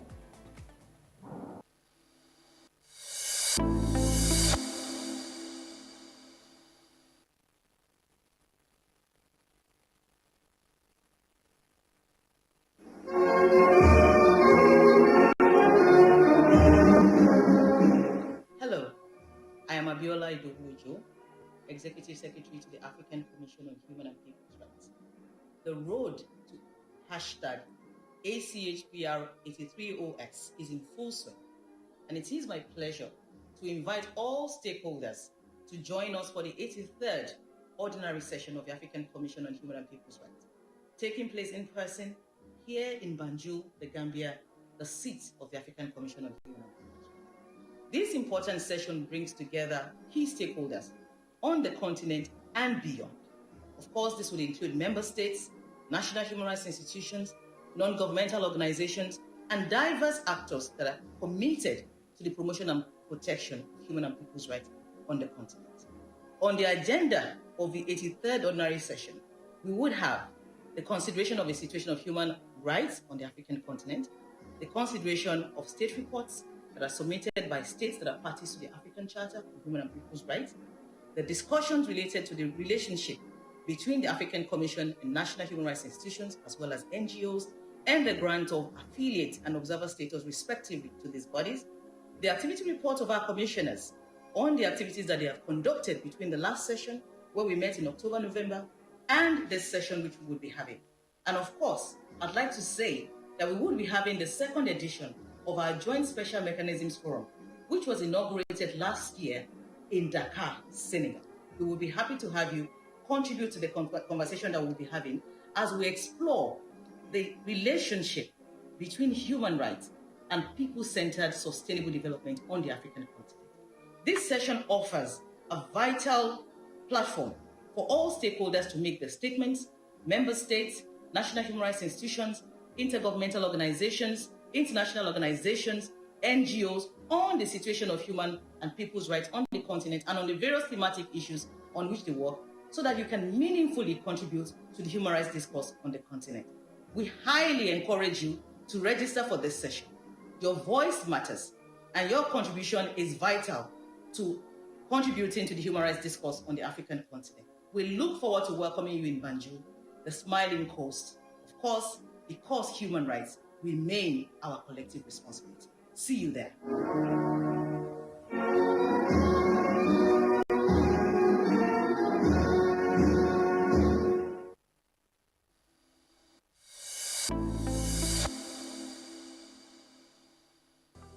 My name is Jagan Gray Johnson, and I'm one of the advocacy advisors for the Open Society Foundations, OSF. I'm based in Johannesburg, and I'm supporting participants to this 83rd session of the African Commission for Human and People's Rights based in Banjul. We also support the Commission in various ways, together also with the Center on the pre-session itself, which basically also looked at full participation of non-state actors and NGOs and CSOs in the NGO Forum, which is usually hosted by the African Center for Human Rights and Democratic Studies.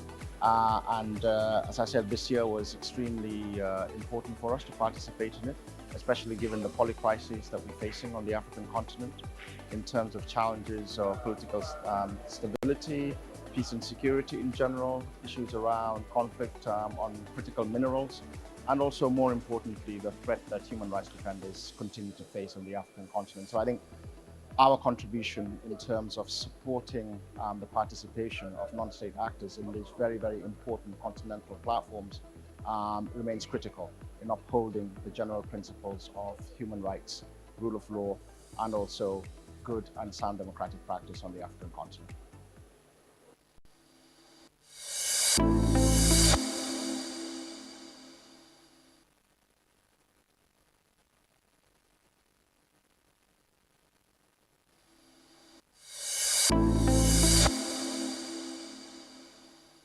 Good afternoon. My name is Hannah Foster. I'm the Executive Director of the African Center for Democracy and Human Rights Studies. We are the Secretariat of the Forum of NGOs in the 83rd session of the African Commission on Human and People's Rights. We come here to share the outcomes of the Forum of NGOs and also to introduce more civil society members to be able to engage with the African Commission. This particular commission session is very of importance because it is set during the year of AU theme of the year of justice for African and people of African descent through reparations. And this was one of the main themes of the Forum of NGOs, the main theme of the Forum of NGOs, and we've been able to put together a couple of resolutions and recommendations that we would like to share with the Commission and other partners, and also reports from Zimbabwe and Ethiopia. Civil society have also come up with some reports, and we are hoping that during this particular session, we should be able to share. We've got some outstanding issues of the death of Tulani, which is still not been investigated by Eswatini. We've also gotten some other cases, the case of Sudan, the ongoing conflict in Sudan, the problems of 3 countries in West Africa coming out of ECOWAS and not being able to come together. These are all some of the issues that we should be pushing here. The role of the peace and security of the African Union. And it seems they are not even able to take care of what is happening on the continent. Although we are concerned, we also want to know what member states will be doing on that. We also looked at the new convention on ending violence against women and children and girls that has just been adopted in February by the AU. And we are hoping that we should be able to strategize as to how we can get engaged with the mechanism at the African Commission to ensure that women and girls free from violence, live in a situation whereby violence is a thing of the past. Yes, many of the states also have been claiming or have even ratified the African Women's Protocol, but we still have some unfinished business. For example, when you look at the Maputo Protocol, only 42 African countries have ratified. We still have pending countries to ratify. Those who've ratified, a lot of them have not even implemented. So we want to also push that. And furthermore, you find out that, yes, we still have some states that have reservations on Maputo Protocol. All this will delay the full realization of the benefits of the Maputo Protocol by women and girls. So we are hoping that this particular session will further the discussion on ensuring that the African Commission pushes much harder, works with states to ensure that women and girls enjoy the fruits of the Maputo Protocol. I thank you very much.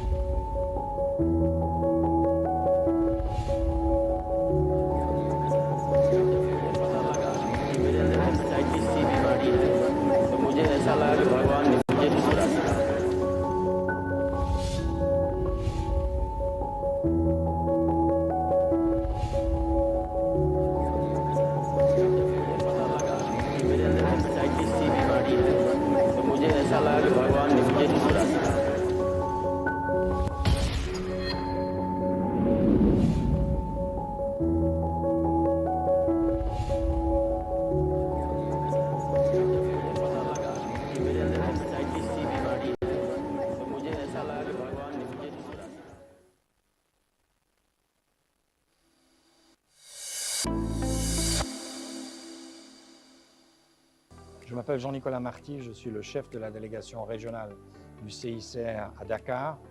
La délégation régionale du CICR couvre le Maroc, la Mauritanie, la Gambie, le Sénégal, le Cap-Vert, la Guinée-Bissau, la Sierra Leone et le Libéria.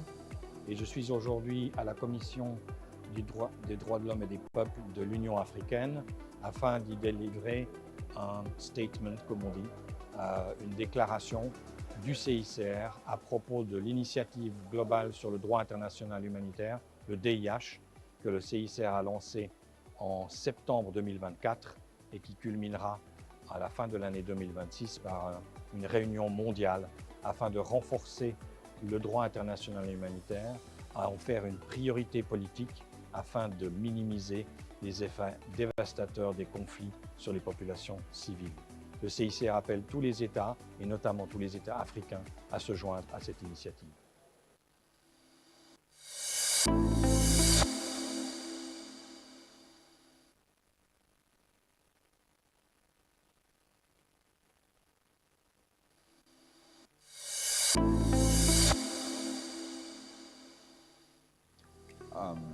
My name is Lakson Radzikwa.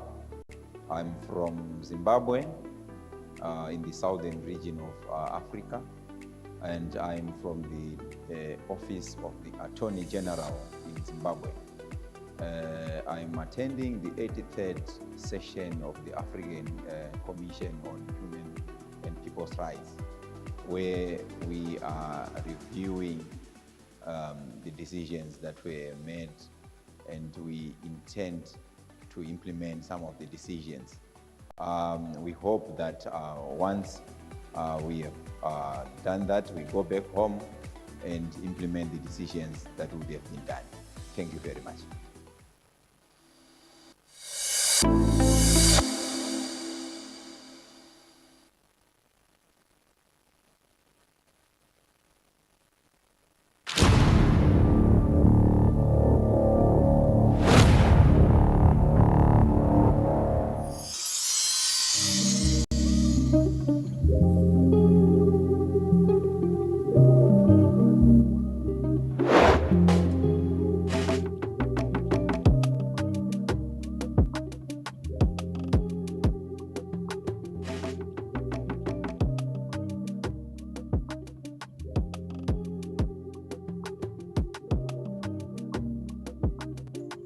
One Africa, one voice.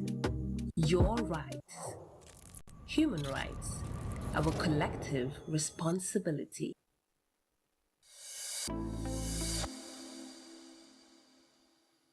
Je suis David Moukoudi, membre militant à l'ONG Un Monde à Venir au Cameroun, une organisation qui travaille sur les questions de droits de l'homme, de démocratie et de bonne gouvernance depuis plus de 20 ans aujourd'hui au Cameroun.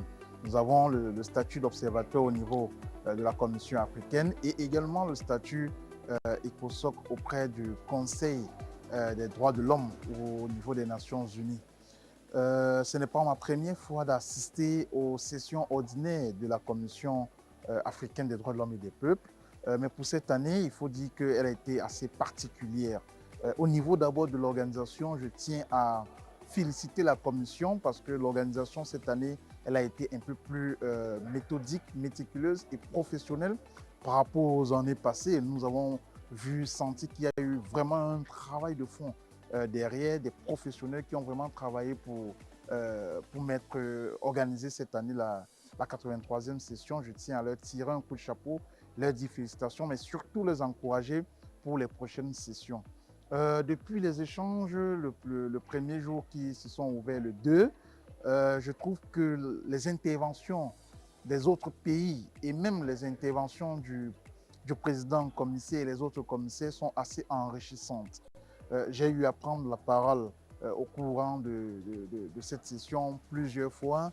D'ailleurs, aujourd'hui, j'ai eu l'occasion de lire de manière publique et officielle la déclaration de l'ONG Un Monde à Venir sur la situation des droits de l'homme au Cameroun depuis 2024 jusqu'à ce premier quadrimestre 2025, une situation qui n'est pas assez reluisante. Et donc, nous avons demandé à la Commission et nous réitérons notre demande auprès de la Commission de véritablement mettre un accent sur le Cameroun, d'interpeller l'État du Cameroun à ce que les différentes violations de liberté d'association, les violations sur la liberté d'expression. Encore aujourd'hui, nous célébrons la journée internationale, la journée mondiale de la liberté de la presse. Au Cameroun, aujourd'hui encore, nous alertons qu'il y a beaucoup de journalistes qui n'ont pas eu l'occasion de manifester, d'organiser des réunions qui ont carrément été interdites par les sous-préfets et les policiers alors que c'est leur journée.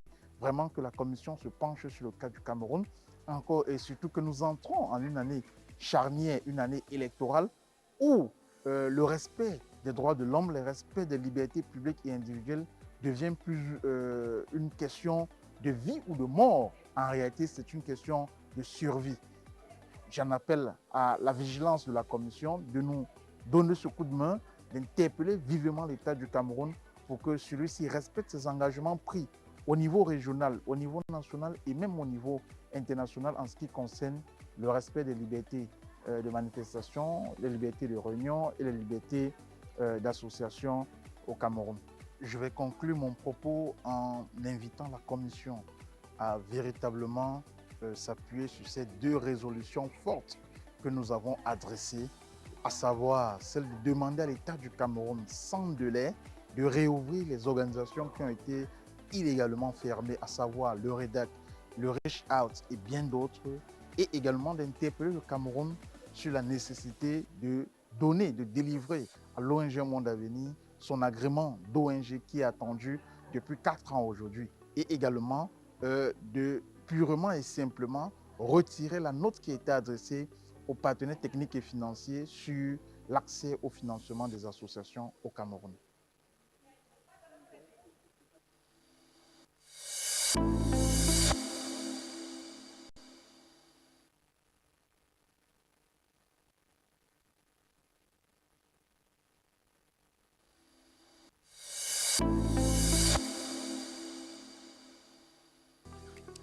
Hello everyone, this is Secretariat. I am the officer in charge for the International Organization for Migration here in the Gambia. I just came out of a wonderful panel session that focused on the impact of climate change on migration and how that is emerging as a driver of conflict on the continent.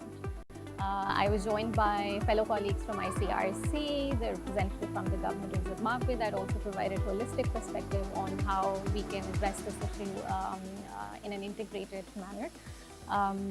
Overall, I feel this was a wonderful platform to exchange ideas and come together to see that how we can really deploy people-centered, human rights-based approaches to solutions that are affecting the continent as a whole.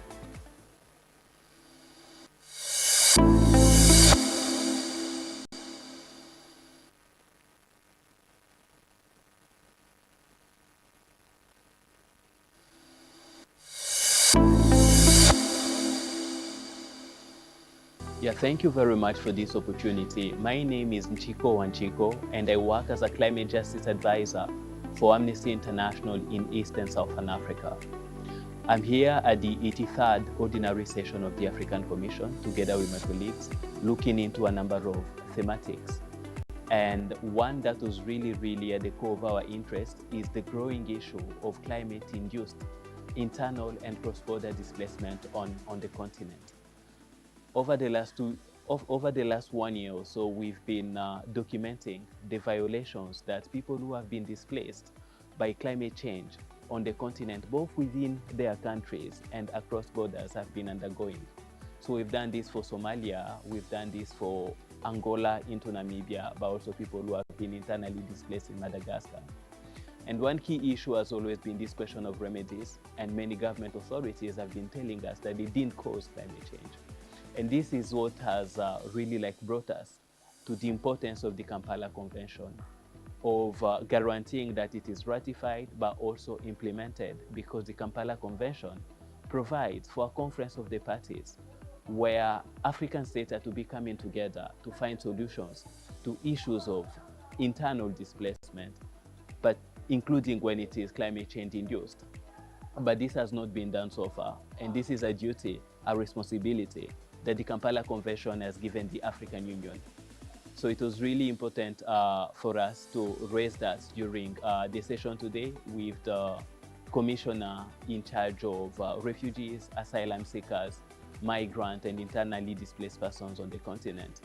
We raised our observations, and the Commissioner said that she was taking those on board and try to see what can be done at the level of the African Union, so that we have the conference of the parties under the Kampala Convention convened regularly and trying to come up with solutions, strategies on how the continent, African states, can approach this issue of climate-induced internal displacement that has been really, really alarming in the cases that we've covered. Thank you very much.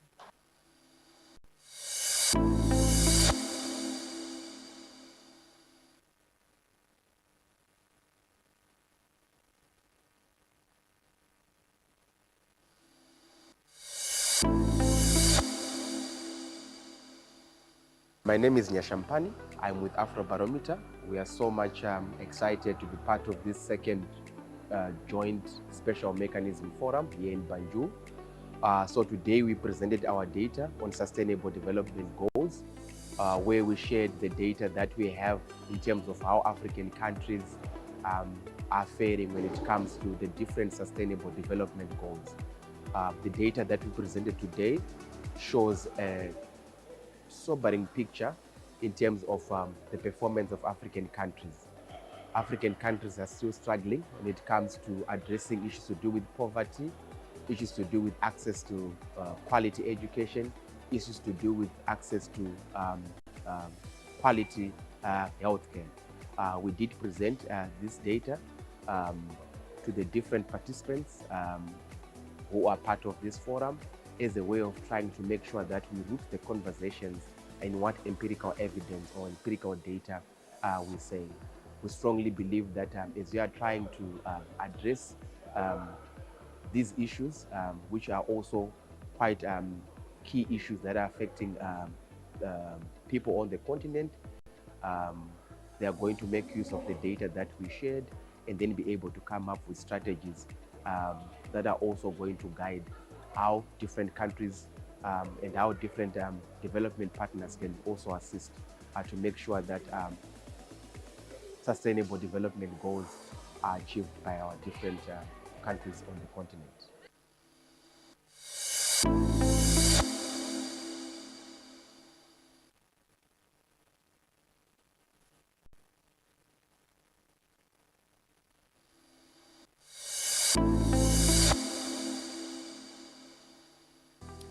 Hello, my name is Paida. I'm from Zimbabwe, here at the 83rd session of the ACHPR. So far, we have had good deliberations. We have heard from various member states and civil society organizations, and we find this to be very important to see how member states and civil society organizations can come together and build on their working relationships. Additionally, Zimbabwe is going to be presenting its state party report later on in this session. It gives us an opportunity to be able to share with the Commission, fellow member states and civil society organizations how we have been trying to better the human rights situation in our country, how we have been working with partner organizations, the Commission and civil society organizations.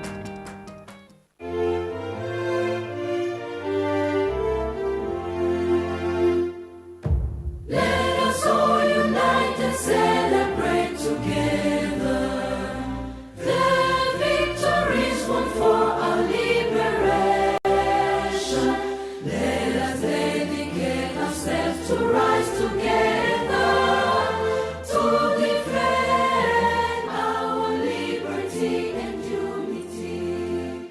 All sons and daughters of Africa, flesh of the sun and flesh of the sky, let us make Africa a tree of life.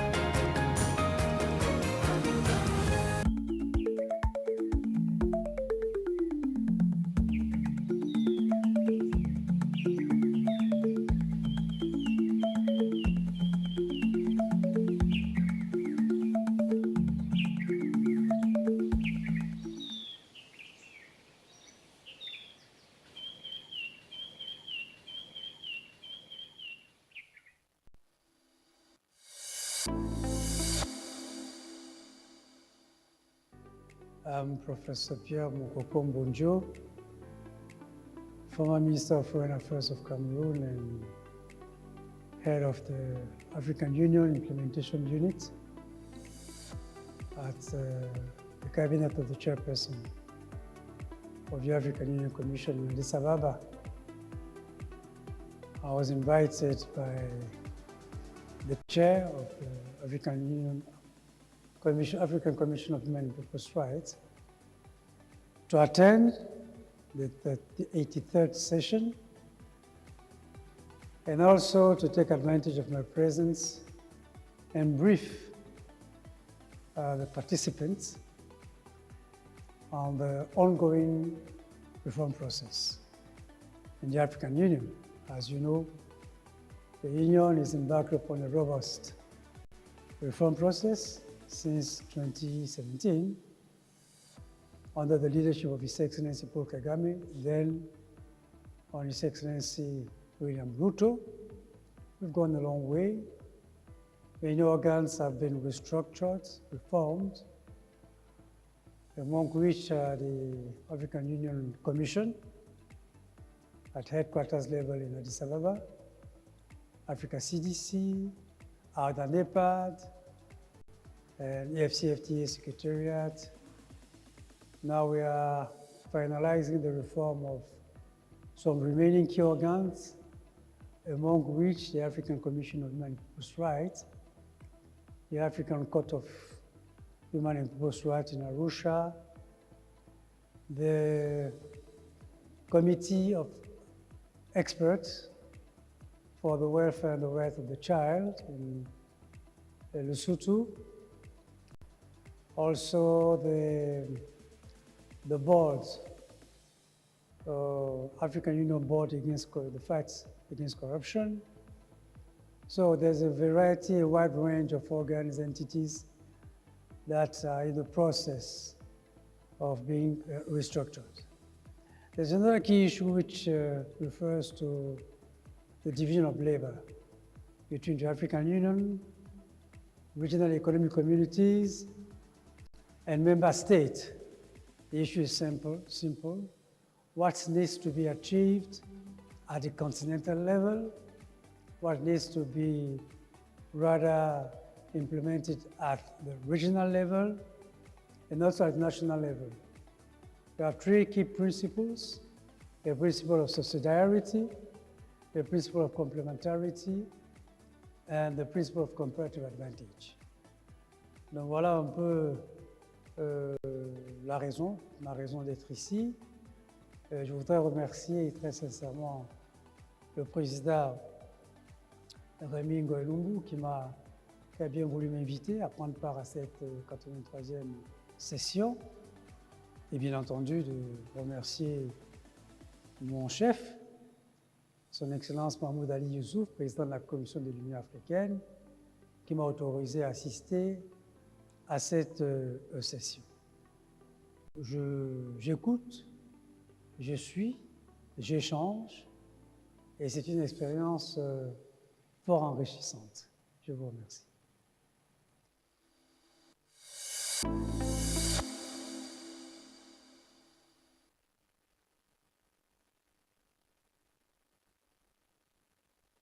I'm Solomon Ayele Derso. I'm a member of the African Commission on Human and People's Rights. I chair the working group on extractive industries, environment and human rights violations in Africa in the Commission. This is one of the mechanisms of the African Commission on Human and People's Rights, which is tasked with the responsibility of monitoring the human rights situation and environmental issues that arise in the extractive industries sector. As you all know, the extractive industry sectors historically, but also broadly speaking in Africa, has very substantial consequences on the lives, livelihoods, land, territories, as well as the environment of the African continent. While the extractive industry sector has enormous potential for contribution to the socio-economic development and thereby the improvement of the living standard of people of the continent, more often than not, this potential of the extractive industry sector has not been felt in the lived experiences of most people on the continent. Contrary to this, the natural resources of the continent and the operation of the extractive industries has brought a great deal of suffering, a great deal of human rights violations, and also environmental degradations on many parts of the continent. In the context of the current rush for critical minerals and also what are called transition minerals, in the context of the green energy transition, there is another scramble for these rare minerals on the African continent. And in this context, our working group asked the question whether once again, as in the past, the continent is going to face the resource curse arising from this rush for critical minerals. So our work as the working group is to promote the respect for and observance of the human rights standards of the African Charter on Human and People's Rights, particularly as they relate to the exploitation and extraction of natural resources that the continent is enormously endowed with. Under Article 21 of the African Charter, specific obligations have been laid out. Actually, so much so that this is one of, if not the longest provisions of the Charter, highlighting the importance that is attached to and the historical significance of the natural resource exploitation of the African continent for the exclusive benefit of the people of the continent. With respect to the state of human rights on the African continent and broadly what we can do and should do, I think it's important to note that in terms of normative development, having the right norms relating to human rights, in terms of institution building, having the various institutions for the monitoring and implementation of human rights standards, a lot of progress have been made. both through the normative development contribution of the African Commission on Human and People's Rights, and broadly by the African Union. Yet the gap between the promise of these various and progressive human rights norms and the lived realities of our people is ever increasingly expanding.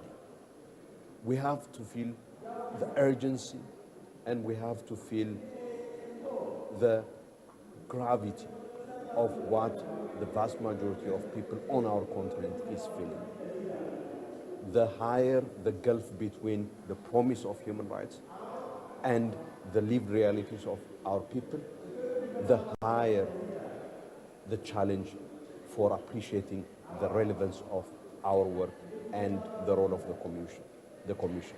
We therefore need to work hard in order to harness the role and contribution of all sectors of society in order to narrow down this enormous gulf between the promise of our norms and the lived realities of the people on the continent.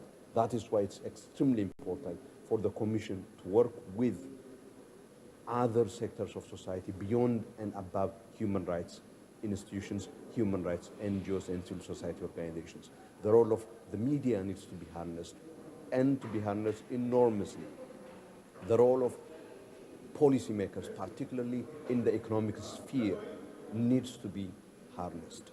The role of policymakers in other areas, the digital space, also needs to be appreciated and harnessed and taken advantage of. We have to use civil society organizations, use women, and the enormous potentials and entrepreneurial skills of our people. I thank you very much.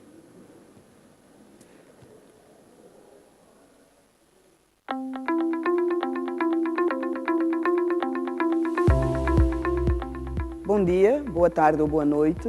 Meu nome é Maria Teresa Manuela.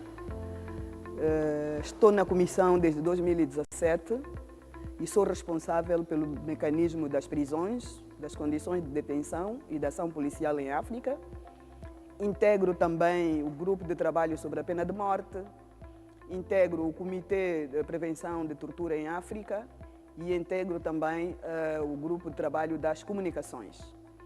O que eu devo dizer acerca do meu mecanismo? O mecanismo das prisões, condições de detenção e ação policial em África foi um dos primeiros a ser introduzido na Comissão Africana e temos trabalhado intensamente sobre questões de polícia, portanto toda a ação policial, e também temos trabalhado intensamente sobre as prisões. Por quê? Porque das políticas africanas, tanto na Agenda 2063, como nas políticas da União, tanto da ONU, que é a Agenda 2030, pouco ou nada se diz acerca das prisões. Mas todos nós sabemos que são homens, mulheres e algumas crianças que se encontram nesses locais e precisam que os seus direitos humanos sejam protegidos, que seja respeitada a sua dignidade como pessoa humana. E sobre a polícia, precisamos trabalhar no equilíbrio entre o respeito pelos direitos humanos e a manutenção da ordem e segurança públicas. Então, o meu mecanismo trabalha sobre estes dois aspectos cruciais na vida dos países que integram o continente africano. E apelamos a todos os que possam ajudar-nos a trabalhar para que as prisões sejam um local para correção e não para dupla punição, bem como trabalhar no sentido de que a nossa polícia possa efetivamente ser o garante do respeito pela dignidade das pessoas e o garante do respeito pela ordem e segurança públicas. Muito obrigada.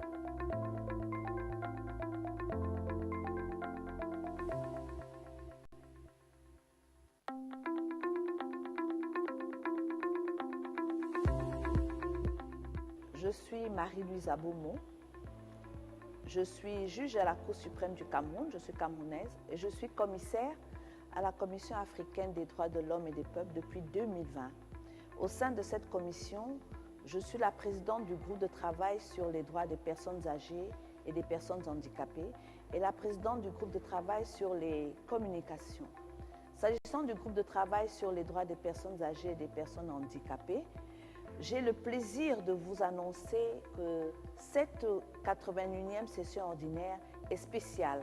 Elle est spéciale parce que au cours de cette session, nous avons eu l'honneur d'annoncer, de célébrer l'entrée en vigueur du protocole sur les droits des personnes handicapées et d'annoncer l'entrée en vigueur prochaine à la fin de cette session, soit le 6 novembre, du protocole sur les droits des personnes âgées.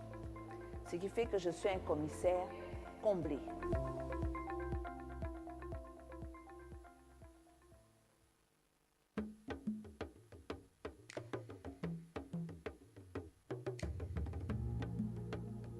Mon nom est Selma Sessi Safer, je suis de la République algérienne démocratique et populaire et je suis professeur de droit international à l'Université d'Alger. J'ai été élue membre de la Commission africaine des droits de l'homme et des peuples lors de la 43e session ordinaire du Conseil exécutif de l'Union africaine en juillet 2023 et j'ai pris mes fonctions en tant que commissaire lors de la 77e session ordinaire de la Commission africaine le 20 octobre 2023. En matière de mécanismes spéciaux, je suis le rapporteur spécial en charge des réfugiés, des demandeurs d'asile, des personnes déplacées en Afrique et des migrants. En ce qui concerne les pays dont je suis en charge, je suis responsable de la promotion et de la protection des droits de l'homme et des peuples dans 4 États africains qui sont l'État de la Libye, la République du Niger, la République du Sénégal et également la République tunisienne.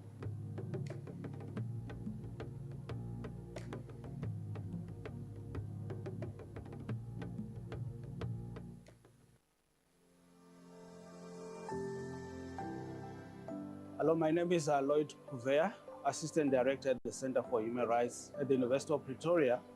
We are here attending the 81st Ordinary Session of the African Commission on Human and People's Rights. As the Center for Human Rights, we're an academic institution, but we're also an NGO. Most of the work that we are doing as an academic institution is training states on state reporting under the Maputo Protocol.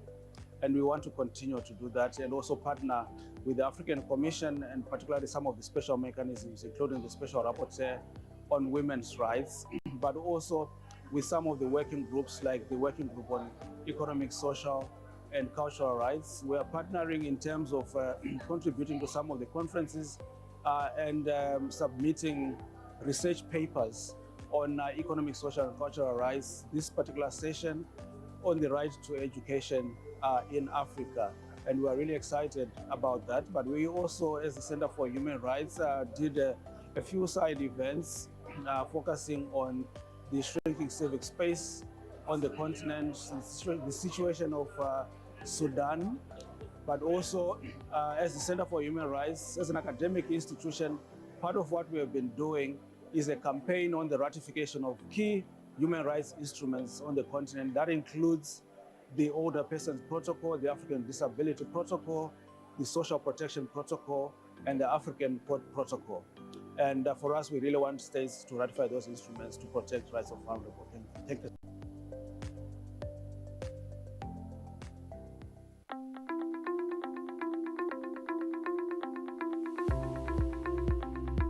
My name is Michael Janyakun, Deputy Executive Director of the Institute for Human Rights and Development in Africa, here in Banjul, the Gambia. Today, I participated in a panel discussion on the implications of Article 59.1 with regards to confidentiality for the communications procedure of the Commission and how it impacts on litigants. I also, prior to that, delivered a statement on the human rights situation in Sudan in the context of the conflict that has displaced 9 million people, 7 million of them internally and about 2 million of them in neighboring countries. I think the session of the African Commission offers a space for reflection, for dialogue between civil society, individuals, the African Commission and other organs, and state parties on common African problems. It offers a platform for us to also dialogue about inclusive and accessible, but also that the Commission is able to perform its mandate of guiding member states in implementation of their obligations under the African Charter and other human rights instruments for which the Commission is a supervisory organ.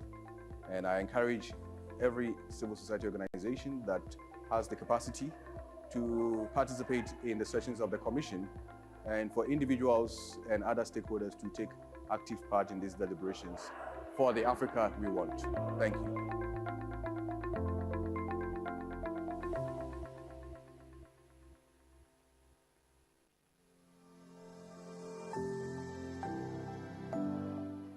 Hi, my name is Nafnael Zacharias. I'm the representative of Eritrea. I came from Asmara, from the head office of Minister of Foreign Affairs. So I came to the beautiful country Gambia and to the beautiful city of Banjul to attend the 81st ordinary session of the African Human and People's Rights. So we are here with our African brothers and sisters to talk about the prevailing conditions of human rights. We are discussing here about our countries and the different African countries' improvements in the human rights conditions. We are giving recommendations, and also we are hearing different cases of discussions in the panels. So it's a very productive meeting. It's a very productive conference. So I hope things will get in the right direction. Thank you so much.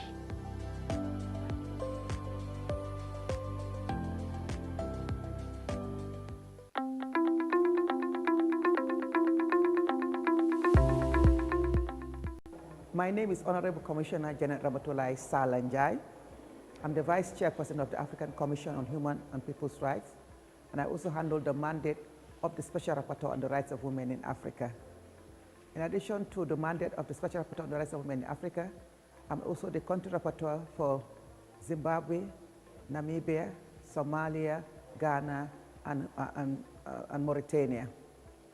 With regard to my mandate as the Special Rapporteur on the Rights of Women in Africa, I'm responsible for monitoring the situation of women in the continent, and in particular to ensure the universal ratification of the Maputo Protocol on the rights of women in Africa, in terms of ensuring that all member states become members of the protocol, and most importantly, to ensure the effective implementation and domestication of the Maputo Protocol, so that it becomes the reality of the women of the continent, that the women of the continent can claim their rights using the Maputo Protocol. The ordinary session of the African Commission on Human and People's Rights is very important, because this is the session that brings together the human rights community in the continent. All stakeholders are present: member states, national human rights institutions, the NGO community, all geared towards the promotion and the protection of the citizens of the continent.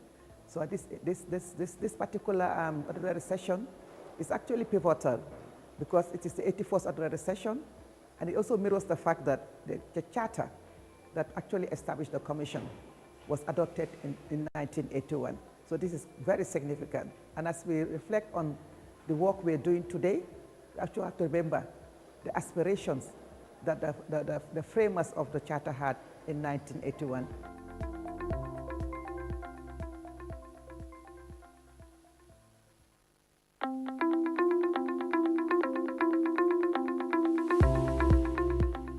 My name is Sean Tate, and I work for an organization called the African Policing Civilian Oversight Forum.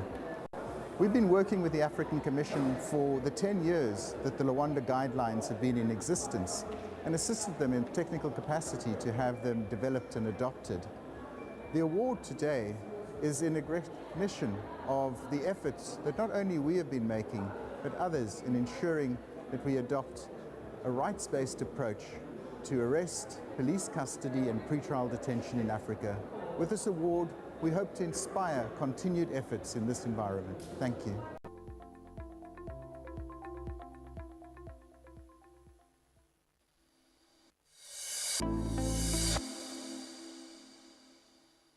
I came to represent Child Protection Alliance, and my presentation was promoting inclusivity in child protection and the vulnerable groups.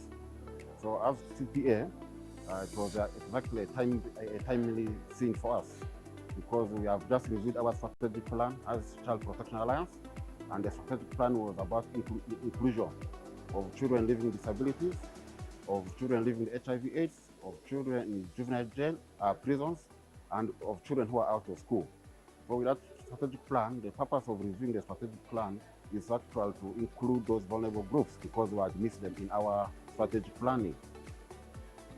And therefore, my presentation is actually how we have reviewed our strategic plan to bring the vulnerable groups on board, since we have been ignoring them in terms of prioritizing our strategic objectives. Much as we have been working with the organizations that work directly with children with disabilities, children out of school, but it was not captured in our strategic plan. So we were far away from the vulnerable groups. And that's the contribution I made. And I think the theme identification was proper for Child Protection Alliance, the Gambia.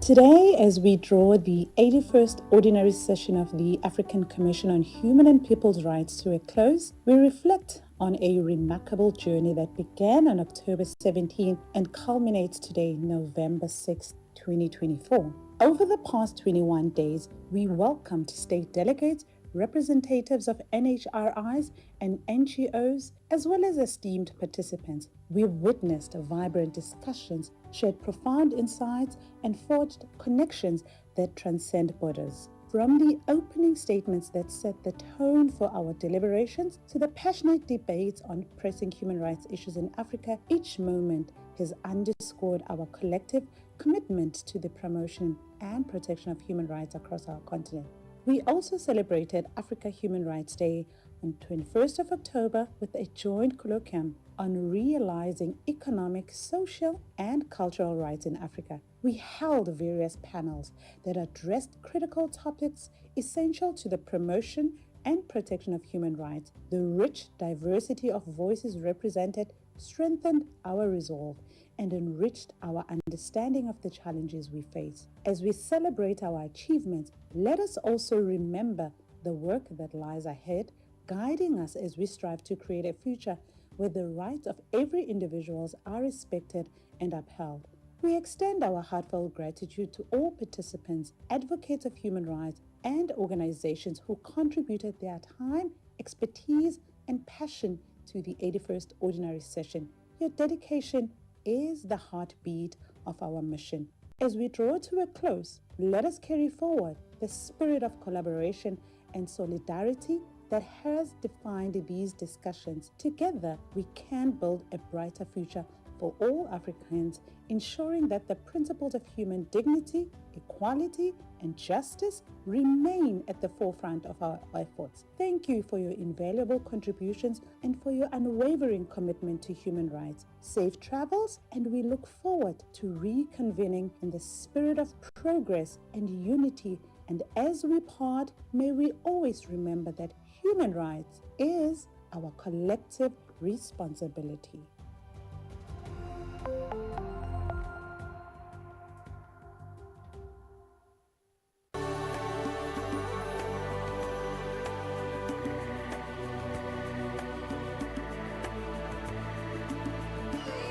D'abord, il y a au niveau de la Commission ce qu'on appelle les mécanismes spéciaux. Il s'agit d'une espèce de subdivision interne du travail avec des rapporteurs, avec des groupes de travail et avec des comités. C'est comme cela que la Commission africaine de l'homme et des peuples travaille. Alors, c'est sur une base thématique. Un rapporteur, il travaille seul, il peut travailler sur les réfugiés, sur les défenseurs des droits de l'homme. Un comité, c'est un groupe d'un certain nombre de commissaires qui travaillent en association avec les experts extérieurs sur une thématique encore bien déterminée. Ça peut être la torture, ça peut être la peine de mort, en tout cas sur les questions qui sont liées aux droits de l'homme. Ensuite, vous avez les groupes de travail. Ce ne sont que des appellations qui changent, mais en réalité, c'est des structures, des microstructures formées à la fois d'un groupe de commissaires 3, de quelques experts extérieurs. Quand ils se mettent ensemble, ils forment un groupe de travail pour le profit de la commission, c'est-à-dire ils analysent des choses et font des propositions à la plénière des 11 commissaires pour qu'ils puissent adopter et donner des orientations et des conseils aux États qui attendent justement de la commission ces conseils-là. En matière de protection des droits de l'homme, le plus grand problème que nous connaissons, c'est le fait que nos décisions ne sont pas mises en œuvre. Hein. Et ce n'est pas une maladie qui paralyse uniquement la Commission. La Cour africaine a également ce même problème et tous les autres organes d'ailleurs de l'Union africaine. Il faudrait la promotion des droits de l'homme, c'est-à-dire leur prêcher les droits de l'homme tous les jours pour qu'ils puissent adhérer à la religion des droits de l'homme. Sejam bem-vindos à sessão ordinária da Comissão Africana dos Direitos Humanos e dos Povos. Direitos humanos, a nossa responsabilidade coletiva.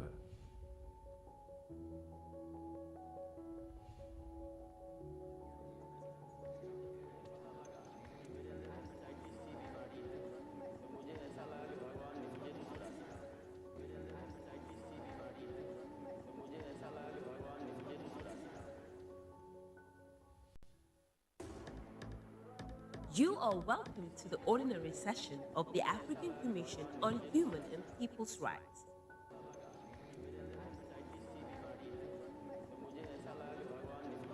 Human rights, our collective responsibility.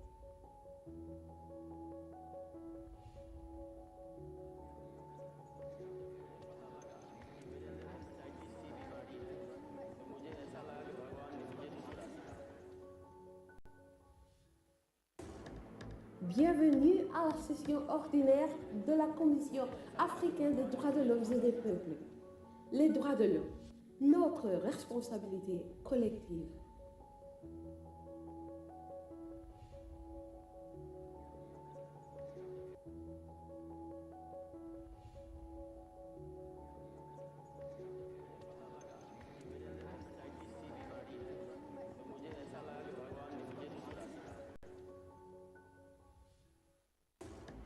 نرحب بكم في الدورة العادية للجنة الإفريقية لحقوق الإنسان والشعوب. حقوق الإنسان مسؤوليتنا الجماعية.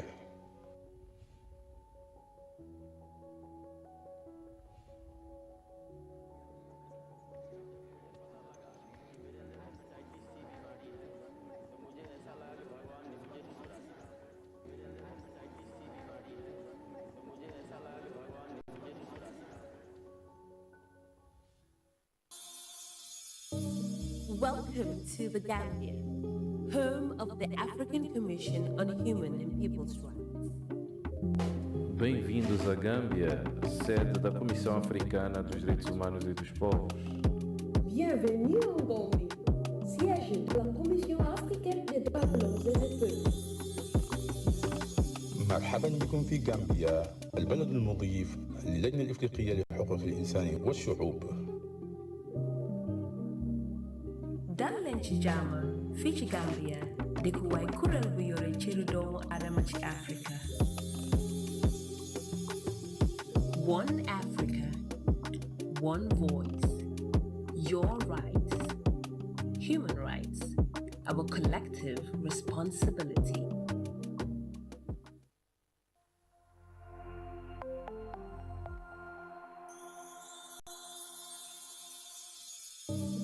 Welcome to the Gambia, home of the African Commission on Human and People's Rights.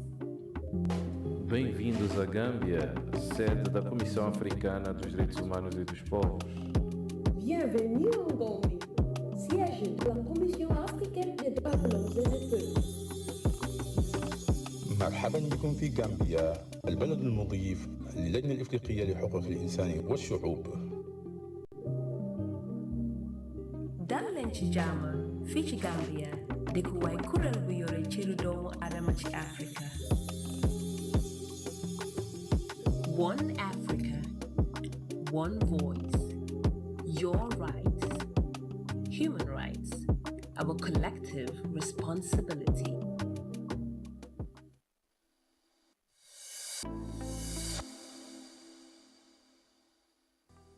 Boa tarde a todos.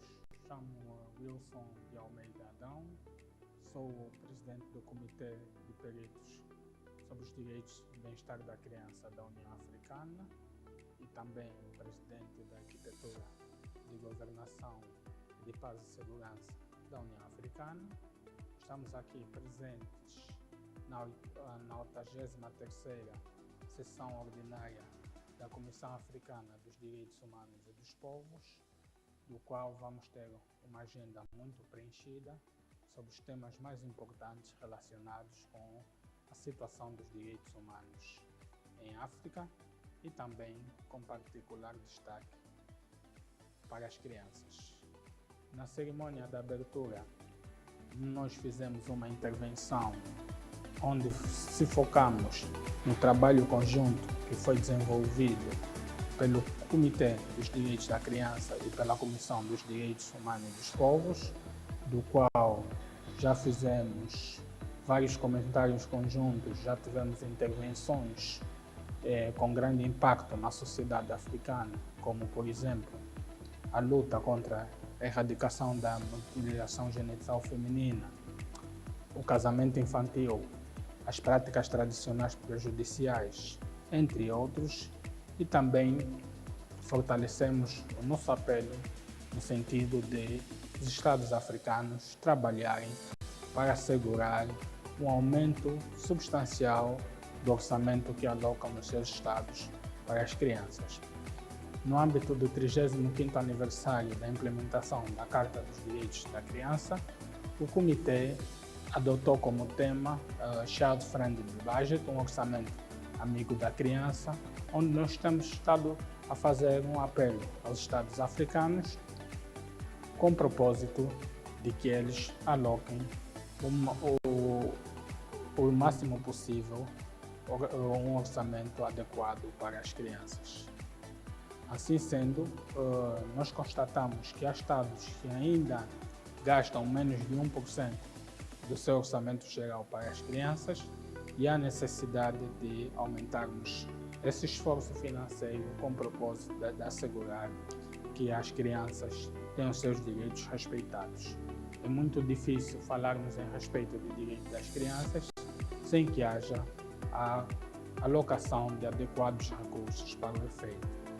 Ainda durante esta secção, fizemos uma outra intervenção relacionada com a reforma que está a se operar a nível da União Africana, liderado pelo presidente William Ruto atualmente, do qual nós defendemos a necessidade de se manter a autonomia dos órgãos de defesa dos direitos humanos e, concretamente, da Comissão Africana dos Direitos Humanos e dos Povos e do Comitê, enquanto entidades separadas, mas que trabalham em conjunto em função dos mandatos específicos para a promoção dos direitos humanos no nosso continente. Em especial, neste momento, onde nós enfrentamos muitos desafios no campo da concretização dos direitos humanos, como, por exemplo, a crise no leste da RDC, os golpes de Estado em vários países africanos, as duas guerras que assolam fortemente o Sudão e o Sudão do Sul e outras partes do nosso continente. É neste contexto de grande dificuldade que nós, que pertencemos aos órgãos de defesa dos direitos humanos da União Africana, defendemos a necessidade de se manter a autonomia para melhor respondermos aquilo que é a nossa missão, que é sermos verdadeiros servidores dos cidadãos africanos. No mesmo sentido, e no âmbito desta atividade, nós iremos, na segunda-feira, fazermos uma abordagem ampla sobre o trabalho dos mecanismos especiais de proteção dos direitos da União Africana e do qual iremos partilhar a experiência do Comitê dos Direitos e Bem-Estar da Criança na defesa dos direitos dos menores do nosso continente. É uma oportunidade primordial para os órgãos, os Estados-membros e todas as partes interessadas interagirem e trabalharem no sentido de assegurar que a África que todos nós sonhamos seja o mais próximo possível à África que todos nós vivemos. Muito obrigado.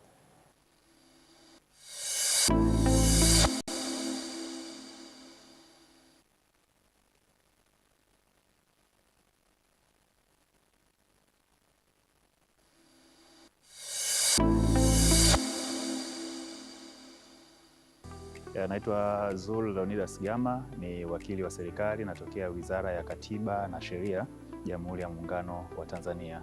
Niko hapa kwa ajili ya kuwakilisha hali ya haki za binadamu Tanzania, na kama tumefurahi maandalizi ni mazuri, lakini pia kikubwa zaidi tumefurahi kupata nafasi ya kutoa taarifa yetu ya hali ya haki za binadamu Tanzania, lakini kizuri zaidi pamoja na yote tumefurahi kwamba mwenyekiti wa commission ametupa positive remarks, amemsifia rais wetu kwa kuwa kama champion mkubwa wa nishati safi, kitu ambacho rais wetu mara zote amekuwa akifanya, lakini pia nchi yetu imepata positive remarks kwa mambo yote tunayofanya katika haki za binadamu, juhudi ambazo zimekuwa zikionyeshwa na rais wetu, lakini pamoja na mambo mengine yanayohusu haki za binadamu.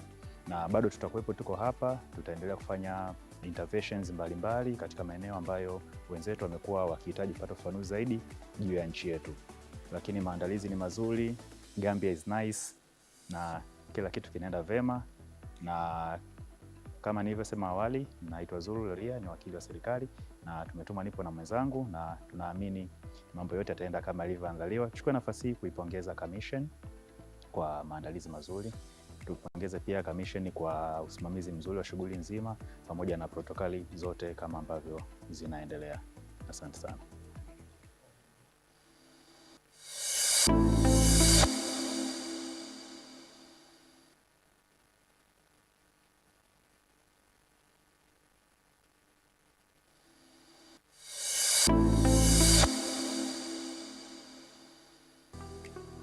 My name is Abdi Jibril Ali.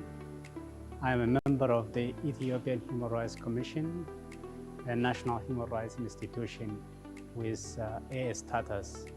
I came to participate in the session, in the 83rd sessions of the African Commission on Human and People's Rights. We submitted at the Ethiopian Human Rights Commission a statement on human rights situation in Africa, and also a thematic statement on women's rights, rights of prisoners and the conditions of detention, on economic, social, and cultural rights, as well as rights of older persons and the persons with disability. Regarding the organization of the session, from the practical session, I registered before starting my travel. So I received practical information as well as clearance on immigration matter. So I see that the practical arrangement. I also, when I came here, I made a statement on human rights situation in Ethiopia, highlighting positive developments, areas of concern, and a recommendation for the government of Ethiopia. So far, the statements that we have made are very well taken, and I really appreciate the opportunity to make a statement and highlight human rights situation in Ethiopia at the African Commission on Human and People's Rights. I thank you.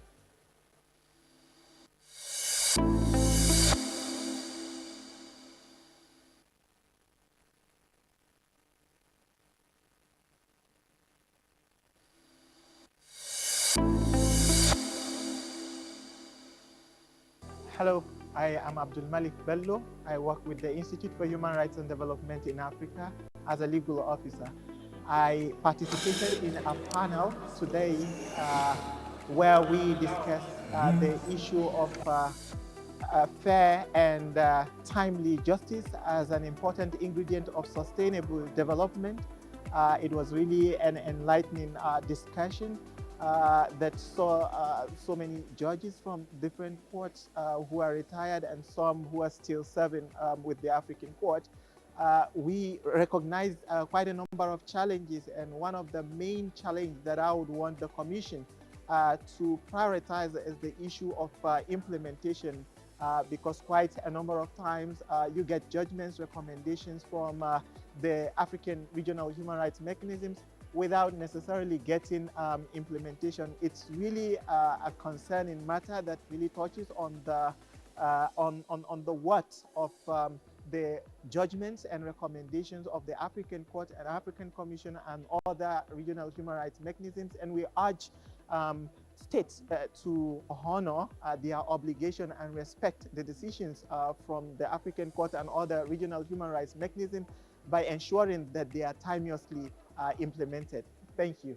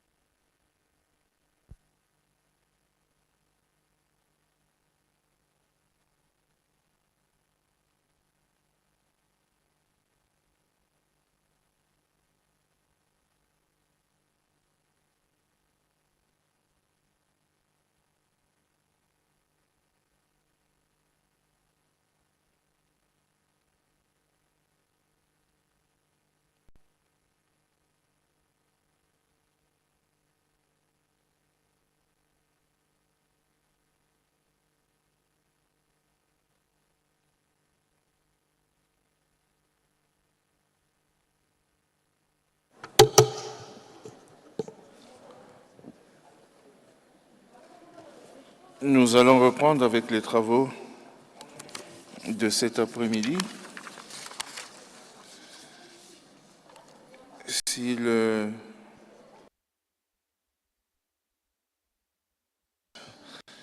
l'interprétation en anglais est disponible et dans toutes les langues, les cabines sont en train de fonctionner. Oui, tout est working.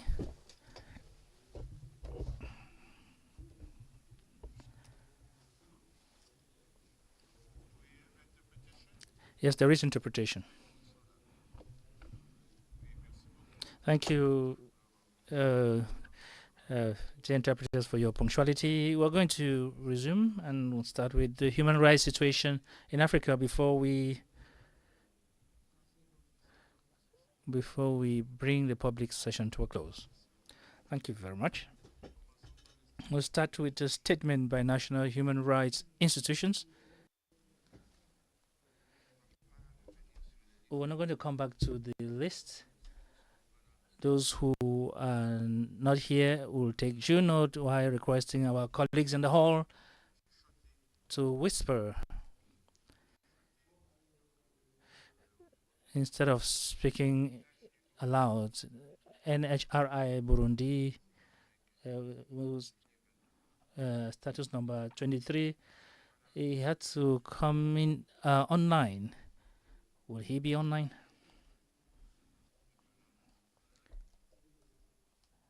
Apparently he's absent. Independent National Commission on Human Rights of Liberia, Orestepo, Executive Director. Of status number 36. Not here. South African Human Rights Commission, status number 12. South African Human Rights Commission, number 12, absent. That, as far as the NGOs have finished with the 83rd ordinary session. I'd like to thank the NGOs that registered, although they didn't show up, and we've called them 1,000 times. Now, statement by non-governmental organizations. Minority Rights Group International, Agnes Kabajuni.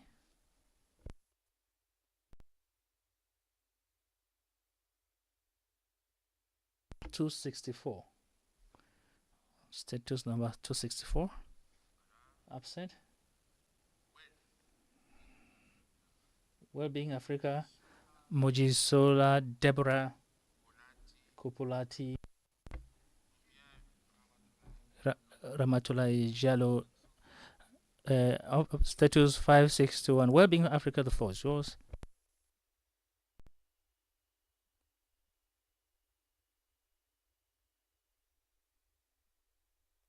You have the floor, Wellbeing Africa.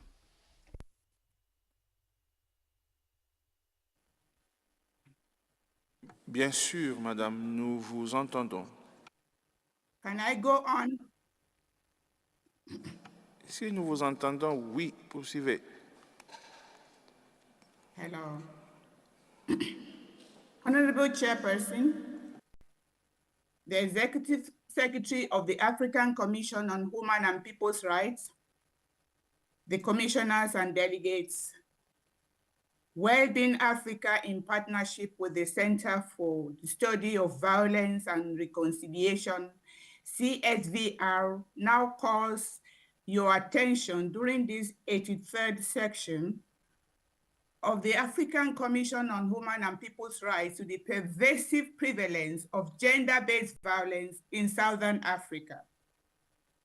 Gender-based violence, GBV, continues to be a significant human rights concern in Southern Africa. Focusing on Zimbabwe, on Botswana, Lesotho, and South Africa, as shown from the recent Southern Africa Symposium on Gender-Based Violence Prevention organized by CSVR. Women continue to experience concerning levels of GBV. Cultural norms, economic dependence, and harmful gender stereotypes aggravate the issue. Despite progress towards gender equality, challenges persist due to weak law enforcement, inadequate victim support and poor documentation, and secondary victimization. The signing into law of the National Council on Gender-Based Violence and Femicide Bill by the South African President in May 2024 is highly commendable. Addressing GBV is critical for achieving economic freedom and human rights. A meaningful progress will require comprehensive prevention strategies and stronger support system for survivors. Honorable Chairperson, available data indicate high levels of gender-based violence across the three focus countries.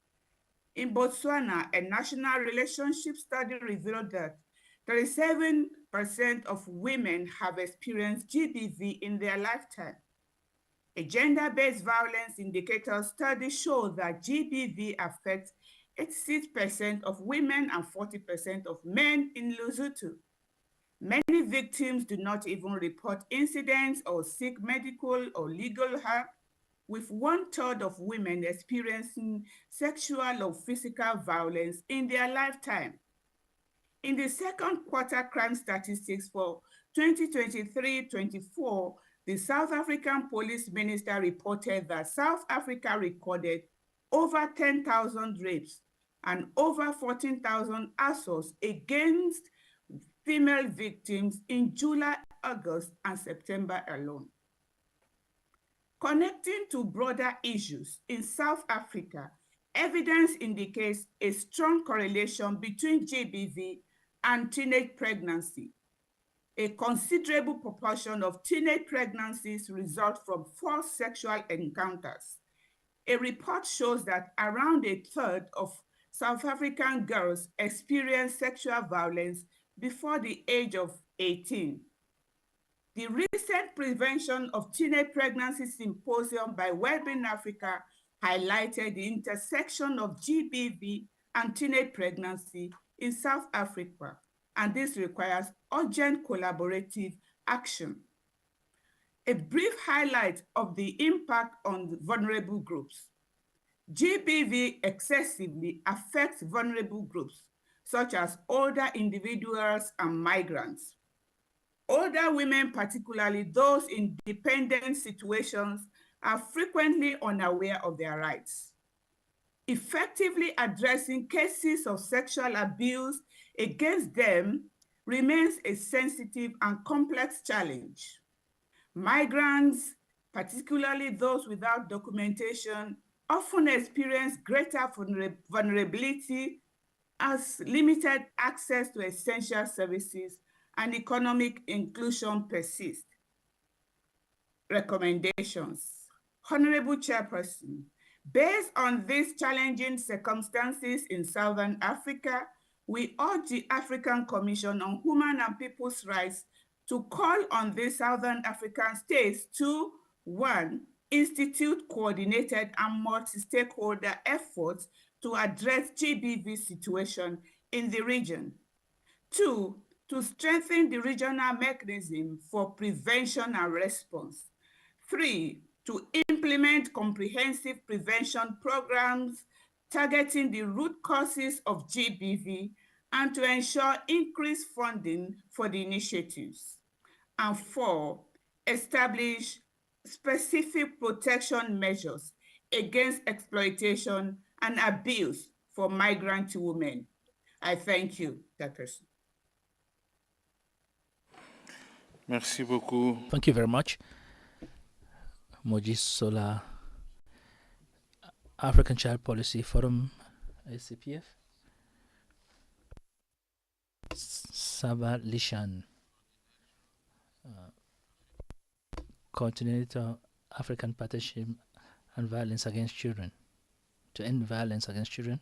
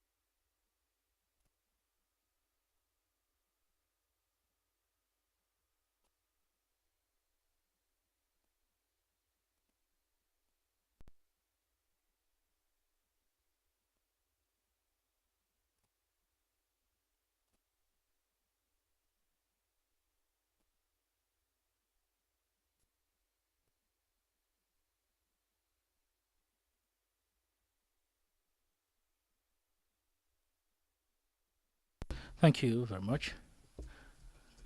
African Child Policy Forum.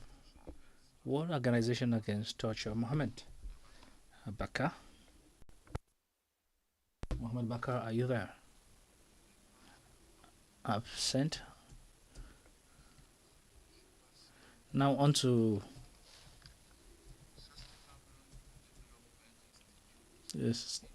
Samilal Development Institute. Sustainable Development Institute, Samilal, would appear there. Absent. African International Christian Ministry, AICM. Dennis Muchunguzi. Absent. International Detention Coalition. Mutende, is he online? You have the floor.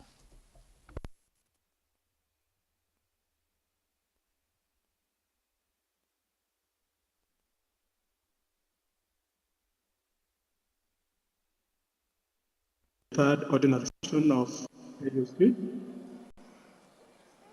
Yes? Yes, you can proceed. Thank you, Chair. I'll proceed. International Detention Coalition congratulates the AU on the successful convening of the 83rd ordinary session of the Africa Charter on Peoples and Human Rights. Indeed, this session's theme, Justice for Africans and People of African Descent Through Reparations, is reflective. However, Chair, the International Detention Coalition continues to consistently express concern at the widespread use of detention for immigration purposes in Africa, typically without due process and for unlimited duration. Most of these detentions are occasioned by obnoxious and frivolous determination founded on a misguided understanding of sovereignty. Immigration detention, Chair, is contrary to Article 6 of the African Charter on Human and People's Rights, which provides for the right to liberty and security of a person and protects persons against arbitrary arrest and detention. IDC considers immigration detention an arbitrary detention. Article 12 of the same charter, Chair, establishes the right to freedom of movement, admission, and residence within the contracting state parties and a prohibition of mass expulsion. Chair, we still see this freedom of movement being curtailed within the African continent through the application of immigration detention and, surprisingly, of Africans detaining Africans themselves. Immigration detention, Chair, disproportionately violates all African human rights. There are serious implications of immigration detention to the human rights, Chair, and allow me to mention that people and whole communities are systematically deprived of their liberty, often in harmful conditions for months, some for years, and even indefinitely, while they await resolution of their immigration status or deportation. Immigration detention policies and practices have debilitating physical, mental, and emotional impacts on individuals and communities, which affect people in different ways depending on their situation. Societies as a whole are also impacted by use of immigration detention by creating divisions between groups and disrupting community cohesion and healthy societies. Despite the restrictions on immigration detention under international law, many governments continue to rely on as a tool for managing migration. Despite this, evidence shows that immigration detention does not support effective, sustainable, or fair migration outcomes. It is vastly more expensive than alternative. Further, immigration detention does not stop nor deter migration. As such, community and rights-based alternatives to detention achieve better outcomes for individuals, communities, and governments, including improved health and well-being, cost-effectiveness, and more successful engagement with the migration processes. IDC, or International Detention Coalition, is also concerned about the detention of vulnerable groups in Africa. These are children, pregnant women, survivors of trauma, for example, human trafficking trauma, individuals with disabilities, and will most likely urge these practices to end. Other groups within this include women and girls, men, boys, and people with diverse genders, sexualities, age, abilities, language, race, immigration statuses, cultures, and ages. Here, allow me to add that just inability to communicate to an immigration in any country is enough to land you into detention. IDC is also concerned with the detention of children. It is against the Children's Charter. There is no whatever ground to detain a child, not even immigration grounds. Some of the detention conditions are so bad within the African continent. Most understandably, detention facilities available were not established for immigration purposes, designed for criminal incarceration. But these facilities are characterized by overcrowding, social communities. They are in complete disregard of the minimum standards of treatment of human beings. And these are where mere migrants are detained. IDC therefore advocates for a shift from immigration detention to alternatives to detention. These alternatives to detention are more human, are less costly, and they are respecting. And this will allow states to successfully control migration within their jurisdiction according to their national competence. Thank you. This practice is already visible. Can you conclude, please? Countries like Malawi. I'm concluding, Chair. The best practices on alternative to immigration in Africa include Malawi, Zambia, and Kenya and Uganda in the Horn of Africa. Chair, as I conclude,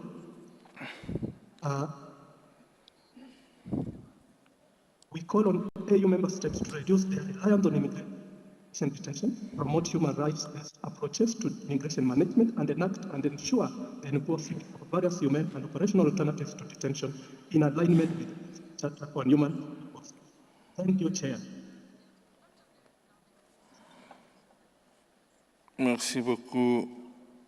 Merci beaucoup à International. Very much, International Detention Coalition, Rogers Mutende. As was information juridique, Elisha Mutambunga, you have the floor. Legal information. Very quickly, sir.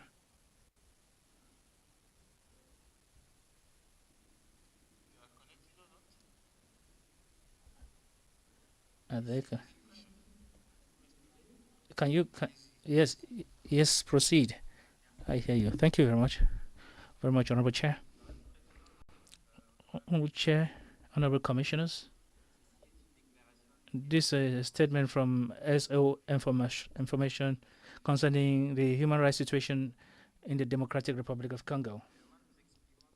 I'd like to express our gratitude to the African Commission on Human People's Rights for the continuous collaboration with the Democratic Republic of Congo, with a common objective of seeking sustainable solutions to the persistent challenge of human rights in our country. We would like to hail and encourage the positive initiatives undertaken by the government of Congo, especially the adoption of the law on the protection and the responsibility of human rights defenders, and the official acknowledgement of the genocide on. That's the opinion shared by millions of Congolese. We also like to support current efforts to for its acknowledgement at the international level. But the current situation is concerning.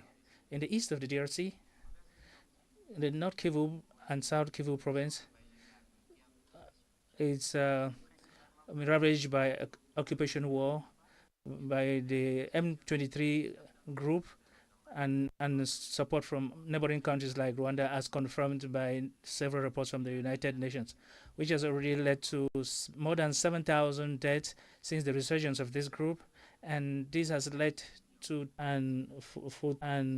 food to the affected population, especially in the east. We'd like to urge the Congolese government to guarantee the respect of human rights, to protect freedom of expression, and avoid arbitrary arrest, intimidation of human rights defenders, journalists, and political opponents. We also call on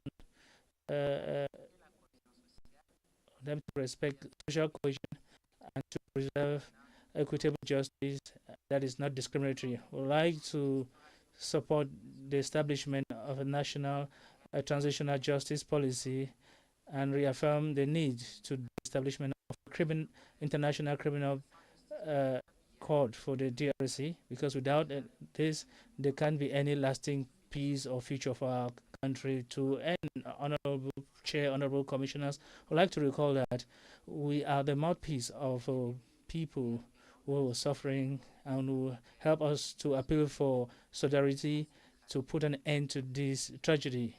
Thank you very much. Thank you very much. SOS IGM, Forum for Development and Human Rights and Dialogue. Sahid Dawish, are you on the line? Absent. Together Against Death Penalty, RCPM. Mulai, are you on the line? Can you hear me? Yes, please proceed. Honorable Chair, all protocol observed. I have the honor to address you with regard to the death penalty. Today, on the 55 countries of the African Union, 28 have abolished all. For the 17 have observing. In December 2024, the member states of the United Nations were invited to resolution of a General Assembly to establish a moratorium for the death penalty. Three member states of the African Union, more than in 2022, voted in favor of the resolution. 12 abstained, 3 were absent, and 6 voted against. In 2024, the abolitionist trend continued on the continent with the abolition of the death penalty by Zimbabwe, and the ratification of the protocol, optional protocol, and that was done by Cote d'Ivoire and Zambia. However, death sentence were felt in 19 countries. In 3 of them, the death penalty, those who were condemned to death exceeded 100 in the DRC, Nigeria, and Egypt. Executions were recorded in 2 countries in 2024, more than 13 in Egypt and more than 34 in Somalia. Moreover, progress in abolition is threatened, like the DRC that decided to lift its moratorium on the execution in March 2024. So there's lack of transparency in the data, which is a fundamental in establishing efficient dialogue. If death penalty affects the entire population, because it is It's a violation of the right to life, and it violates the principle of the state of law. The main victims of the death penalty are the most marginalized category of the population. Women are often condemned for murders committed due to violence they were victims of. They are indirect victims of the death penalty, be they mothers, wife, or girls. Among the 12 states that practice death penalty for homosexuality, 4 are on the African continent: Nigeria, Mauritania, Uganda, and Somalia. In 2025, the human rights situation in Mauritania and Kenya,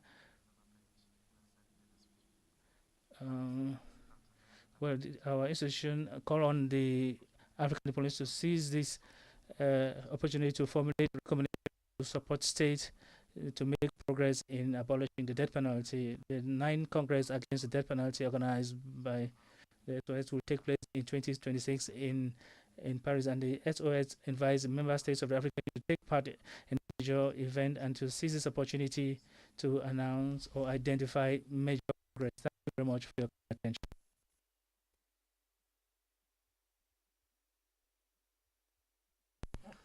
Thank you, Mr. Mulai Askofare, Lawyers for Human Rights, Ethiopia.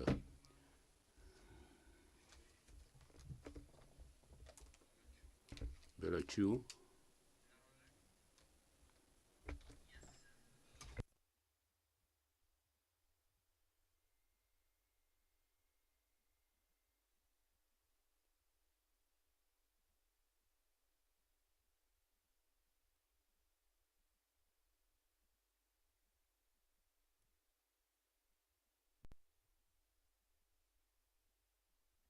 Human Rights Ethiopia.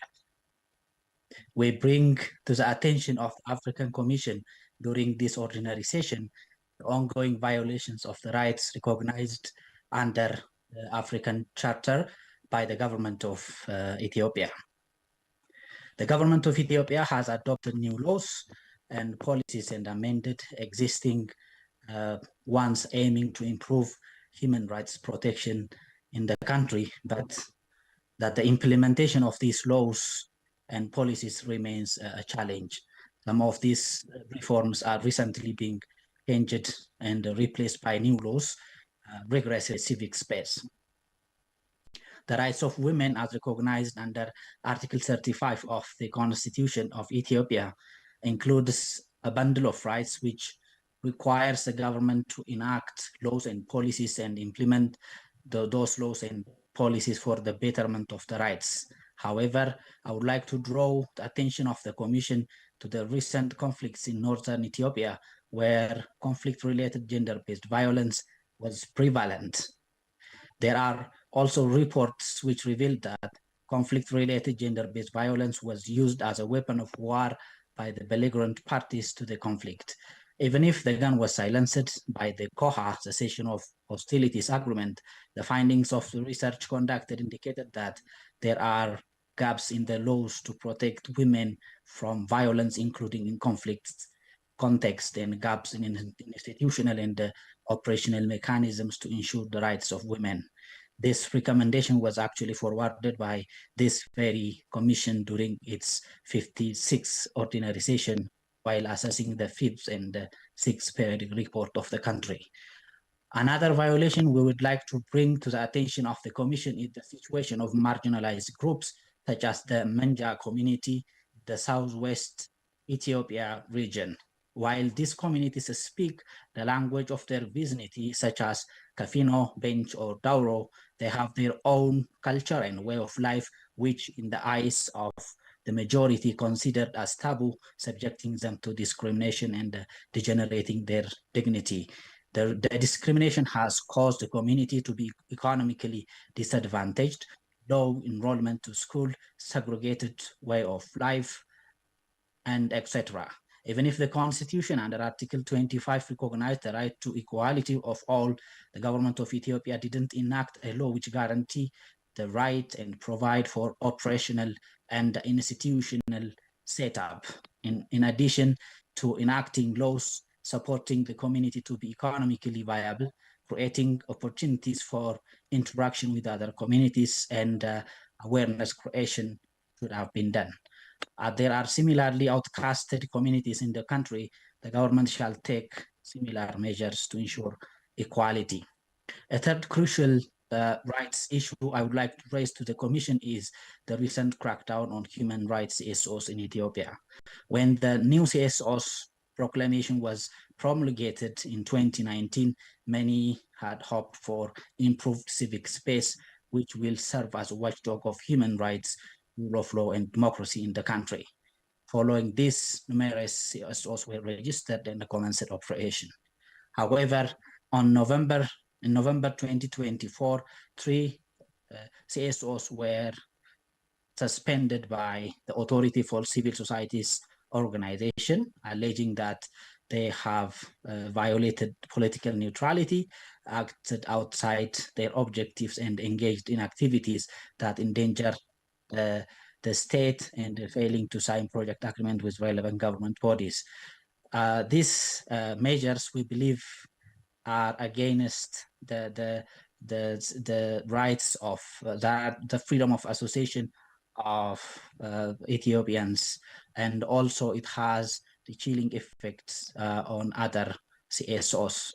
We therefore request the Commission to recommend for the government of Ethiopia to take legislative measures to halt conflict-related gender-based violence, improve the situation of women, rights of women, protect the right to equality of marginalized groups, and improve the civic space in Ethiopia.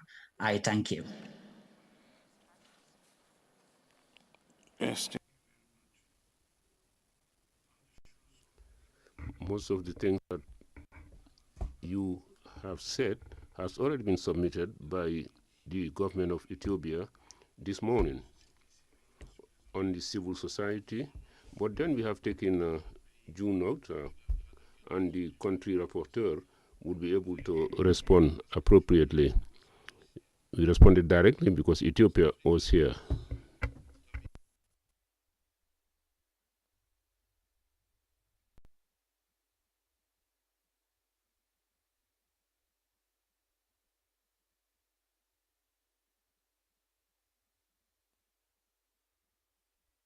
So much, Mr. Chair, for this opportunity. I will proceed and read the statement on behalf of IPAS Africa Alliance. So, Honorable Chairperson, Vice Chairperson, Honorable Commissioners, distinguished state representatives, ladies and gentlemen, the IPAS Africa Alliance, a partner for reproductive justice, would like to thank the African Commission on Human and People's Rights for its continued push to advancing human rights in Africa, particularly sexual reproductive health rights. IPAS works across Africa to increase women's ability to access sexual and reproductive health. IPAS notes that with concern that the restrictive laws on SRHR, including access to safe abortion, continues to impact the high rates of maternal mortality and morbidity. IPAS further notes that sexual reproductive health and rights and services, including access to safe and legal abortion services, have always been undermined by governments, including those that have signed and ratified the Maputo Protocol, which provides that these services... Hold on, please. Can you read very slowly? Interpreters want to do their job properly. Okay. Diminuez la vitesse de votre lecture pour permettre aux interprètes de vous interpréter dans les autres langues, parce que ce que vous dites est toujours important. On y prend toujours l'un ou l'autre élément pour permettre au commissaire de prendre des actions. Merci.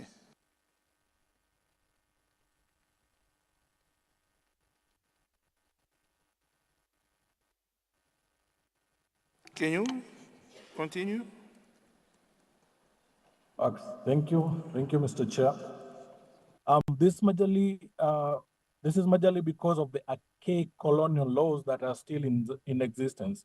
It is therefore critical for this Honorable Commission to call for a unanimous overhaul of these outdated laws by all member states through legislative reforms, starting with repealing sections of their penal codes that criminalize seeking, accessing, and providing safe and legal abortion care and services, and enactment of laws, policies, and guidance that will guarantee access to safe and legal abortion even in public facilities. This year's African Union theme is anchored on justice for African people through reparations. We must therefore begin to critically analyze our laws to ensure that we end the injustices brought upon the African people by their colonizers. The colonization of our systems and laws, our thoughts, and even planning is paramount for us to achieve decolonization. Most African countries still have the colonial penal laws which contravenes the human rights standards. These laws degrade and undignify people, especially the African woman. These laws have affected women's earning power, and choice over their reproductive health, has entrenched patriarchy and toxic masculinity, deprived women from owning property, deprived women of their inheritance, forced women to stay in abusive relationships. ACHPR's family notes that African women face a lot of historical and ongoing injustices, which include and are not limited to economic, social, reproductive, and political. These injustices have continued to marginalize African women and girls through restriction and criminalization of reproductive health rights. The restrictions and criminalizations do not deter abortion, but rather increases the number of unsafe abortions, which significantly contributes to maternal mortality and morbidity. The colonizers of Africa have changed their laws to reflect the lived realities of women, but most African states are yet to repeal these laws, even after years of documented negative effects to a just society. Gender equity can only be achieved once these colonial laws that continue to entrench patriarchy are repealed. As part of our work under the reproductive justice, ACHPR takes note of the continued challenges facing male sex workers in Africa. Sex workers in Africa face extreme vulnerability to violence and premature mortality, with a multi-country study revealing that 57.2% of deaths among female sex workers occur among young women, driven by alarming high rates of unsafe abortion. Other maternal causes, 16.6%, suicide, 13.6%, and murder, 12.5%. These statistics highlight a pervasive crisis of gender-based violence, systemic neglect, and lack of legal protection that disproportionately endangered female sex workers, exposing them to brutal murders and preventable health risks. Studies across Africa show extraordinary high rates of economic violence perpetrated by clients, police, intimate partners, and others, with prevalence rate often exceeding 60% and sometimes reaching over 80% in places like Uganda and Kenya. This violence is rooted on discrimination, stigma, and punitive laws, criminalizing sex work, which not only increases vulnerability, but also hinders access to healthcare, justice, and social support. Honorable Chairperson, as I further notes that these increased activities that there is increased activity role in the implementation or entrenching of regressive laws, which in turn are used to spread misinformation, propagate fear and discrimination among our communities.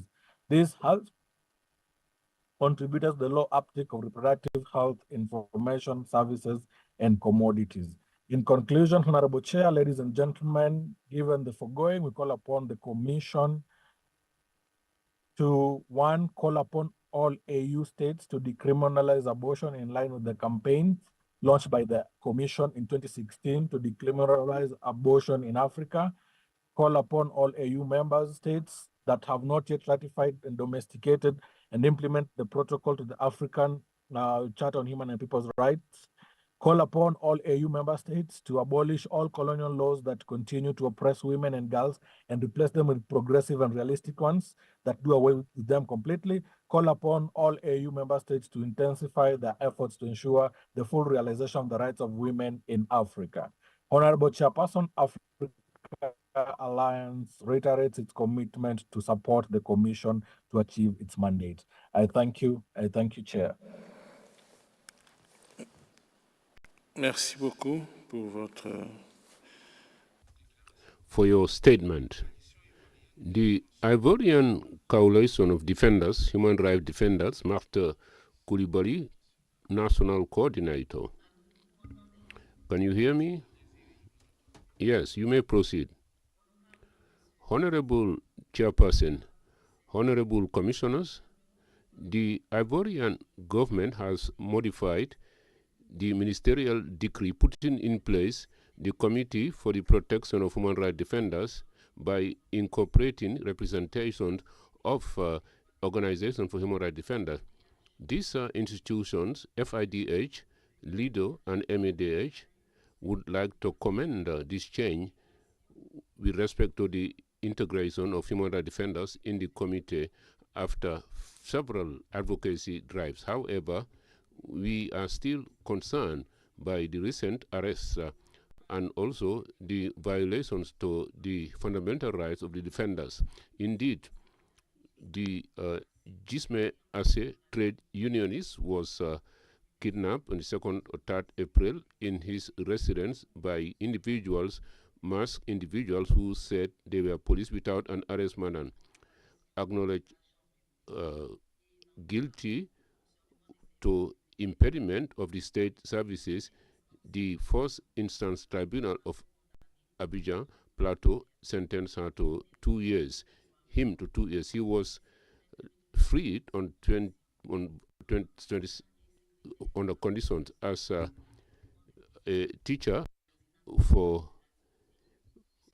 Mr. Asi.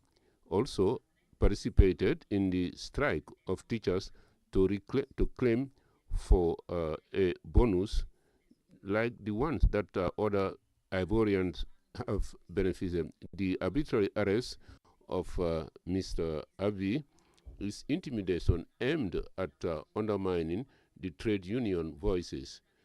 The right of strikes are devoted by the law of November 2023 on the general status of the civil service, as well as Article 17 of the Constitution.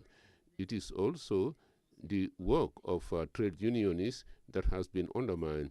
We have seen the non-respect of Article 5 of the law for the protection of human rights defenders in Cote d'Ivoire, which indicates that no defender should be arrested when it comes to correctional or penal matters without the prior information of the ministry responsible for human rights. The freedom of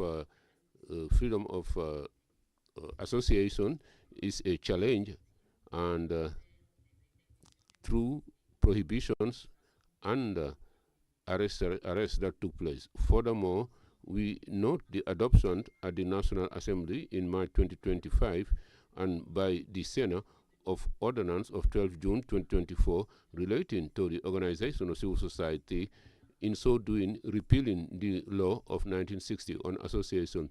These ordinance have provisions that restrict freedom of movement and also the jurisdiction attributed to the Council of Ministers when it comes to dissolution of civil society organizations under certain circumstances.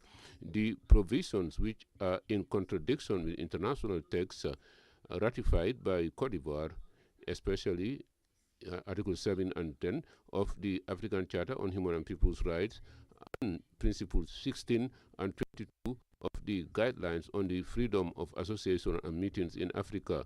We recommend the review of the order by taking into account the amendment proposals made by civil society organizations. Whilst presidential elections are just around the corner, October 2025, and given the arbitrary arrests, we recommend to the government to guarantee a favorable, conducive environment for human rights defenders and to preserve the civic space. Honorable Chairperson, we thank you for your kind attention. Thank you. I have noted we did discuss this with the delegates from the government of Cote d'Ivoire. The advocacy on the modification on the decree operationalizing the Committee on Human Rights has been modified, and a headquarters has been allocated to the civil society. So this is a legitimate cause for a successful advocacy. World Alliance for Citizen Participation, Civicus, Paul Nimimba, Observer Status number 431.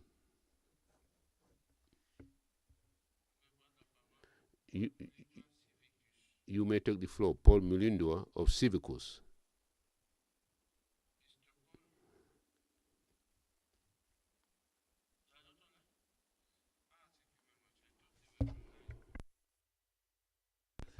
Thank you. I have been informed that there is an NHRI which is here. So please, for the next session, please be there when you register. Independent National Commission on Human Rights of Liberia, Orias Tepu, Executive Director. This is the 10th or 15th time, sir, I have called you. I will give you the floor, but please, next time, register on time and be here on time. You have the floor.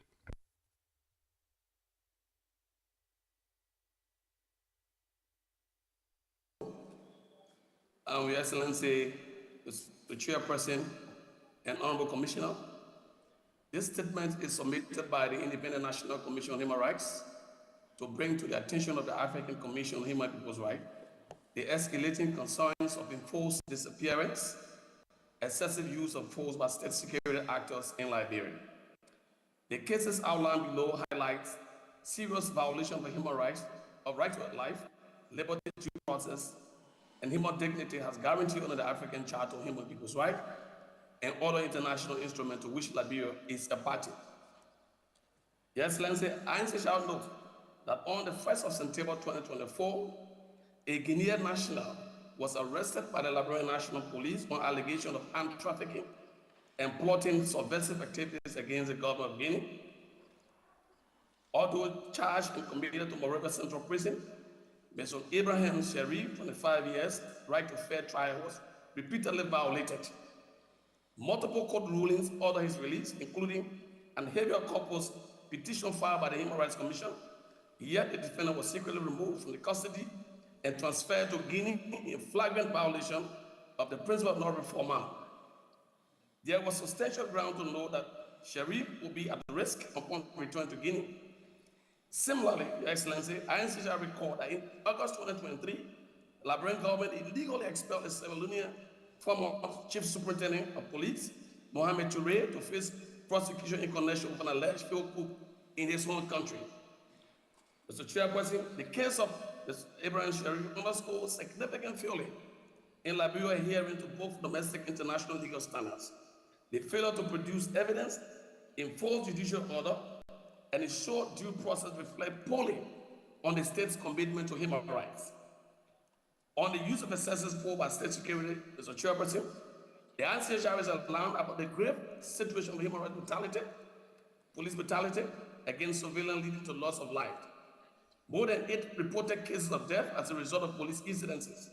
In one instance, a Liberian National Police officer in 1st July 2024 shot and killed a 17-year-old boy very close to the proximity of the residence of the President of Liberia. In another situation, a 19-year-old man on 30th August 2024 was shot by the senior police officer in a minor confusion. In similar case on the 17th of April, Your Excellency, Liberian National Police officer assaulted and brutalized a 46-year-old man who died upon arrival at the ELW hospital in Pinzin, Morovia. Article 4 of the African Charter on Human People's Rights, which emphasizes, among other things, the need for states to take all reasonable precautionary measures to prevent excessive use of force by its agent and to ensure that any such force is exercised in accordance with the principle of necessity.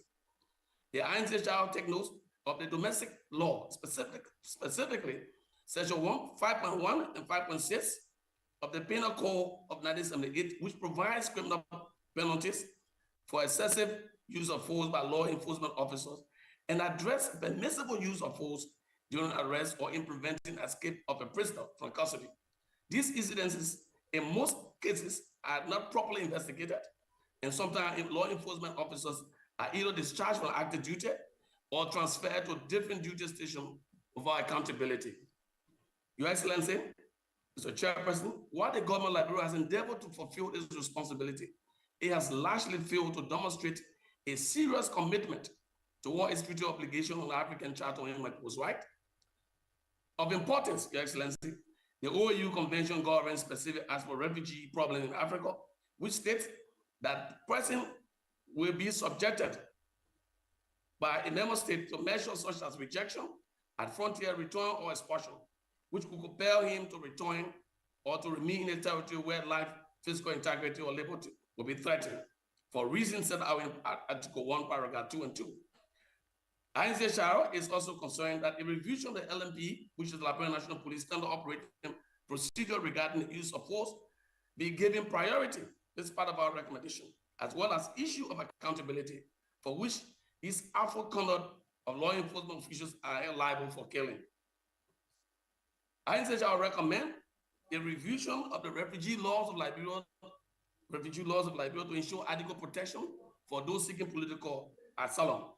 ACHPR wishes to reiterate its commitment to a strong, independent African Commission on Human and People's Rights and call on the Commission to bring to the attention of the government of Liberia these issues raised in the statement. Your Excellency, Mr. Chairperson, honorable member of the Commission, thank you very much.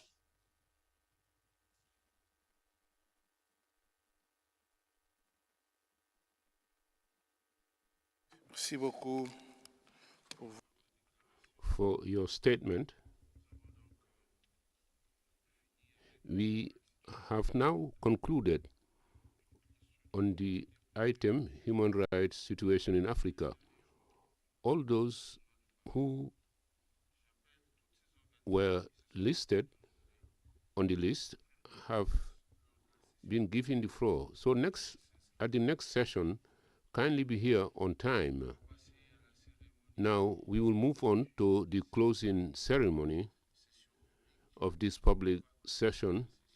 Well, I did not say closing of the whole session, but the public session, not the whole session, public session. Distinguished ladies and gentlemen, representatives of the states who are still present here in Banjul, the capital of the Republic of the Gambia, to you all, on behalf of all my colleagues, on behalf of our institution, we would like to express our sincere thanks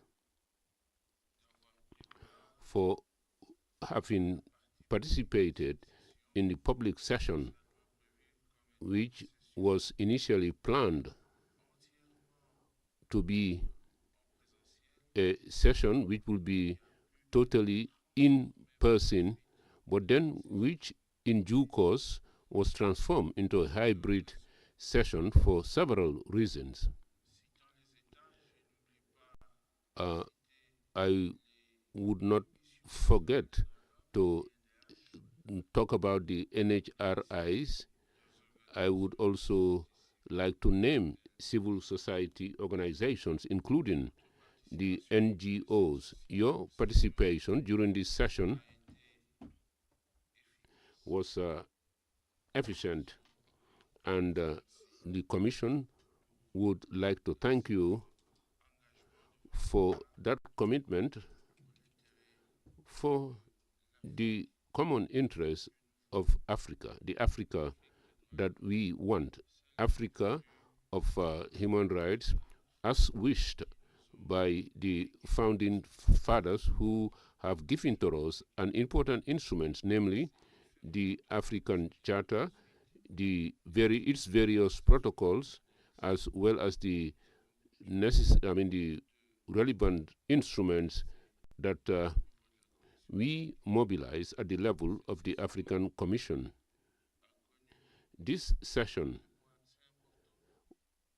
was characterized by important items indicated in the agenda.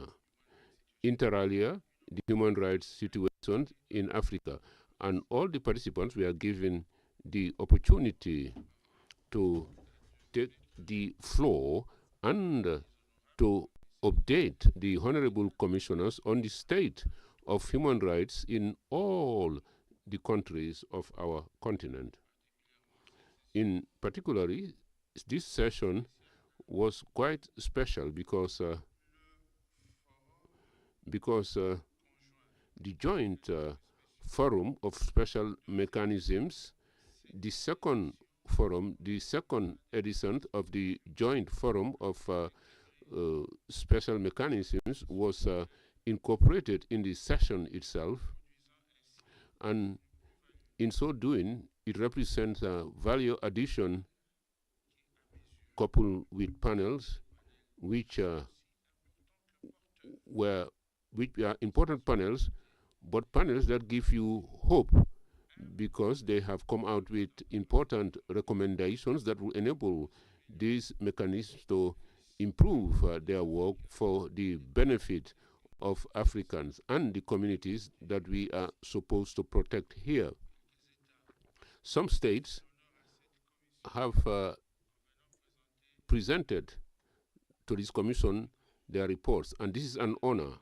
And on behalf of all my colleagues, I would like to express our sincere thanks. What comes to my mind is the Federal Republic of Ethiopia, which presented a holistic and sincere reports with salient points, areas of concern, areas of progress, and we have taken due note of the report. Today, they replied, and we have taken good note, and they have promised the Commission that the additional factors, additional elements would be transmitted to the Commission in due course with a view to adopting final conclusions. Mutadis mutandis. It is the same thing that I would say for the Republic of Zimbabwe, which also has presented a periodic report on the Charter, on the Maputo Protocol, the other conventions, and we are grateful to Zimbabwe for the honor that they have bestowed on the Commission. Just like Ethiopia, they have promised to give us new elements which we are not being prepared on the spot, and they promise to send this to us when they return back to their respective capitals. On behalf of all the commissions, I would like to thank you. I would also like to thank the country rapporteur, though they were not here in Banjul, had participated online, and I would like to thank their presence, namely the Vice Chair, Honorable Commissioner Ramotulai Salanjai, as well as Honorable Commissioner Mutford Zakaria Mondenga. I would like to thank them for their participation and their contribution. I would in no way forget the other activities in which the African Commission on Human and People's Rights rolled out during this session.